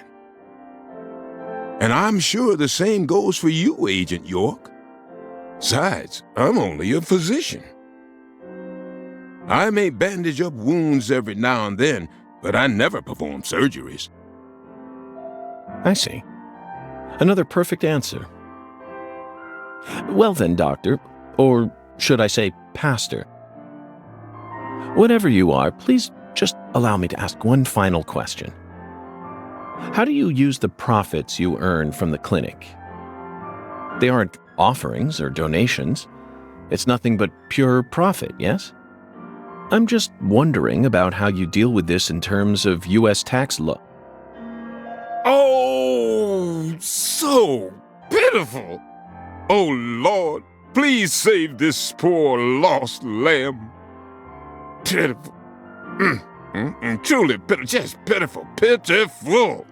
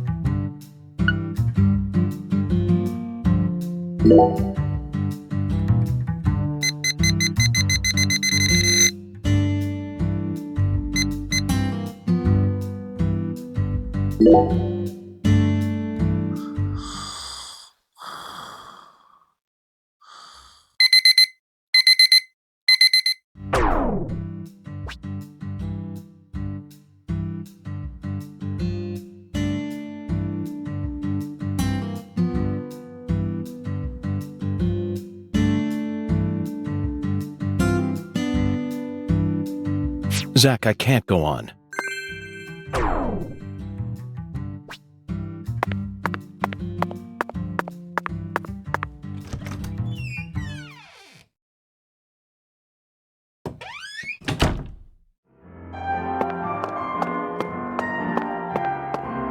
How pitiful.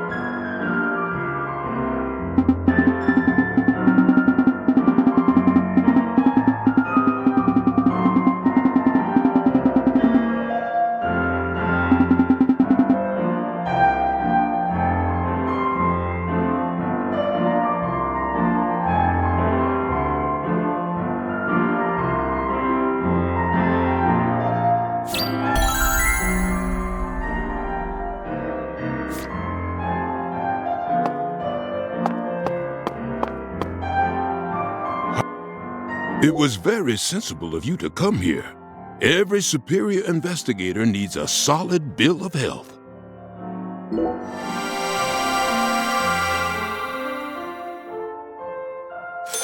The Lord is always watching over you. Please return to us any time you wish.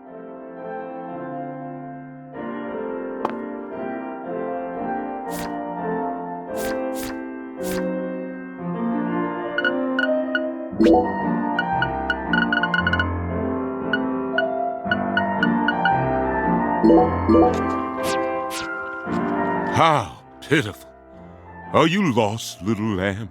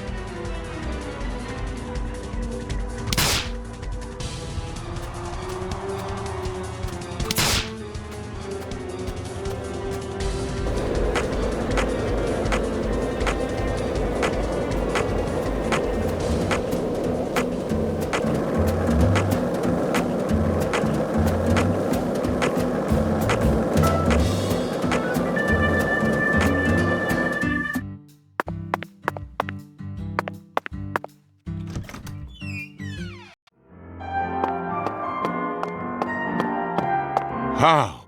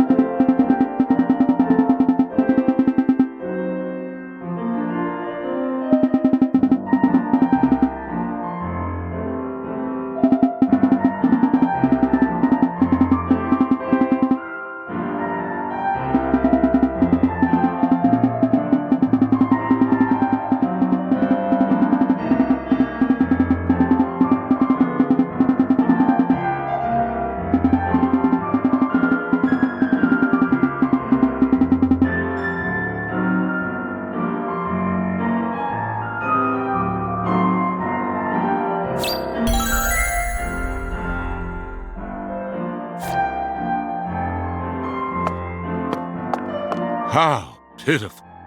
It was very sensible. Every superior...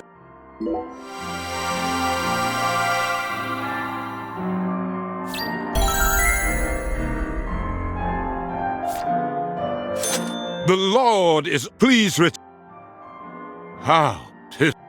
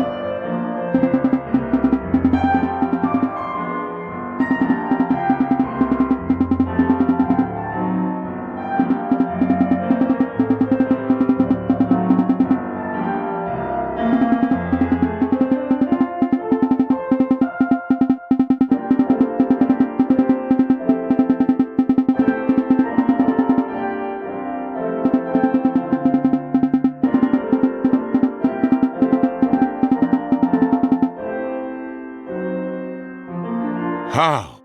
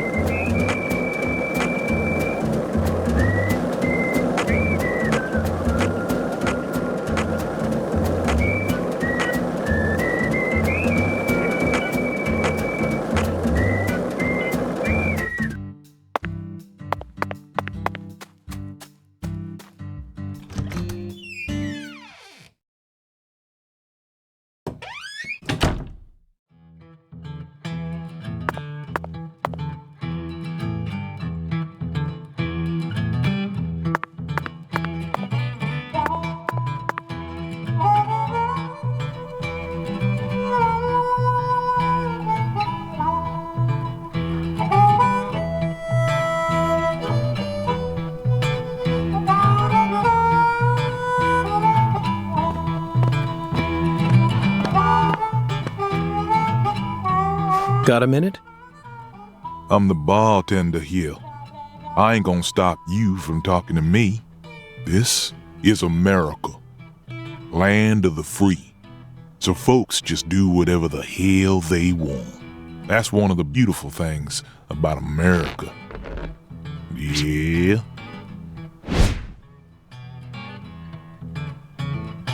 FBI Special Agent Francis York Morgan. But please, call me York. That's what everyone calls me. A bureau man, eh? You hear about Lise. Yeah. That I am. Very astute of you. What do you know about her? No one lives forever. Eventually, all life must come to an end. Yeah. So you don't know much about her?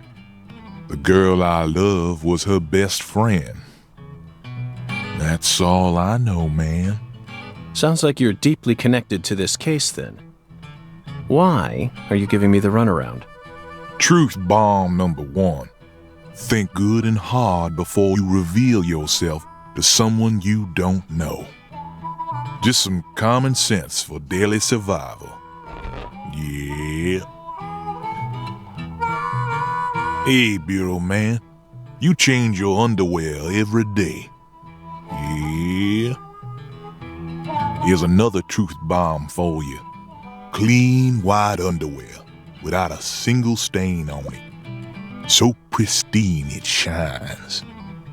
Your day doesn't truly begin until you slip them on. Yeah. Our world's filled with truth bombs. And that's about all I can really tell you. Zach, this man has got a very unique style to him. I reckon it's about time we stop flapping our gums here, Bureau man. Don't give up the good fight. Yeah. Later. One last thing. Do you always dress this way? I'm not quite sure how to put it, but you're practically naked. This is America, land of the free. I'm simply exercising my freedom. And as my fellow American, you need to respect my freedom. Yeah.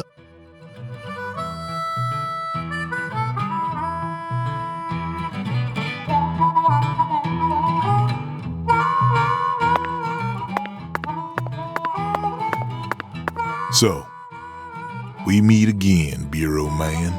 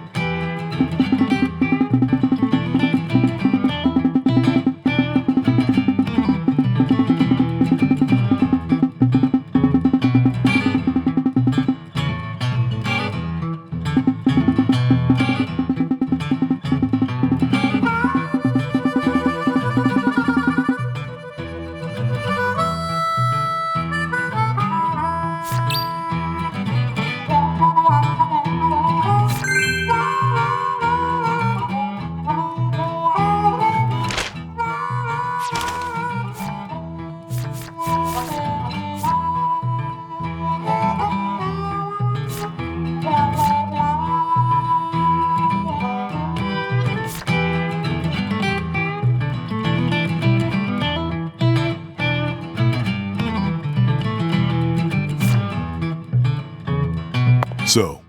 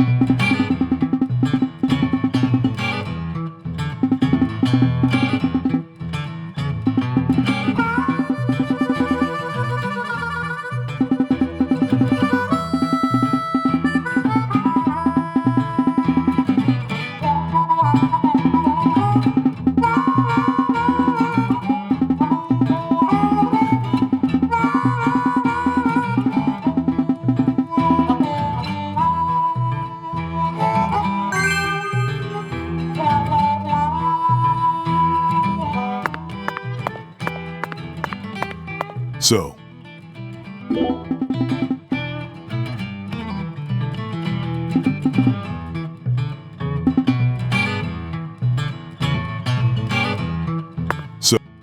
So Professor R owns this place, and you manage it all on your own? pretty much, yeah. Professor R's really busy.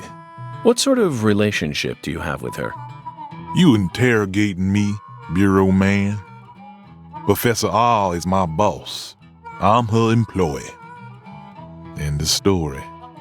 What's your job? Bartenders make drinks and serve them. Yeah. No special drugs on some secret menu? Louisiana's got music. We don't need drugs. Even in Louisiana, drug use is rampant. Not here, it ain't. Folks come here to enjoy a drink and listen to some jazz. I came across this spot when I was looking for a place where my buddies and I could play. Professor R happened to be looking for a bartender to sell some drinks and keep track of the money. And if that bartender can also play some music on the side, well, that's a match made in heaven. It's just one big truth bomb, Bureau man.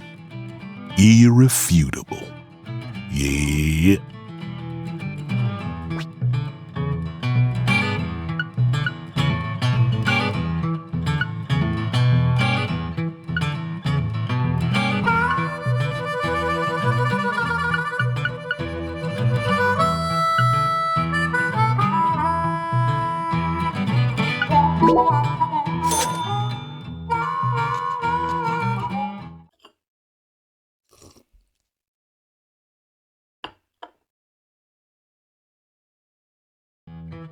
Now you're a man that can hold his liquor, Bureau man. You know, you remind me of someone. Who? A historical figure from another country. Oh? Well, I'd certainly like to hear about him. Michelangelo Buonarroti, the Italian sculptor. You know of his work? The Pietà, David, Laocoon and his sons. If I listed everything, we'd be here all day. He's famous for his sculpting work, but he was also a fantastic painter. The Sistine Chapel ceiling is definitely one of his best. Yeah. I completely agree with you, bartender. But why did you bring up Michelangelo? When Michelangelo painted that ceiling, he did it standing up, looking towards the heavens. For 4 long years, little by little. The ultimate task a single human can achieve over a period of 4 years. It truly is a masterpiece, worth every compliment. But why do I remind you of Michelangelo? Bureau man, what are you in such a hurry for? All right, what I've been trying to say is, I bet it was a real pain in the ass to draw that whole thing. And your job is a pain in the ass too. Yeah. Yeah, I guess you could say that. Well, there you have it.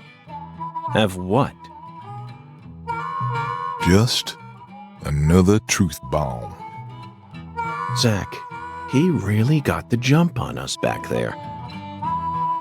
After all that dramatic build-up, I never expected him to reach such a vapid conclusion. Perhaps he's nothing but atmosphere. I'm completely outmatched, that's for sure. I could never hope to exude as much sheer atmosphere as that man. Especially during such pointless conversations. So, sometimes folks feel like drinking. One more truth bomb for you. Yeah.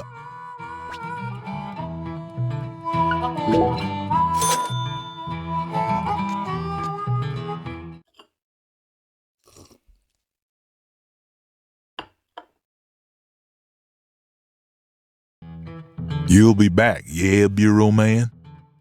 Remember, live jazz on the weekends. Yeah. So, sometime, yeah.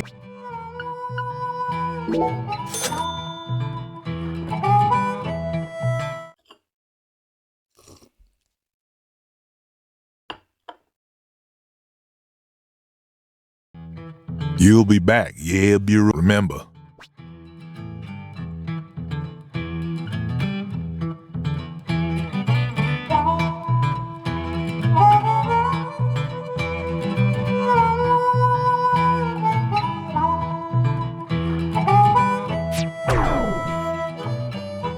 So, sometimes, yeah.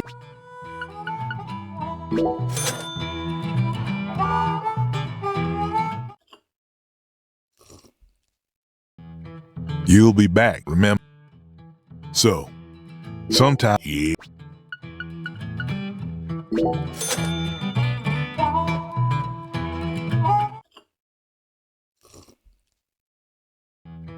You'll be back, remember? So, sometime, yeah.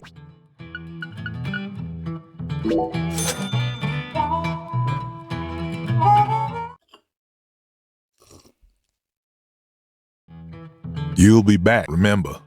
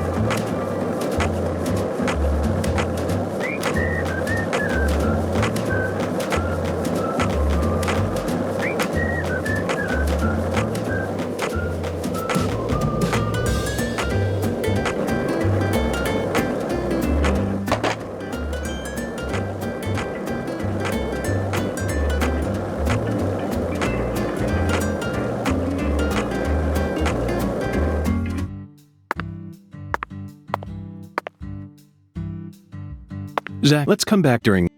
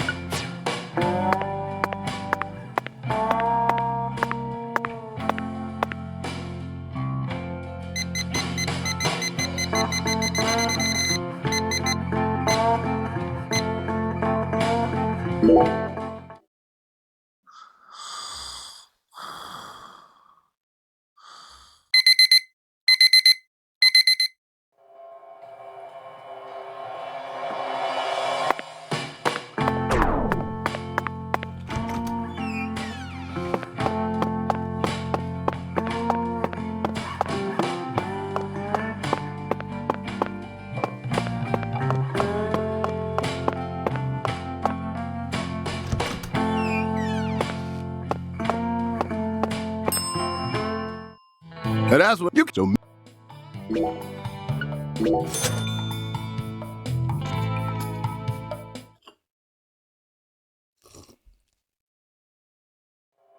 next you can't so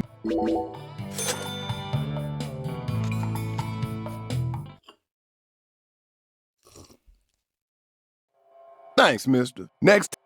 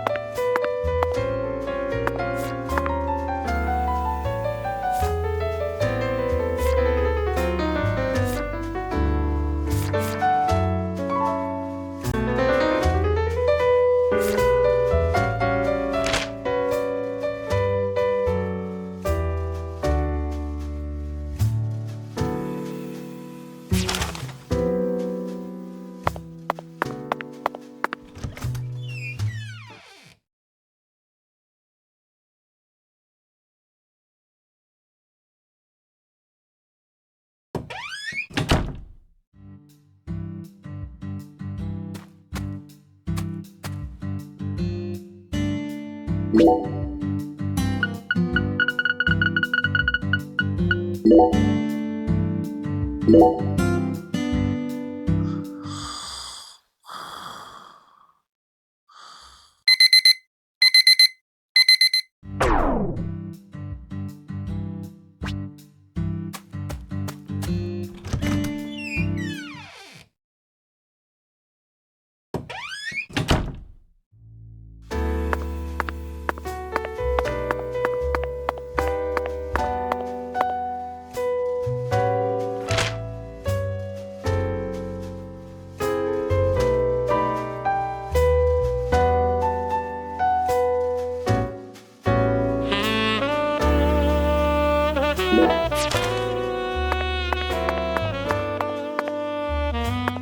there, Mr. York. Looking sharp as usual. What'll it be?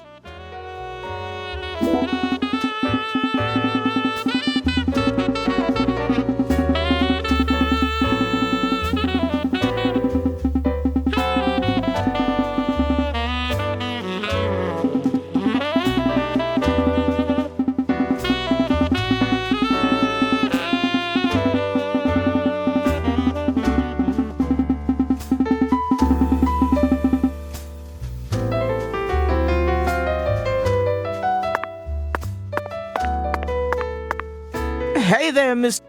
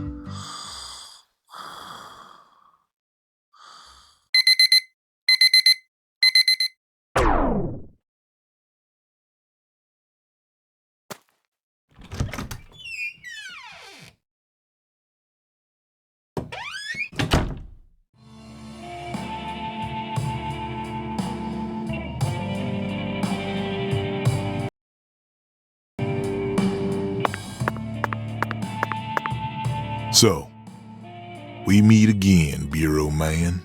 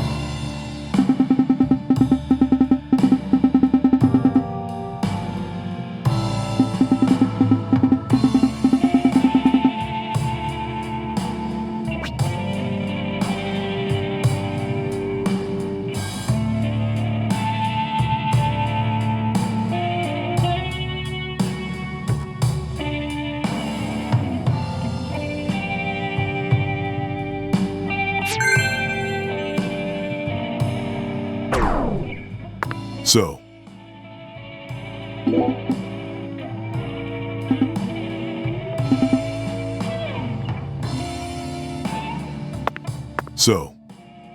sometimes, yeah.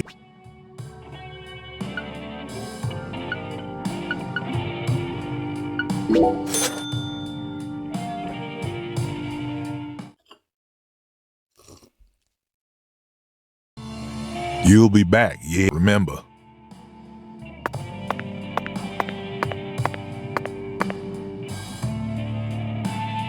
How pitiful. Are you lost, little lamb?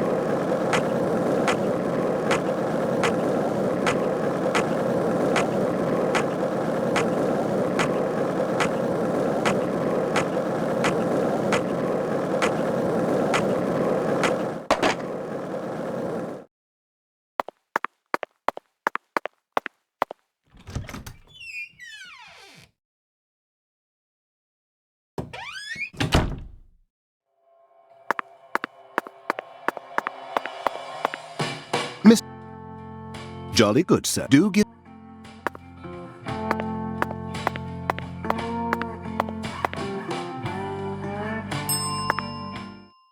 Very good, sir. Please.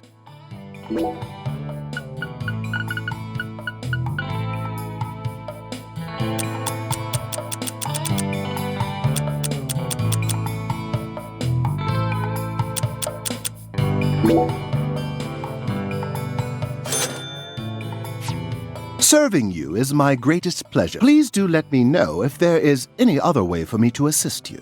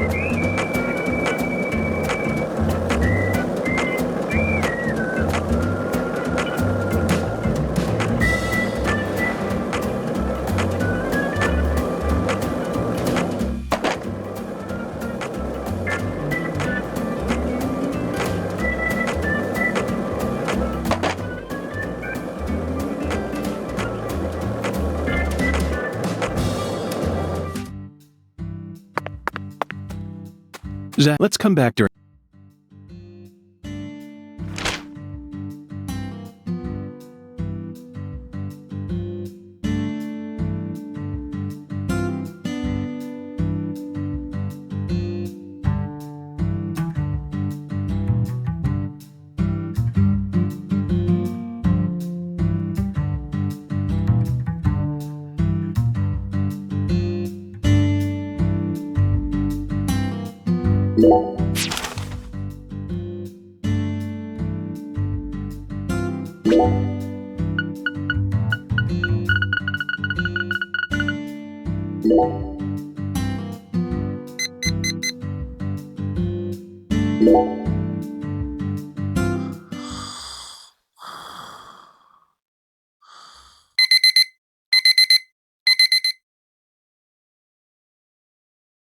Zach, I can't go on. We need to eat.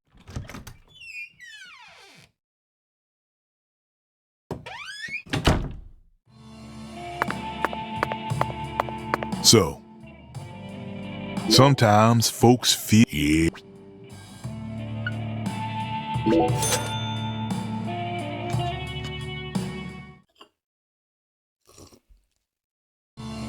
Remember.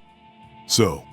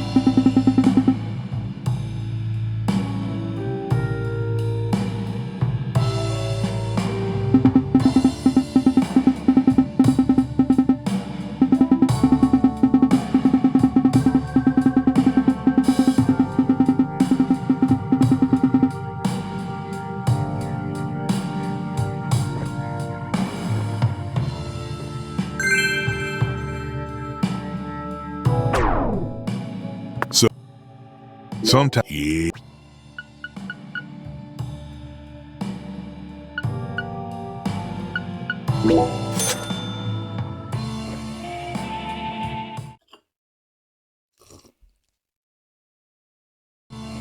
You'll be back, yeah? Remember.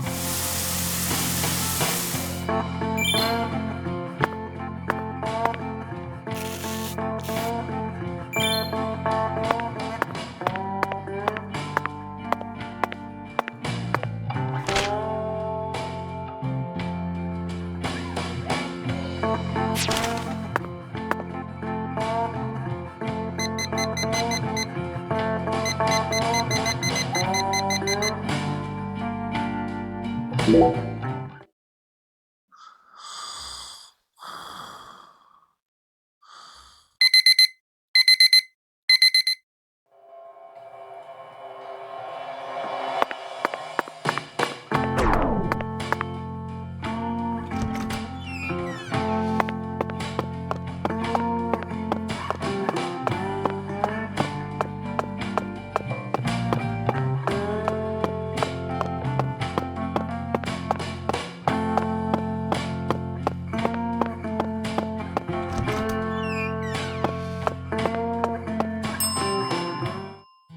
can.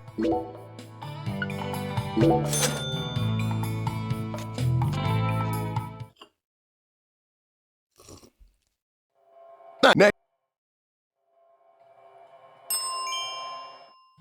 You can.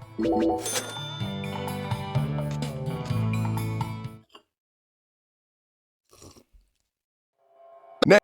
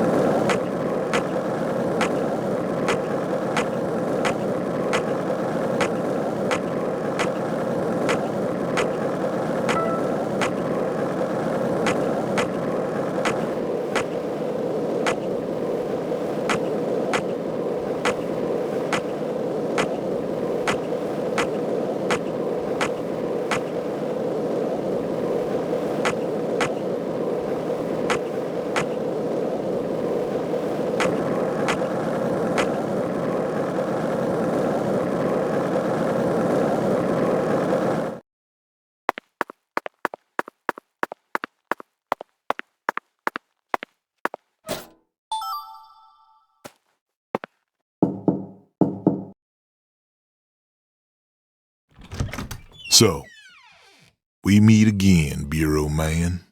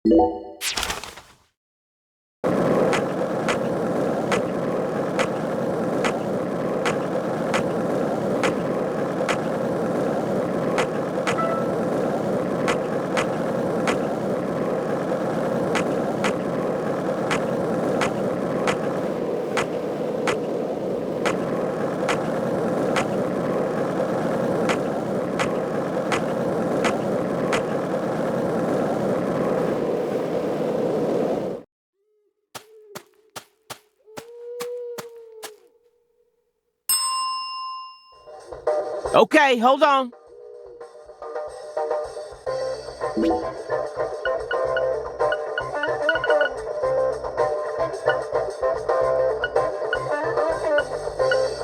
You ever need anything?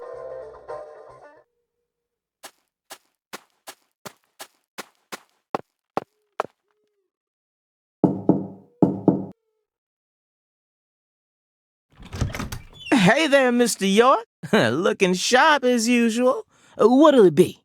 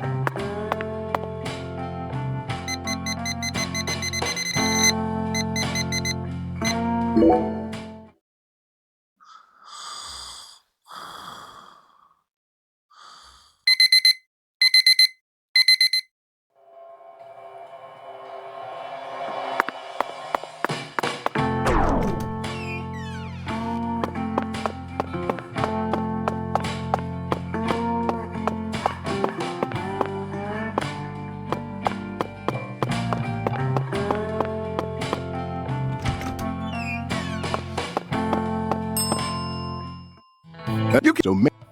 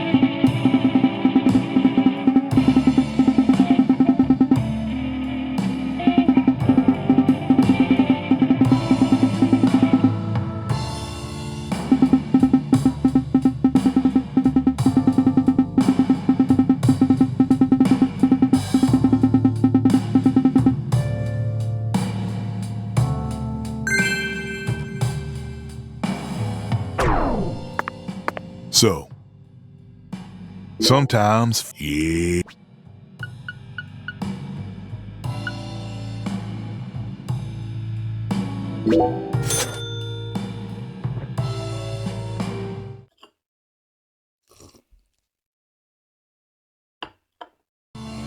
You'll be back, yeah, remember. So, sometimes, yeah.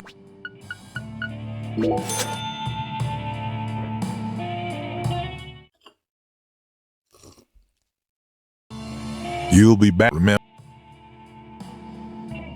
So, sometimes, yeah.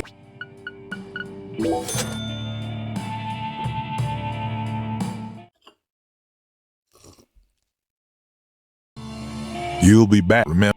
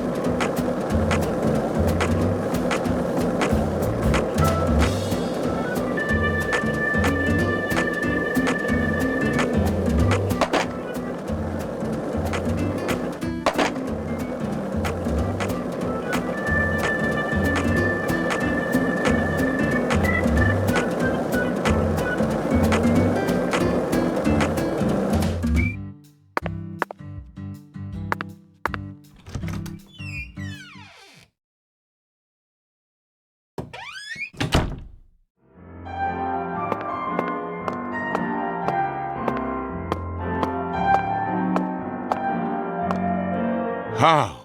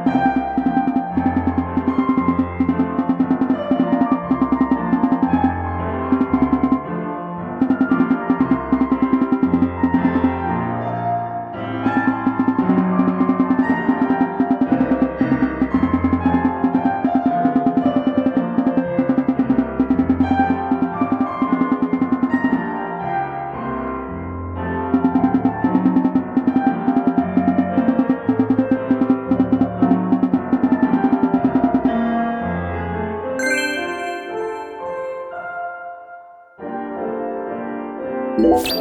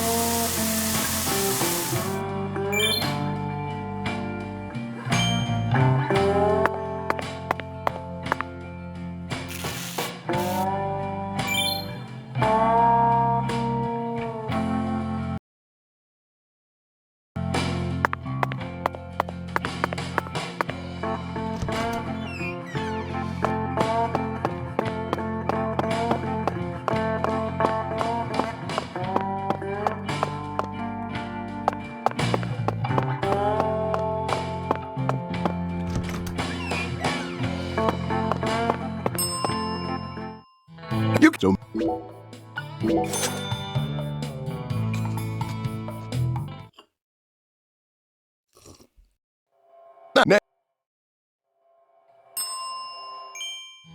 You can. Next.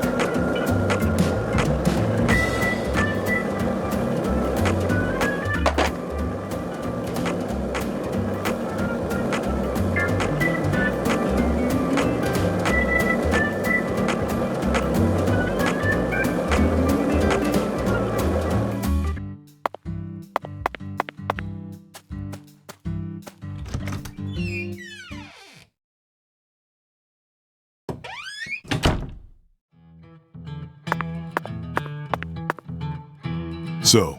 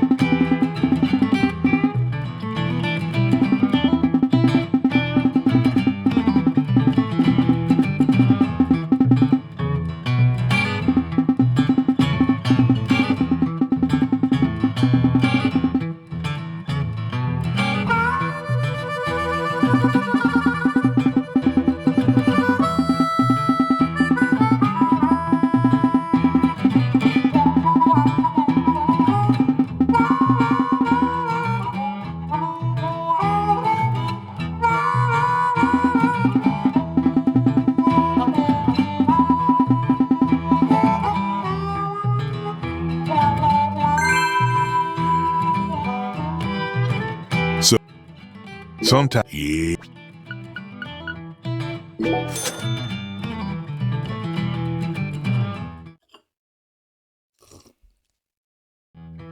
You'll be back, remember.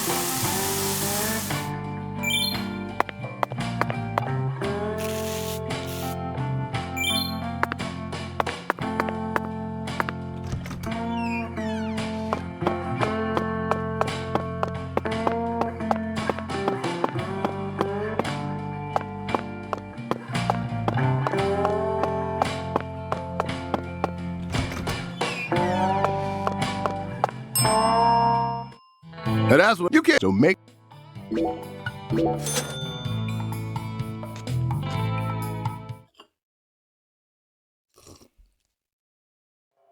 Next.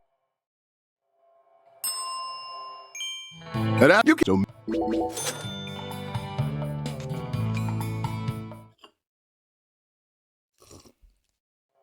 Thanks. Next.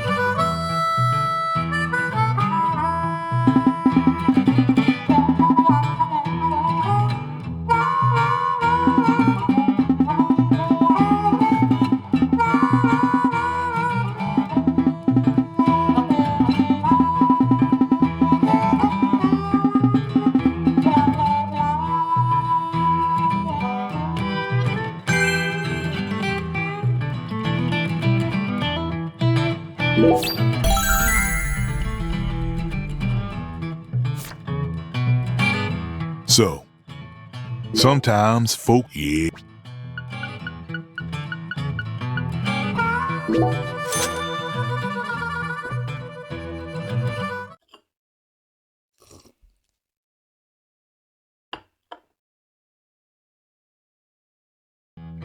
You'll be back, remember.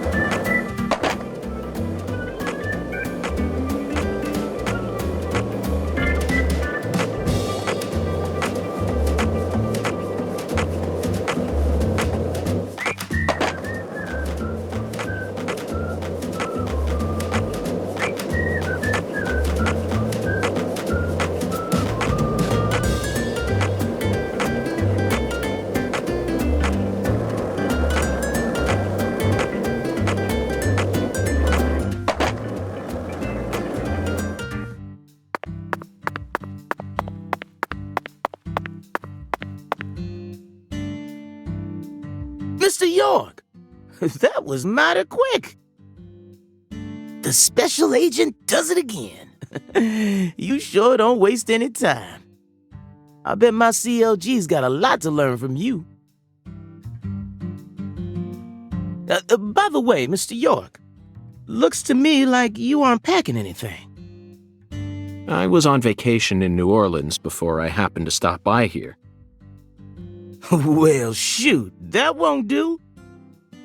Here, I got something I think you'll like.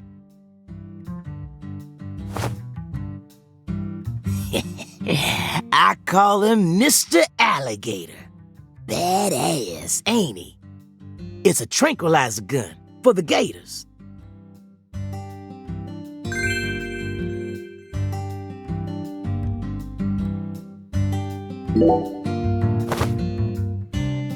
And here's a radio. With this, you won't have to worry about any expensive roaming fees.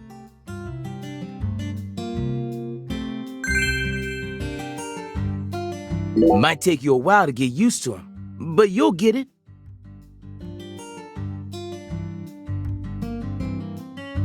Try letting him rip a few times. Ain't no need to hold back out here.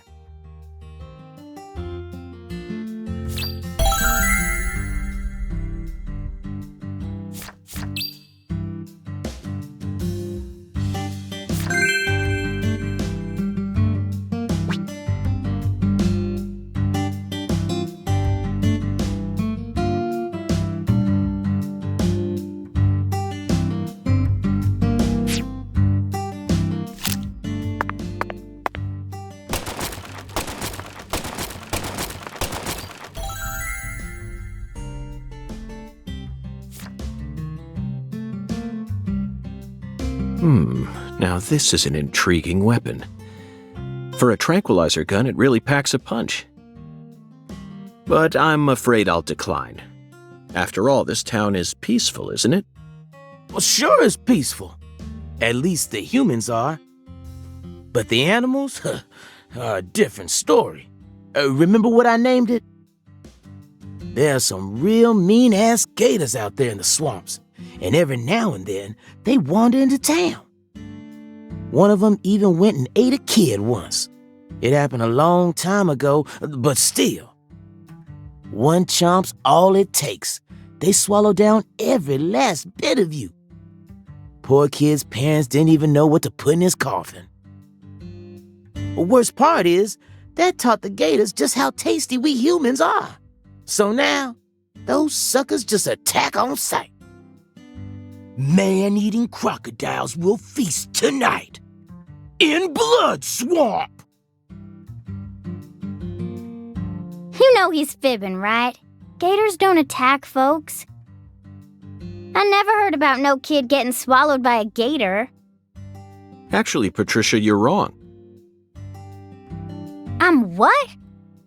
Alligators do attack people, and it could happen in any town. Huh?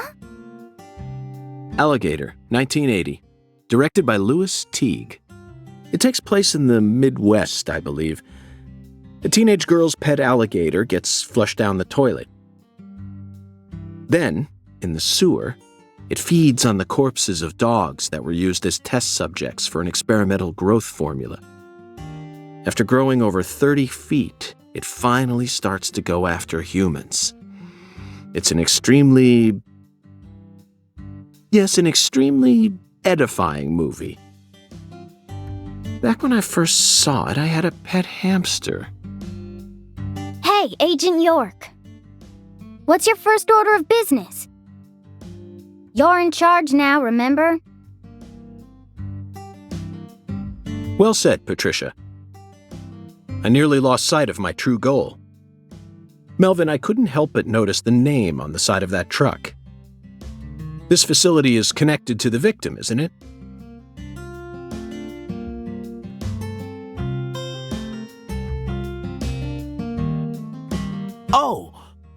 Oh, right. Yeah. I reckon I better start from there. I'm gonna tell it to you straight right from the beginning, Mr. York. As you guessed, this warehouse is run by the Clarksons. The victim's father, Danny Clarkson, is the one who manages the whole place. Okay, but why did he choose to store her body in his own warehouse, right? Well, that's because there ain't no other place to store it. Our town has a clinic inside a church, but no morgue. Whenever someone kicks the bucket, we just bury him in the graveyard right outside of town. But not this time. We got a murder on our hands this time. We need to give Lisa's body an autopsy and keep it stored, right? So we had no choice but to rent out a corner of this warehouse. I see. So that's what led to the ingenious choice to store the victim's body in a facility that her family owns. Anywho, this is where the real story begins. Truth is, a few days before you got here, Lisa's body went missing. Missing? Yeah. All of a sudden, poof. Did you leave the warehouse unlocked? I most certainly did not. I locked the whole place up and made sure no one could get inside. No one stole the original key, and I couldn't find any fingerprints at the scene. So, in other words, this is a locked room mystery. The body of a beautiful young girl walks at mid... Hey!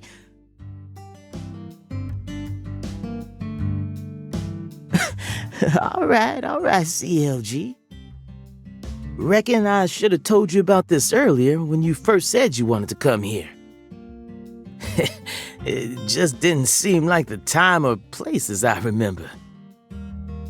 Anywho, how about we call it a day and head back to my office? You can go through all the files there. No, thank you. This is what I came to investigate. But Lisa's body isn't here anymore. You sure? That doesn't bother me one bit, Melvin. You see, I met a skeletal gentleman on my way here, and he was kind enough to give me an oracle.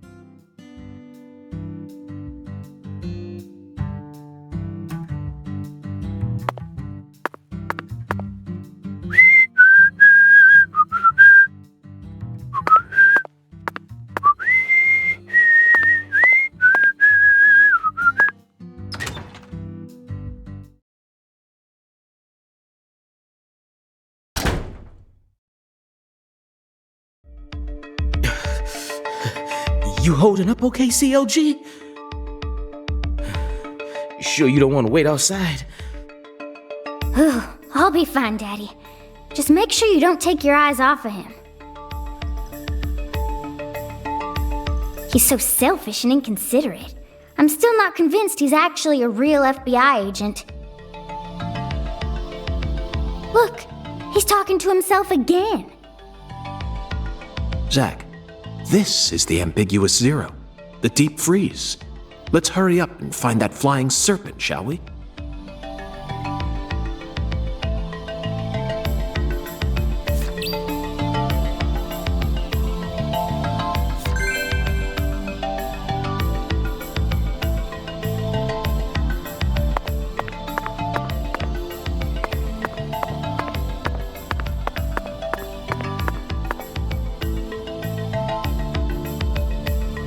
Hey, Mr. York, you sure you want to keep investigating this place even though we know the body ain't here? Of course, Melvin. The skeletal gentleman gave me an oracle, remember? It's Skella what? He's just joking, Daddy. You can't take him seriously. Huh? Well, was that really a joke, Mr. York? Well, I'll be. I see you've been hiding some real charm into that whole FBI routine. Sorry, Melvin, but I'm dead serious.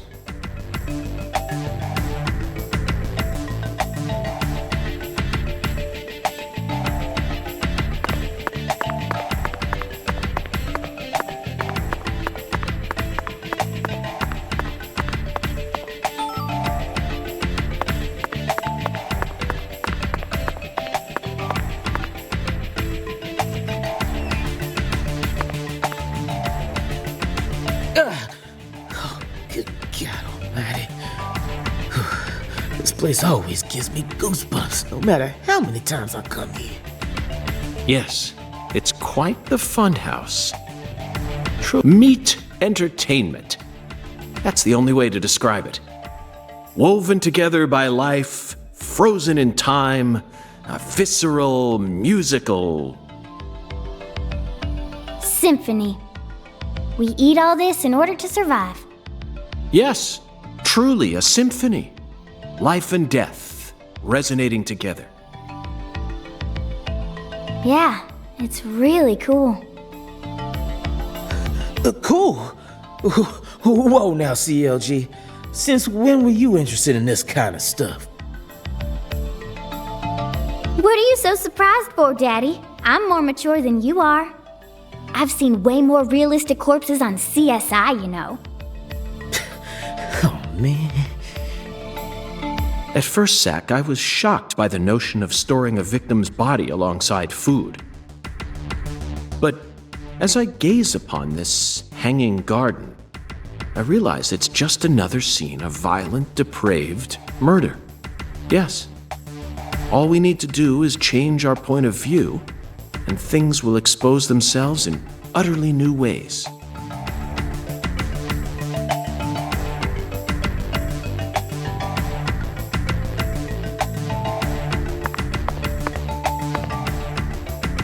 Hey, Mr. York, this is kinda, yeah. Melvin, if you have something to say, then just go on and say it.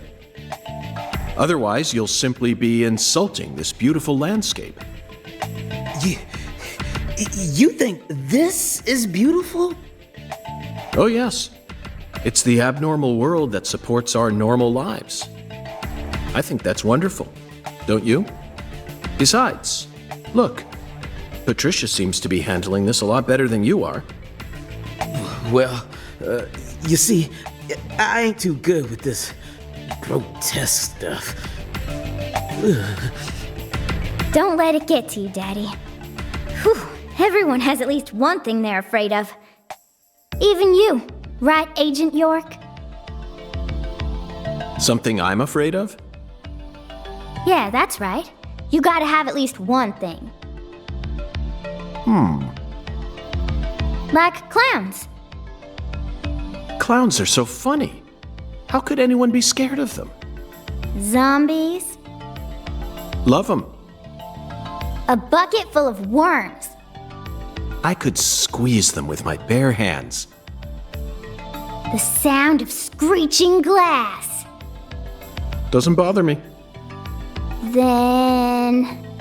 They cling to your skin like putrid leeches, robbing you of much more than your vitality.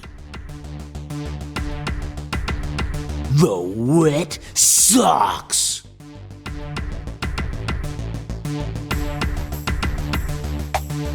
Melvin, you're a genius.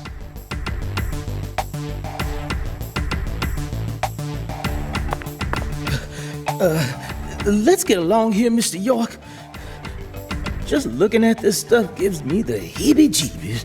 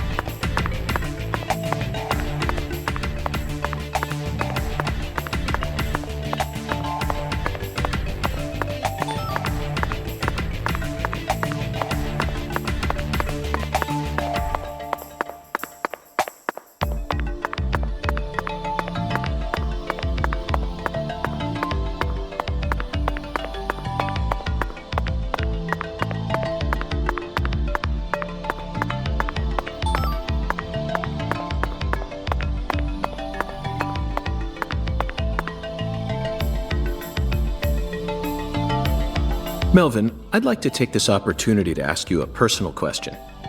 In the hotel parking lot, when I first met you, the picture you had on your dashboard happened to catch my eye. Was that your wife? Oh, her? Yeah, that's my lady, all right. Candy. Her name's Candy. The prettiest girl in town, which makes me the happiest boy. A shooting star landed in a rural town, right on top of a man who now has a meteor-struck heart. You always keep her photo with you? You bet I do. The truth is, Candy's a little sick right now. She can't even leave the house no more. So I always keep her photograph with me. Kinda feels like we're always together, you know? I see. You care for your wife a great deal.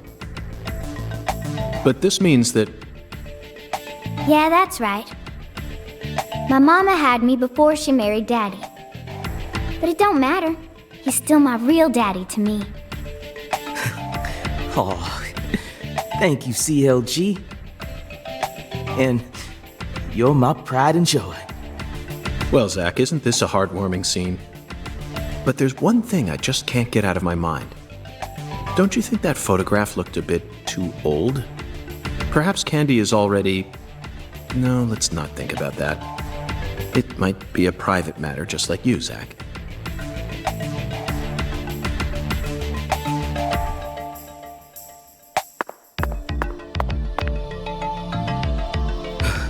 We're almost to the morgue.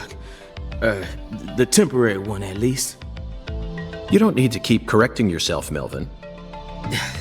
I know, but I'm starting to feel guilty all of a sudden. You know, from an ethical perspective. It just ain't right to store a teenage girl's body in a place like this. Still, rephrasing your sentences won't fix anything at this point. It's a shallow concern, really. Yeah, I know. But shoot, I just felt like the least I could do is try to phrase it better. Whew. Don't bother trying to convince him, Daddy. I've only been working with him for a little while, but I already figured out what his deal is. He ain't right in the head. Whew. The FBI should add a new requirement to their hiring process. Must possess humanity.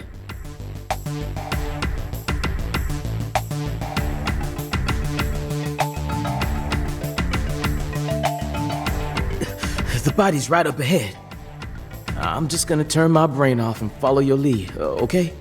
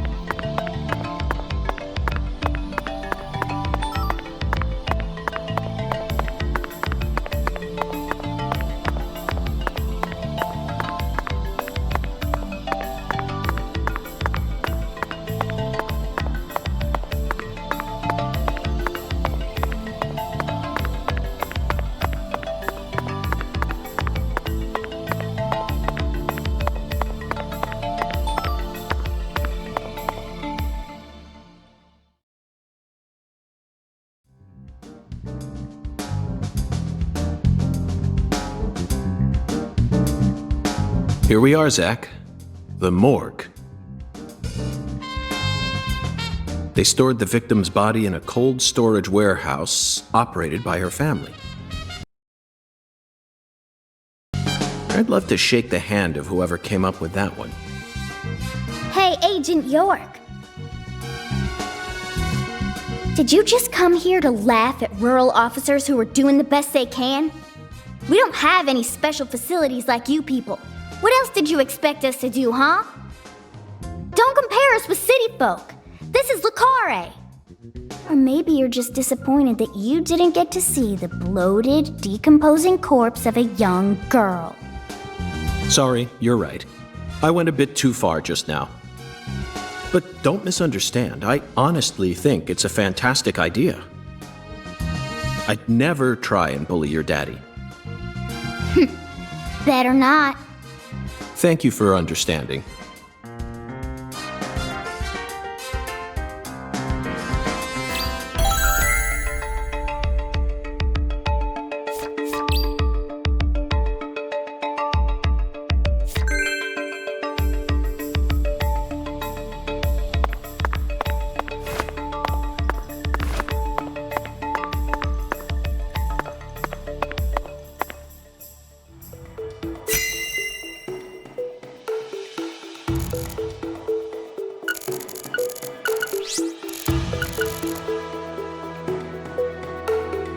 Boxes of the past or presence of the future?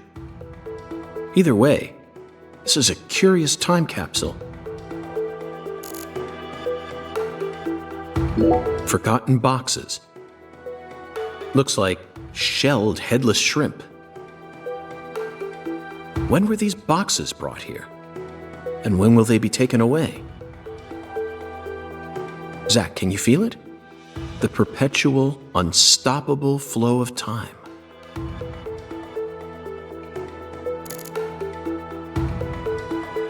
Boxes that got left behind. I can't tell what's inside. What do you think, Zach? I'm gonna go with okra. Yeah, okra. I'm sure it must be okra. That's a staple of the South.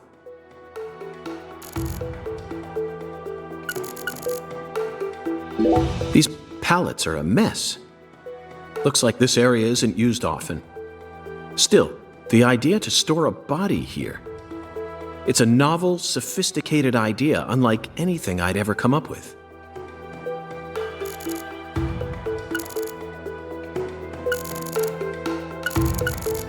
Zach, these are human footprints, and they're extremely large.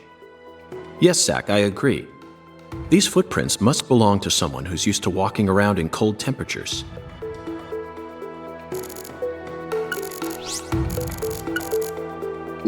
Zach, can you see that? Look closely. That's right. There are 4 imprints in the frost on the top of this. It's hard to believe, but I think these are fingerprints. Yes, Zach, that would lead one to believe that the body napper is a giant who's over 10 feet tall. An icicle. Never thought I'd see one of these down in the South. Look at the thermometer, Zach. It's at 10 degrees Fahrenheit, or minus 12.2 degrees Celsius. This must not be the ambiguous 0.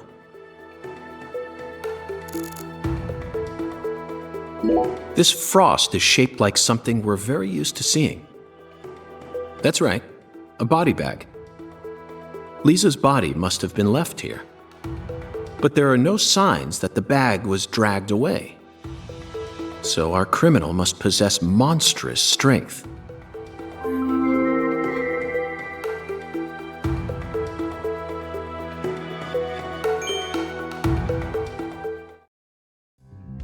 Seems like our flying serpent isn't here.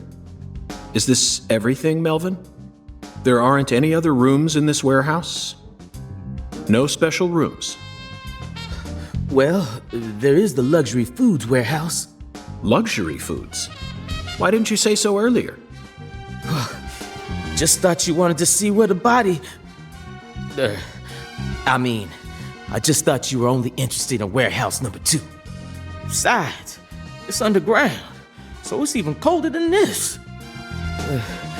You sure you really want to go down there? You could darn well freeze to death. All life will come to an end in the icebound zone. You feel me? Let's head there at once. I'm sure that must be where we're meant to go. But what about searching for Lisa's body? All we need to do is find a 10-foot tall man with monstrous strength. That giant knows where she is. 10 foot tall? But finding the flying serpent is more important right now. Now please, guide me to the luxury foods warehouse at once. These luxury foods are most likely being used in local Cajun cuisine. I'm so excited to see what we'll find. Aren't you, Zach?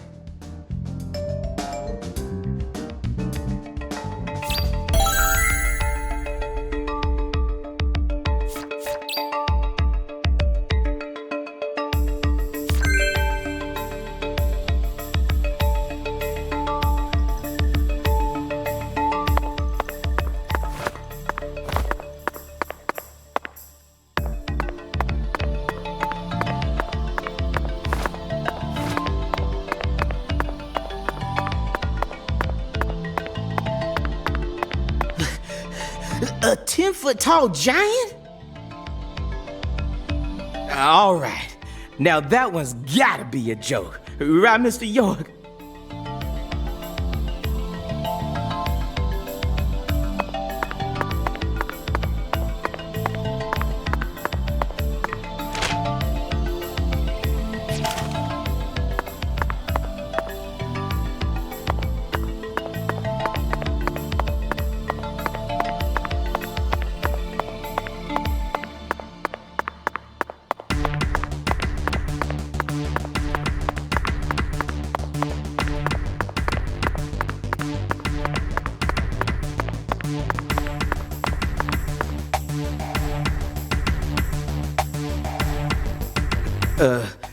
That elevator needs a key, Mr. York. Do you have one? Actually, no. I didn't think you'd ever want to go down there. So I didn't bother to go and get one. Well, then would you go and get one now? Yeah. COG, I know. I'll tell it to him straight. Thing is, Mr. York, you know the Clarksons? The folks who own this place? Well, they don't too much like the police. And they sure as hell don't like them when they're my color. It was, real hard for me to get permission to open up this place for you to search through. So they ain't gonna be too happy if I go back to them now, asking for another key. What should we do then? Let's just find a worker here who can lower the elevator for us instead. All they need to do is take a break from their work for a couple minutes. And what am I supposed to do?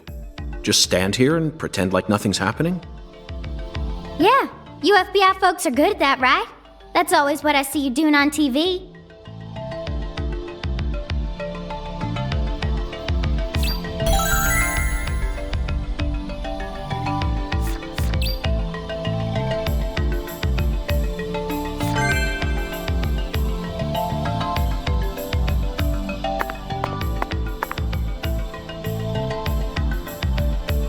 The elevator won't move without a key, Mr. York.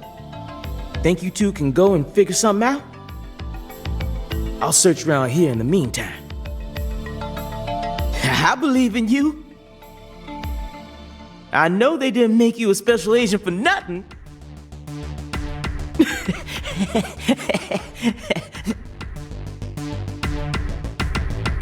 Ow.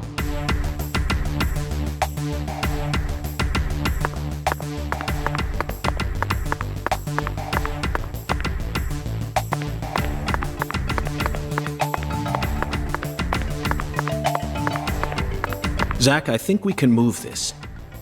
Better check back here as well, just to be on the safe side.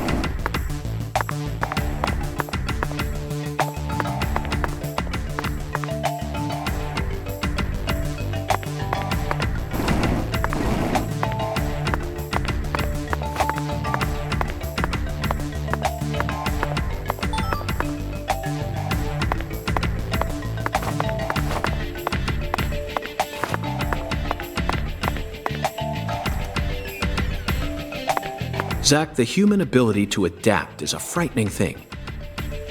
Some humans have the power to sleep anywhere as long as they set their minds to it.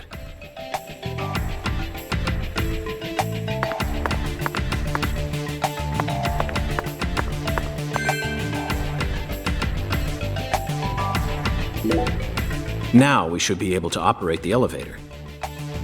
No need to worry. This facility no longer has a body to steal. What else do they have to lose? A few cans of crawfish? I feel bad for him, but it's for the sake of the investigation. I'll write him a letter of apology later.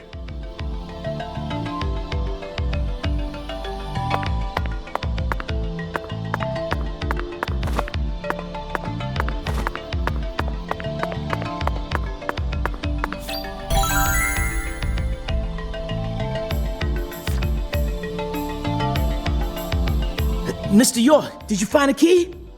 Ha! Now that's my special agent. There ain't no stopping you. Wanna head straight down? You bet. Let's sally forth, Melvin.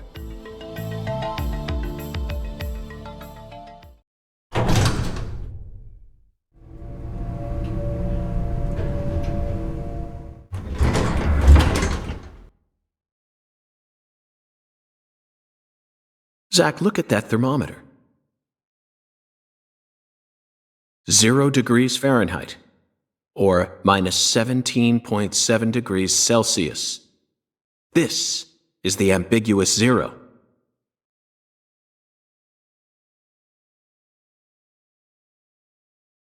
Hey, Avery! Can you...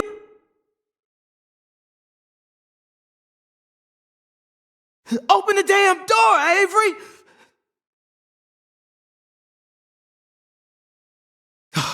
It ain't no use, Mr. York.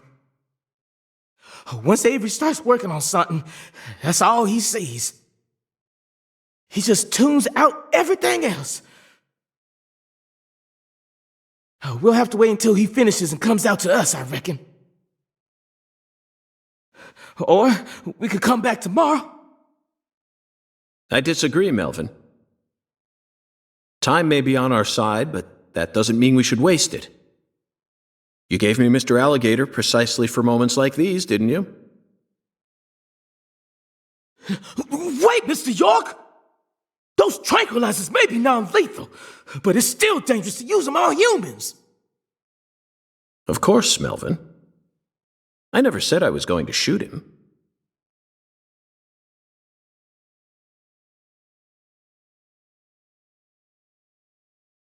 You're gonna shoot some meat to get his attention. I'm right, ain't I?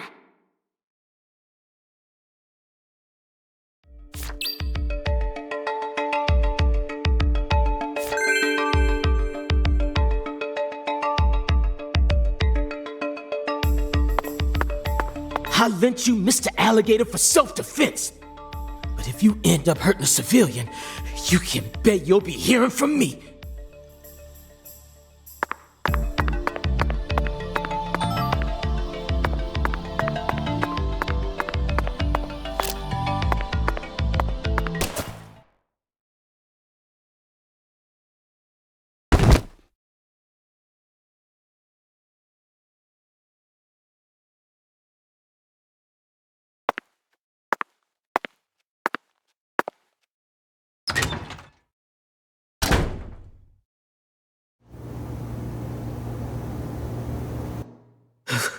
This is Mr. York, an agent from the FBI.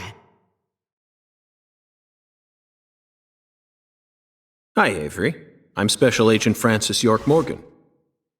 Please, call me York. York? You a smarty pants, huh?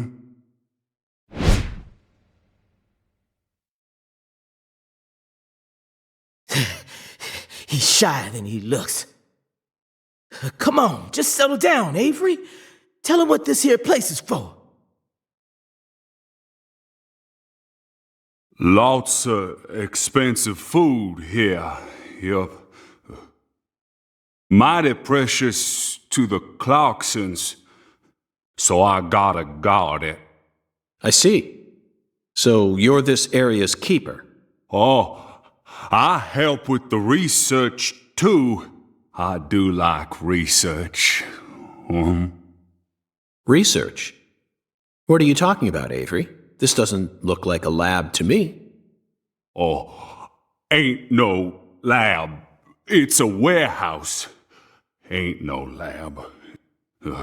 Smarty pants scientist does the research. I ain't no smarty pants, no. He's a bit slow in the mind, but he ain't a bad guy. Your story about the giant who carried Lisa out. Don't tell me you think it's him. I mean, it's true that he's free to come and go as he pleases in this warehouse, but... No, as far as I can tell, he's just a bit over 6'5". The one who moved Lisa's body must be at least 10 feet tall. He's clearly too short. Too short, huh? Well, if you ever happen to find a man who makes him look small, I'd sure like to meet him.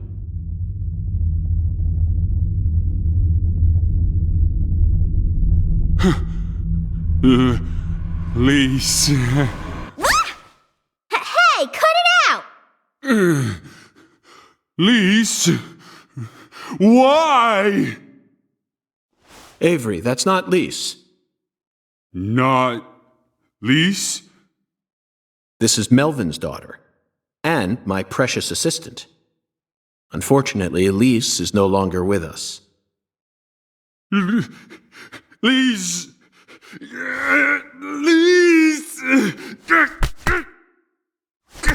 My fault! My fault!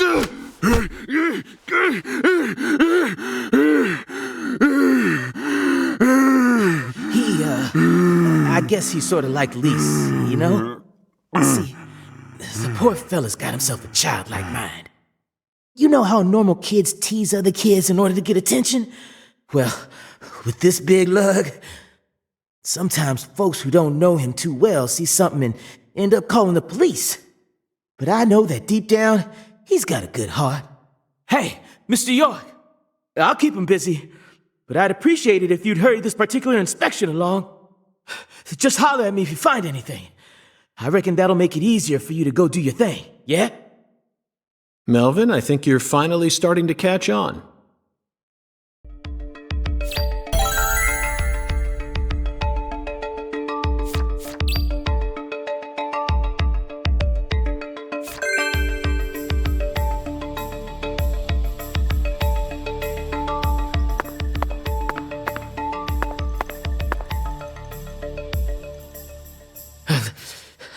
I'll keep an eye on him while we're here. Just relax, Avery. We'll get out of your way as soon as we're finished.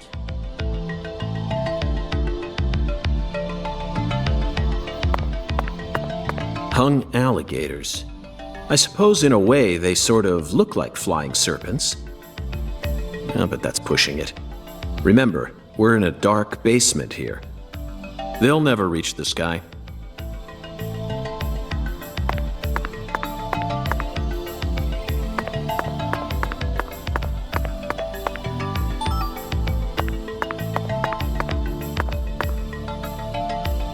There are torn-off claws and legs scattered all over the ground.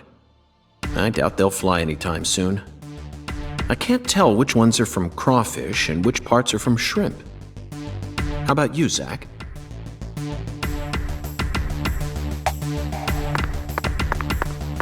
Cans of Holy Trinity paste.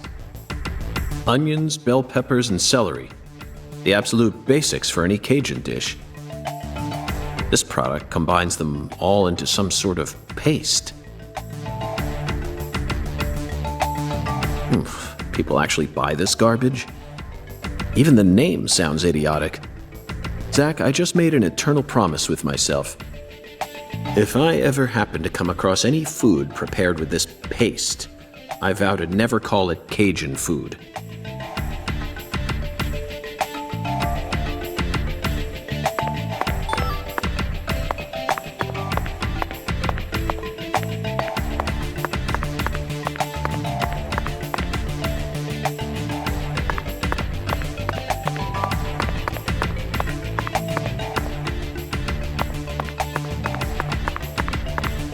frozen oysters.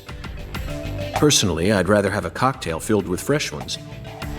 We hunt for more materials than we can eat and freeze them over long periods of time. The human race gives terror a whole new meaning.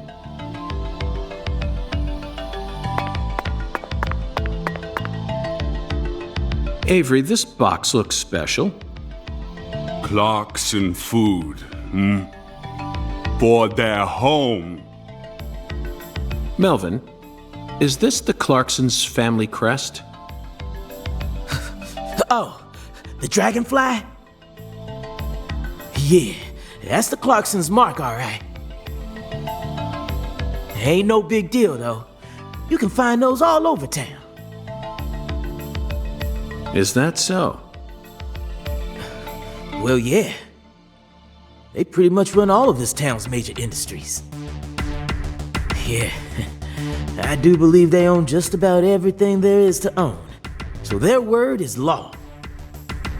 They got the whole darn town tattooed with their dragonflies. Can't even walk a few steps without seeing one. Zach, this dragonfly is our flying serpent. The flying serpent owns this town. They're related to Lise Clarkson, our victim. And Hungan's oracle pointed us toward their family crest. The Clarksons must be deeply intertwined with this case. Melvin, Patricia, I think I've had enough of this frozen world. Let's head back out to that merciless sun.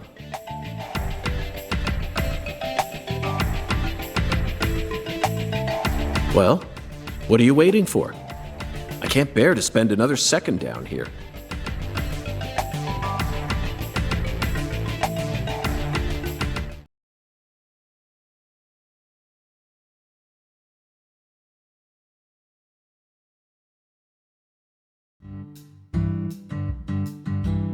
Whew. So, what do we do now, Mr. York? Zach and I will take things from here. Then what should I do? Tend to your sick wife? I don't know. You're free to do as you please. I'll stop by the sheriff's office when I need your help again. I suppose that's what I'll do then. It'll sure make Candy happy. But I am the sheriff of this town, so I do intend to get some work done. I know. How about I search for Lisa's body while you're busy? Not a bad idea. Just be careful that you don't get attacked by a barefooted giant. Hey, don't scare me like that. Why do you keep talking about that giant anyway? You really think some giant was responsible for all this? Melvin, don't be silly. Of course I do. Just when I thought you were starting to catch on. Disappointing, to say the least. But how can you be so sure? I want to see some proof. Proof number 1. The footprints that led up to where Lisa's body originally was were made with bare feet. None of the prints looked similar to those of common insulated boots, and the arches of the feet were visible. The person who carried out Lisa's body must have had very large feet. I'd say they were at least 16 inches.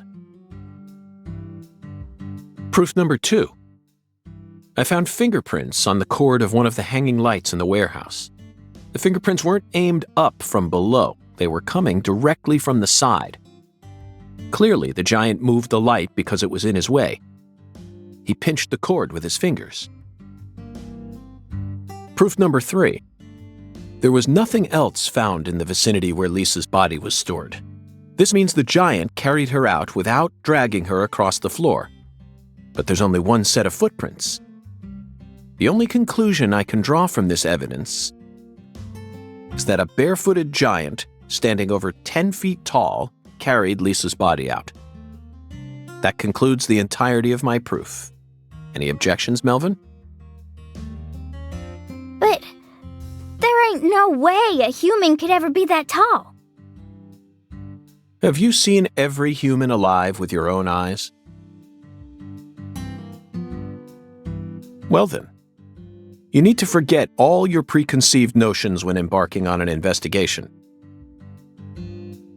Whether you come face to face with a 10-foot giant or a skeletal gentleman, you always need to accept everything that comes to you with a clear mind. Do that, and eventually the truth will reveal itself to you. You're a smart kid, I'm sure you understand. Well, I'll be damned. I'm sorry I ever doubted you, Mr. FBI Special Agent, sir. A sharp eye and flawless observational skills, uncovering the truth with a heady intuition. I won't ever question you again. Heck, I'll do whatever you say. That's it, Melvin. I'm glad you finally caught on. Okay, time to go, Patty. You know this town well, so I'd like you to accompany me from now on. Patty?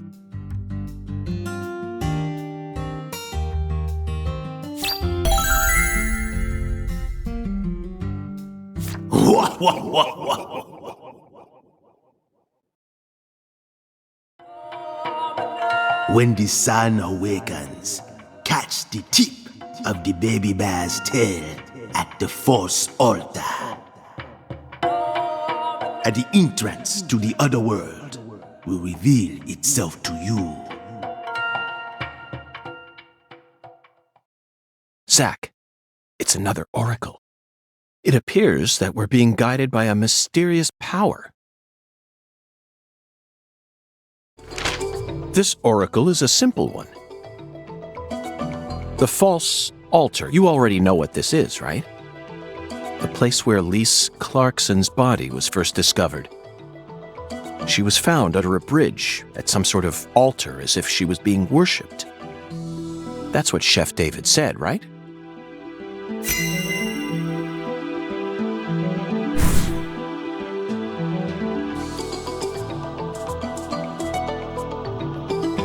When the sun awakens refers to dawn, of course. And the tip of the baby bear's tail is the North Star. At dawn, look straight to the north from where Lisa's body was found. On the surface, this oracle may seem tricky and convoluted, but it's still mere child's play. Pathetic.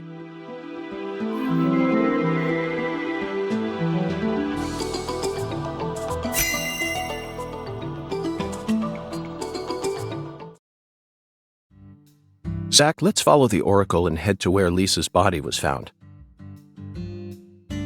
I don't know what otherworld refers to, but I'm sure we'll find out once we get there. Oracle? That's right, Patty. This case is a rather complicated one. So Zach and I are following oracles given to us by a skeletal gentleman in order to crack it.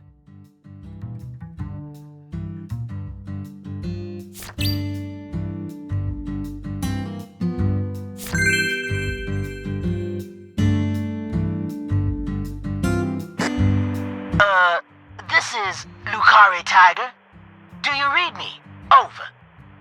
Carre Tiger to DC Eagle. Do you copy? It's Daddy. Hurry up and answer.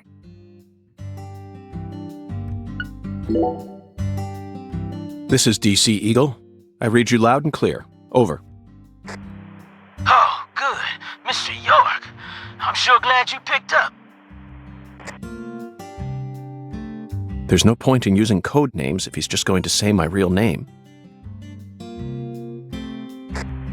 Mr. York, can you hear me? Hey, Mr. York.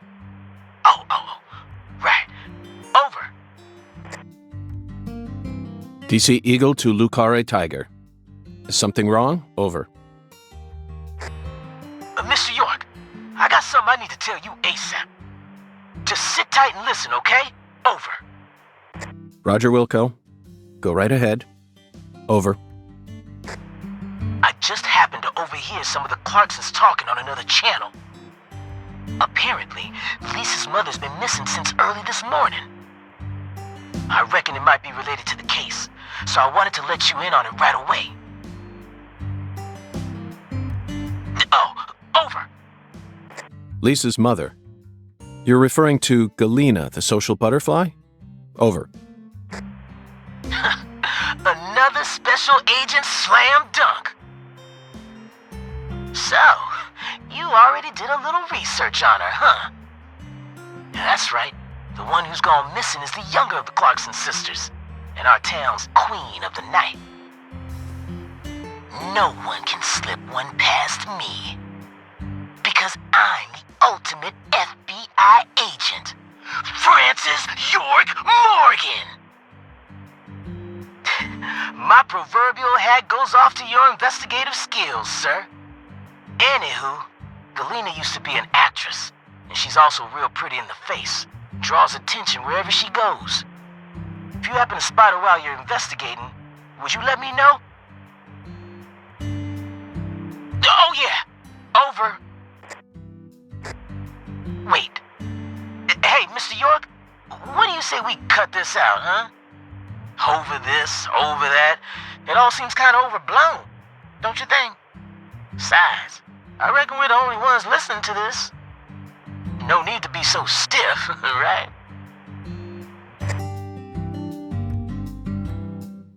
Yes, Melvin, I agree. There's no need for us to cling to formalities. Glad to hear it. I ain't never been too good with formalities, you feel me? Well, Mr. York, if I hear any more news, I'll be sure to let you know. Good luck out there. Daddy's such a goofball. Patty, do you think Galena is really as beautiful as people say? I don't know, I guess. Men just seem to like women like her for some reason. Who's more beautiful, Galena or your mother? What? Candy Woods, your mother. Melvin said she was the prettiest girl in town. How should I know? That's a stupid question. Why is it stupid?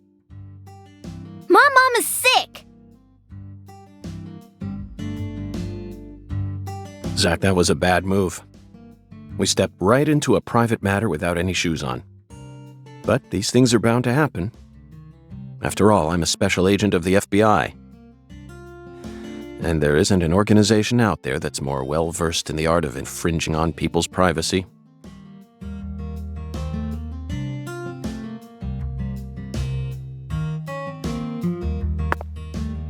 Hey, Patty. What, Agent York? Nothing. Just felt like saying that.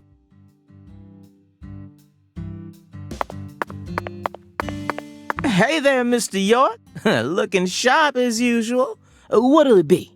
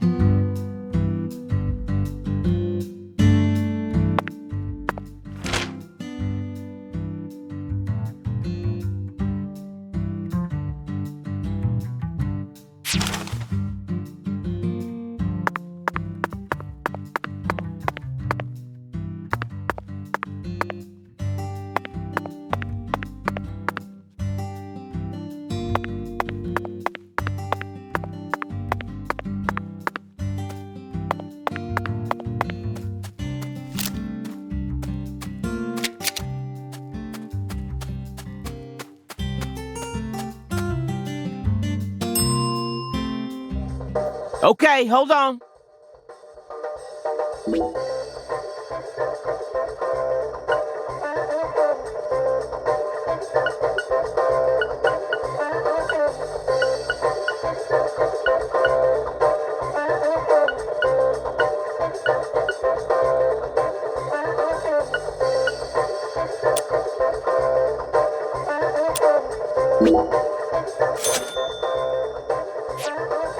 You ever need anything? You just come on by, Mr. York.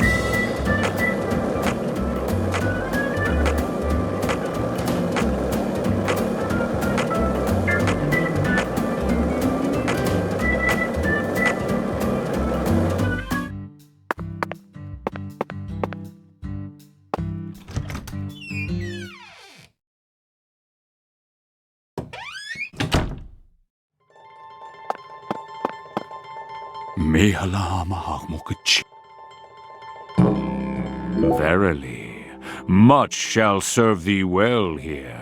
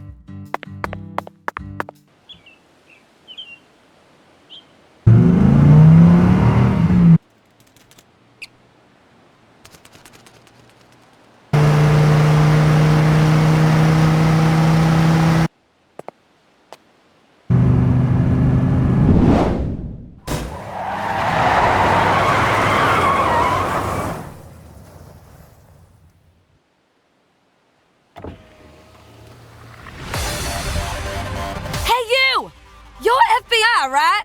And who might you be? I'm Raven, but around here they call me the Speed Witch.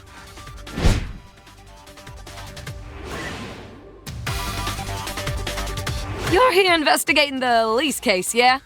And instead of a car, you're using a skateboard? For real? You've already become the talk of the town, you know?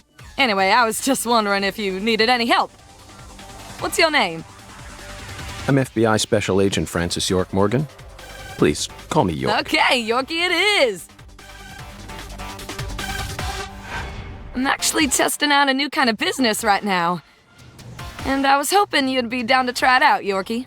What kind of business are we talking about here? I drive my customers to wherever they want to go, and once we get there, they pay me. Now that I think about it, I reckon it ain't much different from a taxi. Seems a bit strange to call it a new type of business then. Only 'cause you haven't heard the details yet. Here, let me explain. I got a feeling that in the future, cell phones are gonna get more advanced. And people are gonna be able to just order taxis from their phones whenever they need to get somewhere. So I'm thinking, hey, why don't I just start a company that instantly sends out drivers to take folks from point A to point B? How? I want to make it so that anyone out there can just register on my site as a driver. I'm talking normal people, not pros. Then once we get a request, we'll just send out the driver who's closest to the customer. It'll be a hell of a lot more convenient than public transportation and faster than any normal taxi company. I'm positive it'll be a big hit. And I'm gonna call it Wyvern. The logo will be a Y and a V. Cool, yeah? Is that legal? Beats me. But if I hire them all as independent contractors, I reckon it'll work out. See, that means each driver and customer will be bound by their own private agreements. My company will just provide them with a platform to hook up. Squeaky clean, right? Now, here comes the fun part. I want to help you get around while you're in our town, Yorkie. For a fee, of course. Keep an eye out for my balloons. Whenever you see one in town, give me a whistle and I'll be there.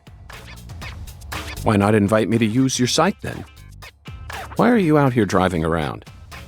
I'm still experimenting with this business model. My site isn't open yet, and I'm still trying to figure out what sort of fees will work best. So I decided to go find myself a customer to get a feel for how things will really go. Well, wanna ride? Zach, that was quite the spiel, wasn't it? This seems like little more than a scheme to make some pocket change from carpooling. And what's new about that? Although it will be a bit hard for us to keep investigating here for days with nothing but a skateboard. What do you think? Should we accept her offer?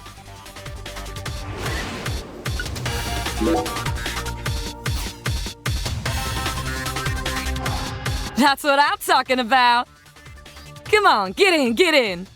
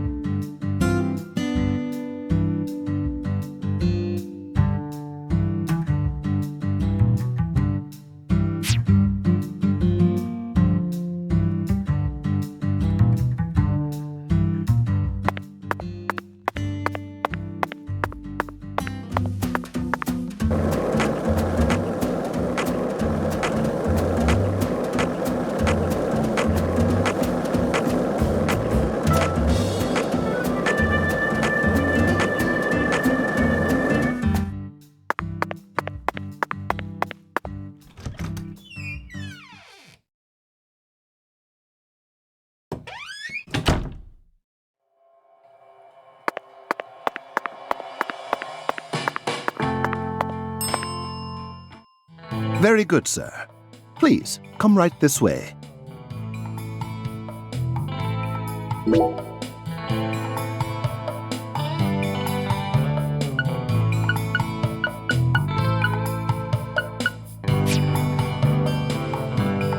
Serving you is my greatest pleasure, sir. Please do let me know if there is any other way for me to assist you.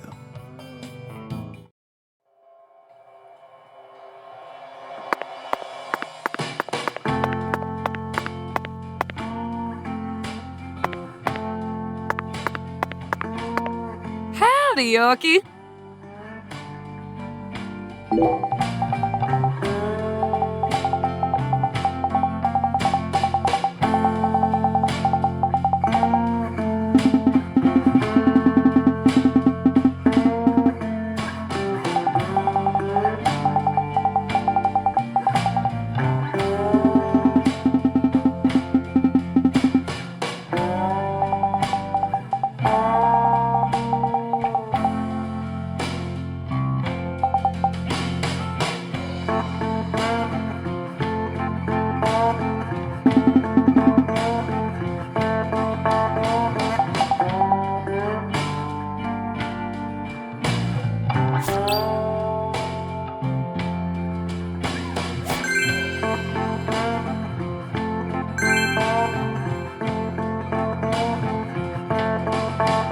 Howdy, Yorkie.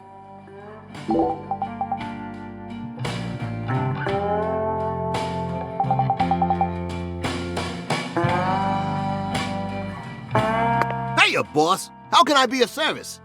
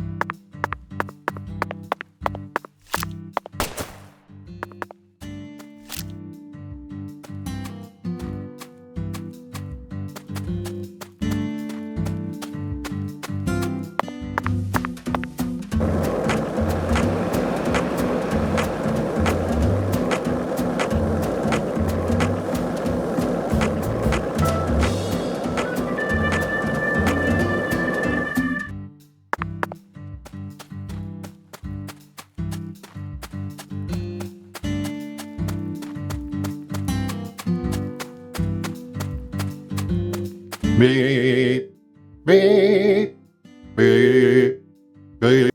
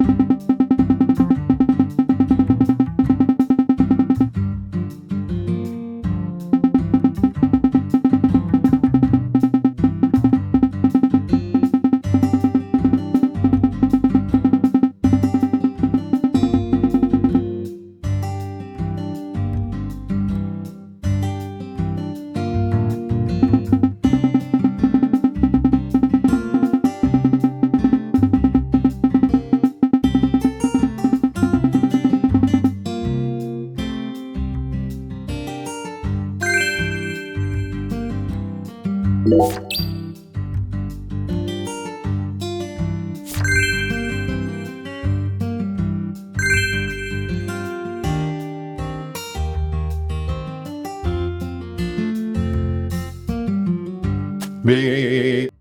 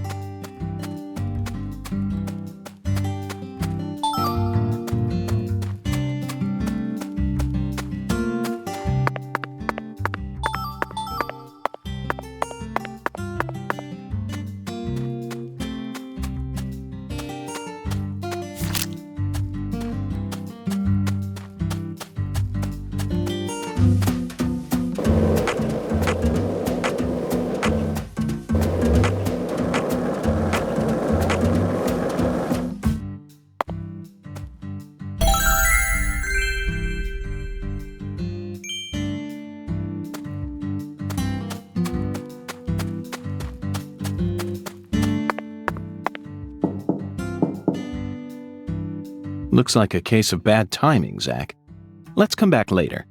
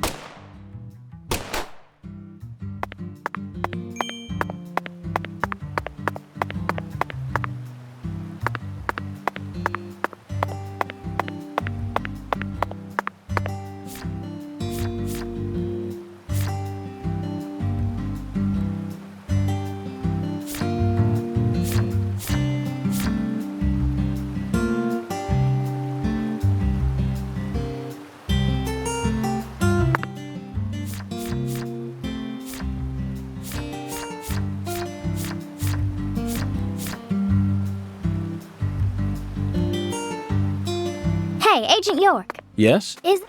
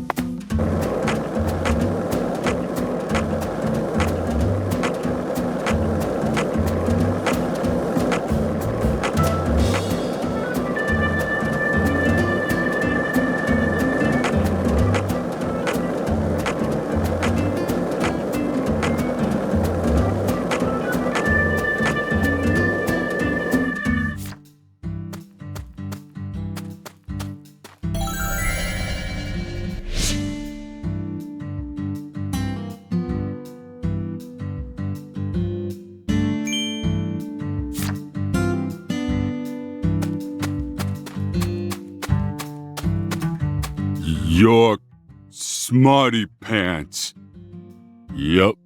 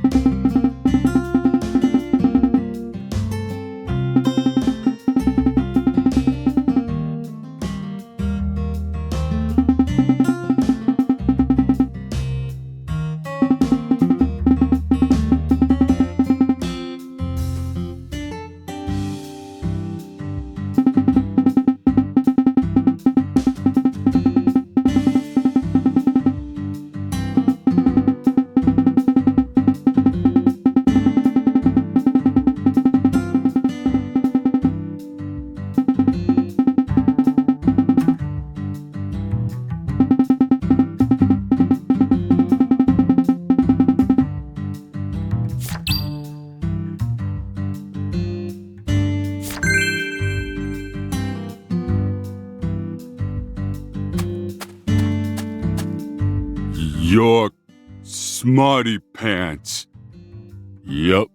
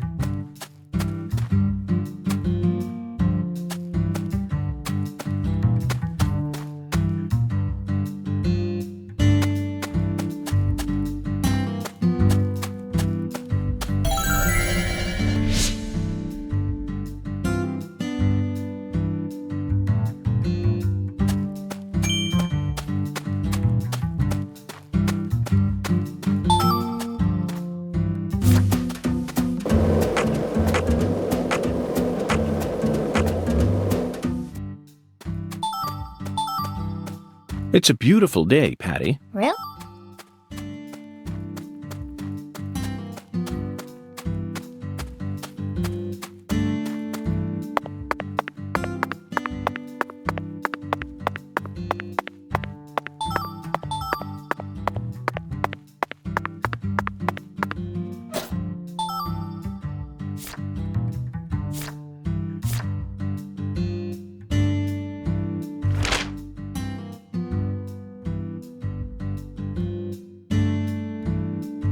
So,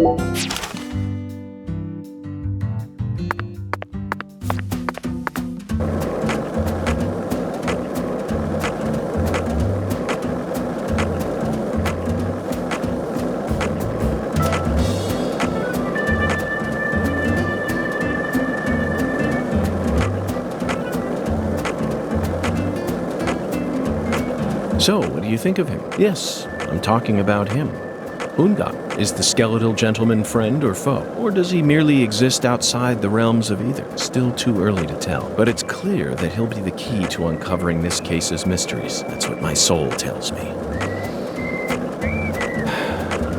By the way, Zach, Hungan feels very familiar to me. You might even say he reminds me of someone. Yes, I think I see the connection now. A cheerful, wise, yet also mysterious African-American who appeared in a variety of different films. My mind must be overlapping him with the skeletal gentleman. Do you remember his name? Ah, yes, that's it. Scatman Crothers. In 1980, he played Dick Halloran in The Shining, and in 1983, he was in The Twilight Zone. He played the man who invited all those elderly folks into a strange new world. I knew it, Zach. There's definitely a connection here, but he's a bit too old. Scatman's more of a sage character. Our skeletal gentleman is a little younger, isn't he? Yes.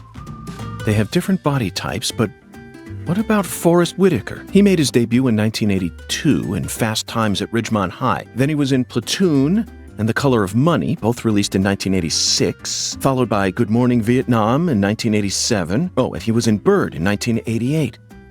What an impressive filmography. Across the 80s, he transformed his rough, young image into a more cheerful, wiser one. That's why the 80s can also be described as the decade that built up Forrest Whitaker's career. I firmly believe that he'll win an Academy Award for Best Actor someday. Yes, I'm sure it's right around the corner. He'll most likely wait until the time is ripe. Maybe around next year, then he'll unleash his best performance yet. Zach, I could go on about famous actors forever, but we have a case to solve here. Let's table this discussion for now.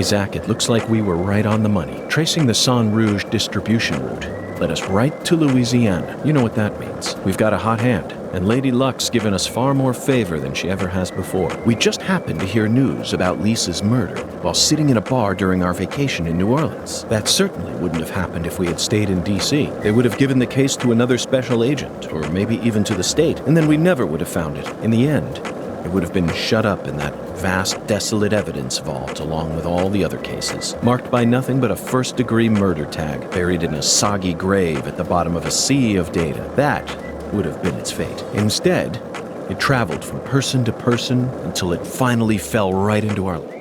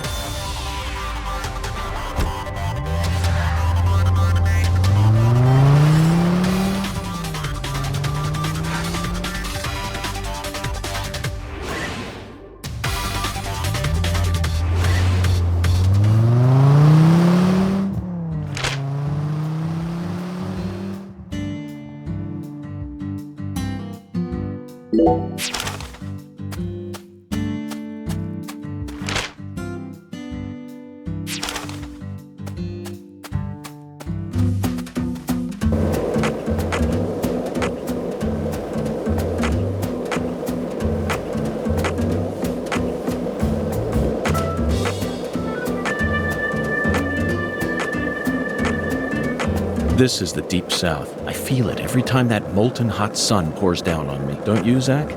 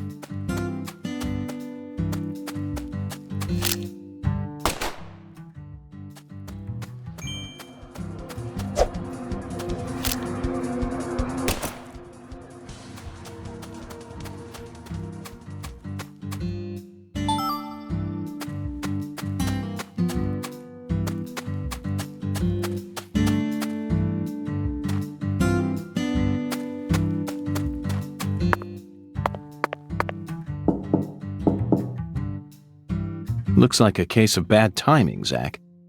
Let's come back later.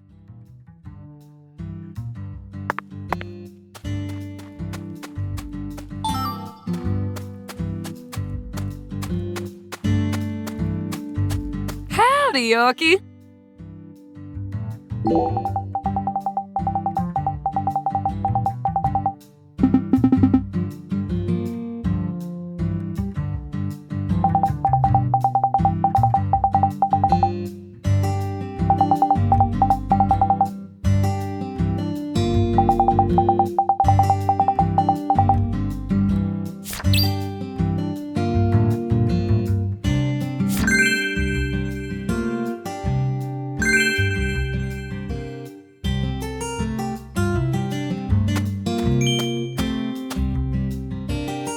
Howdy, Yorkie.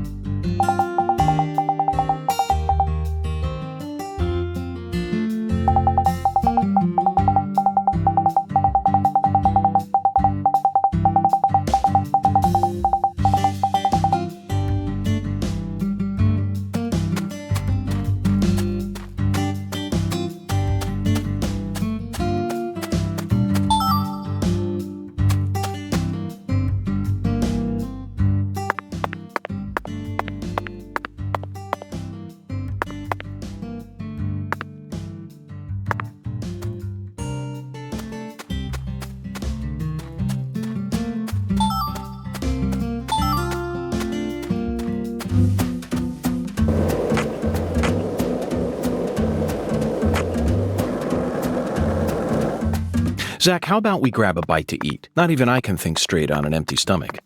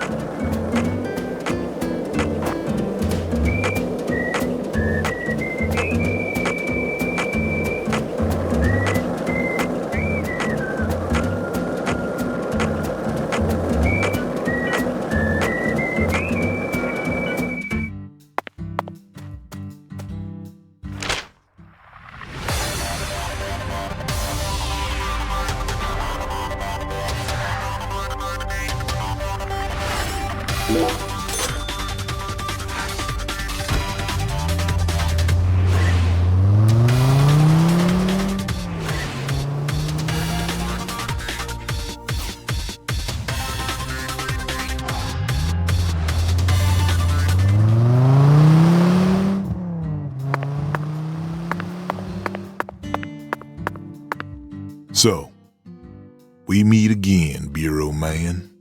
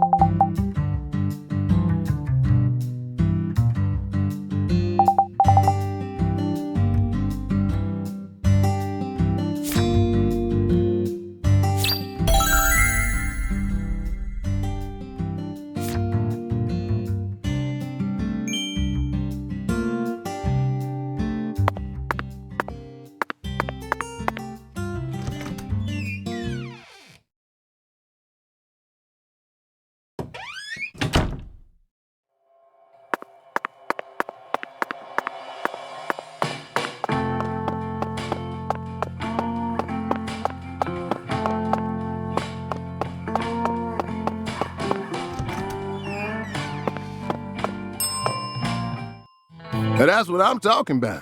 You can't get fine eating like this at any of those diners out there, so make sure you enjoy it.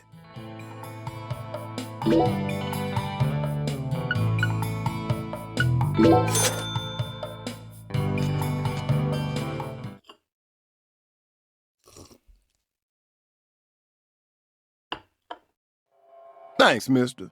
Next time you get a hankering for old-time Creole food, just stop on by.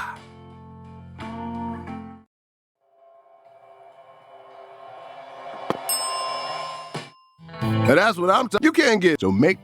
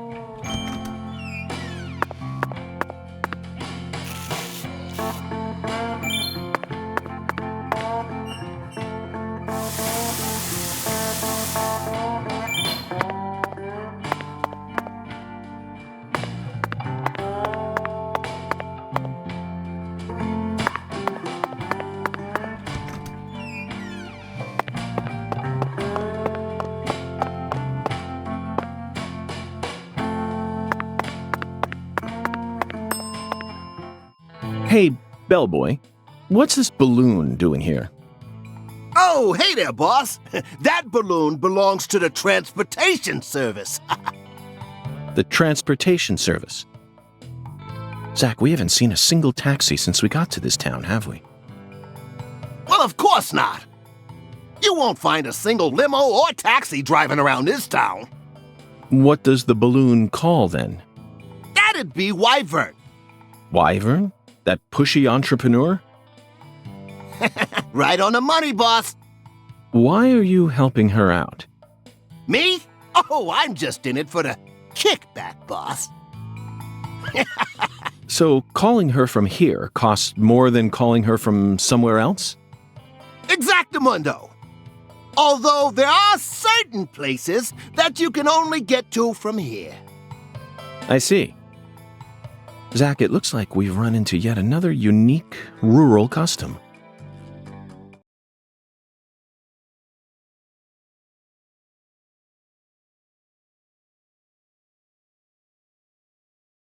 Howdy, Yorkie. That's what I'm talking about. Come on, get in, get in.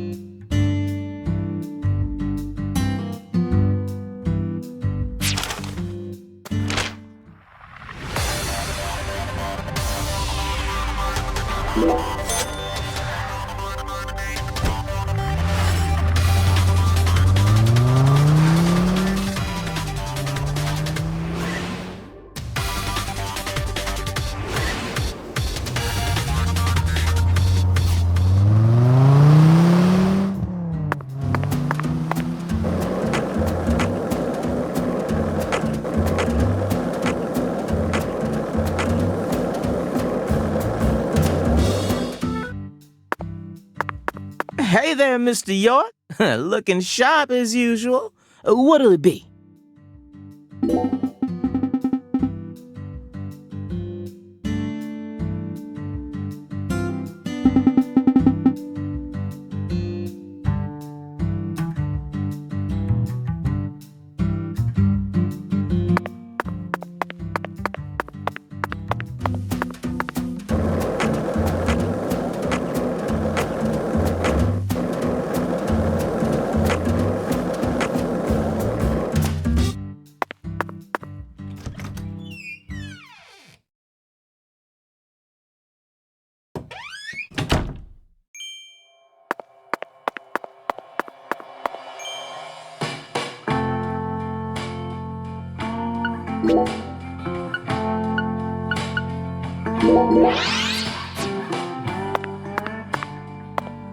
Mr. Morgan.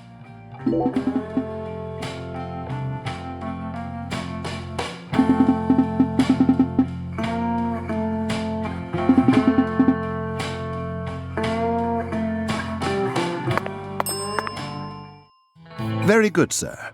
Please.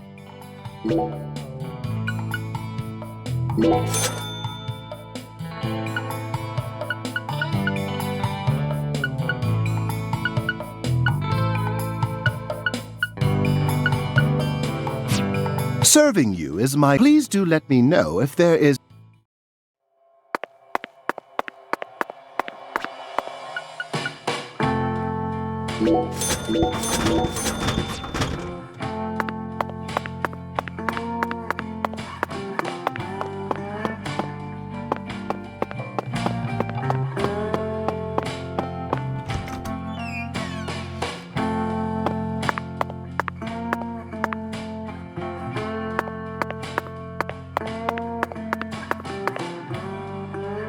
you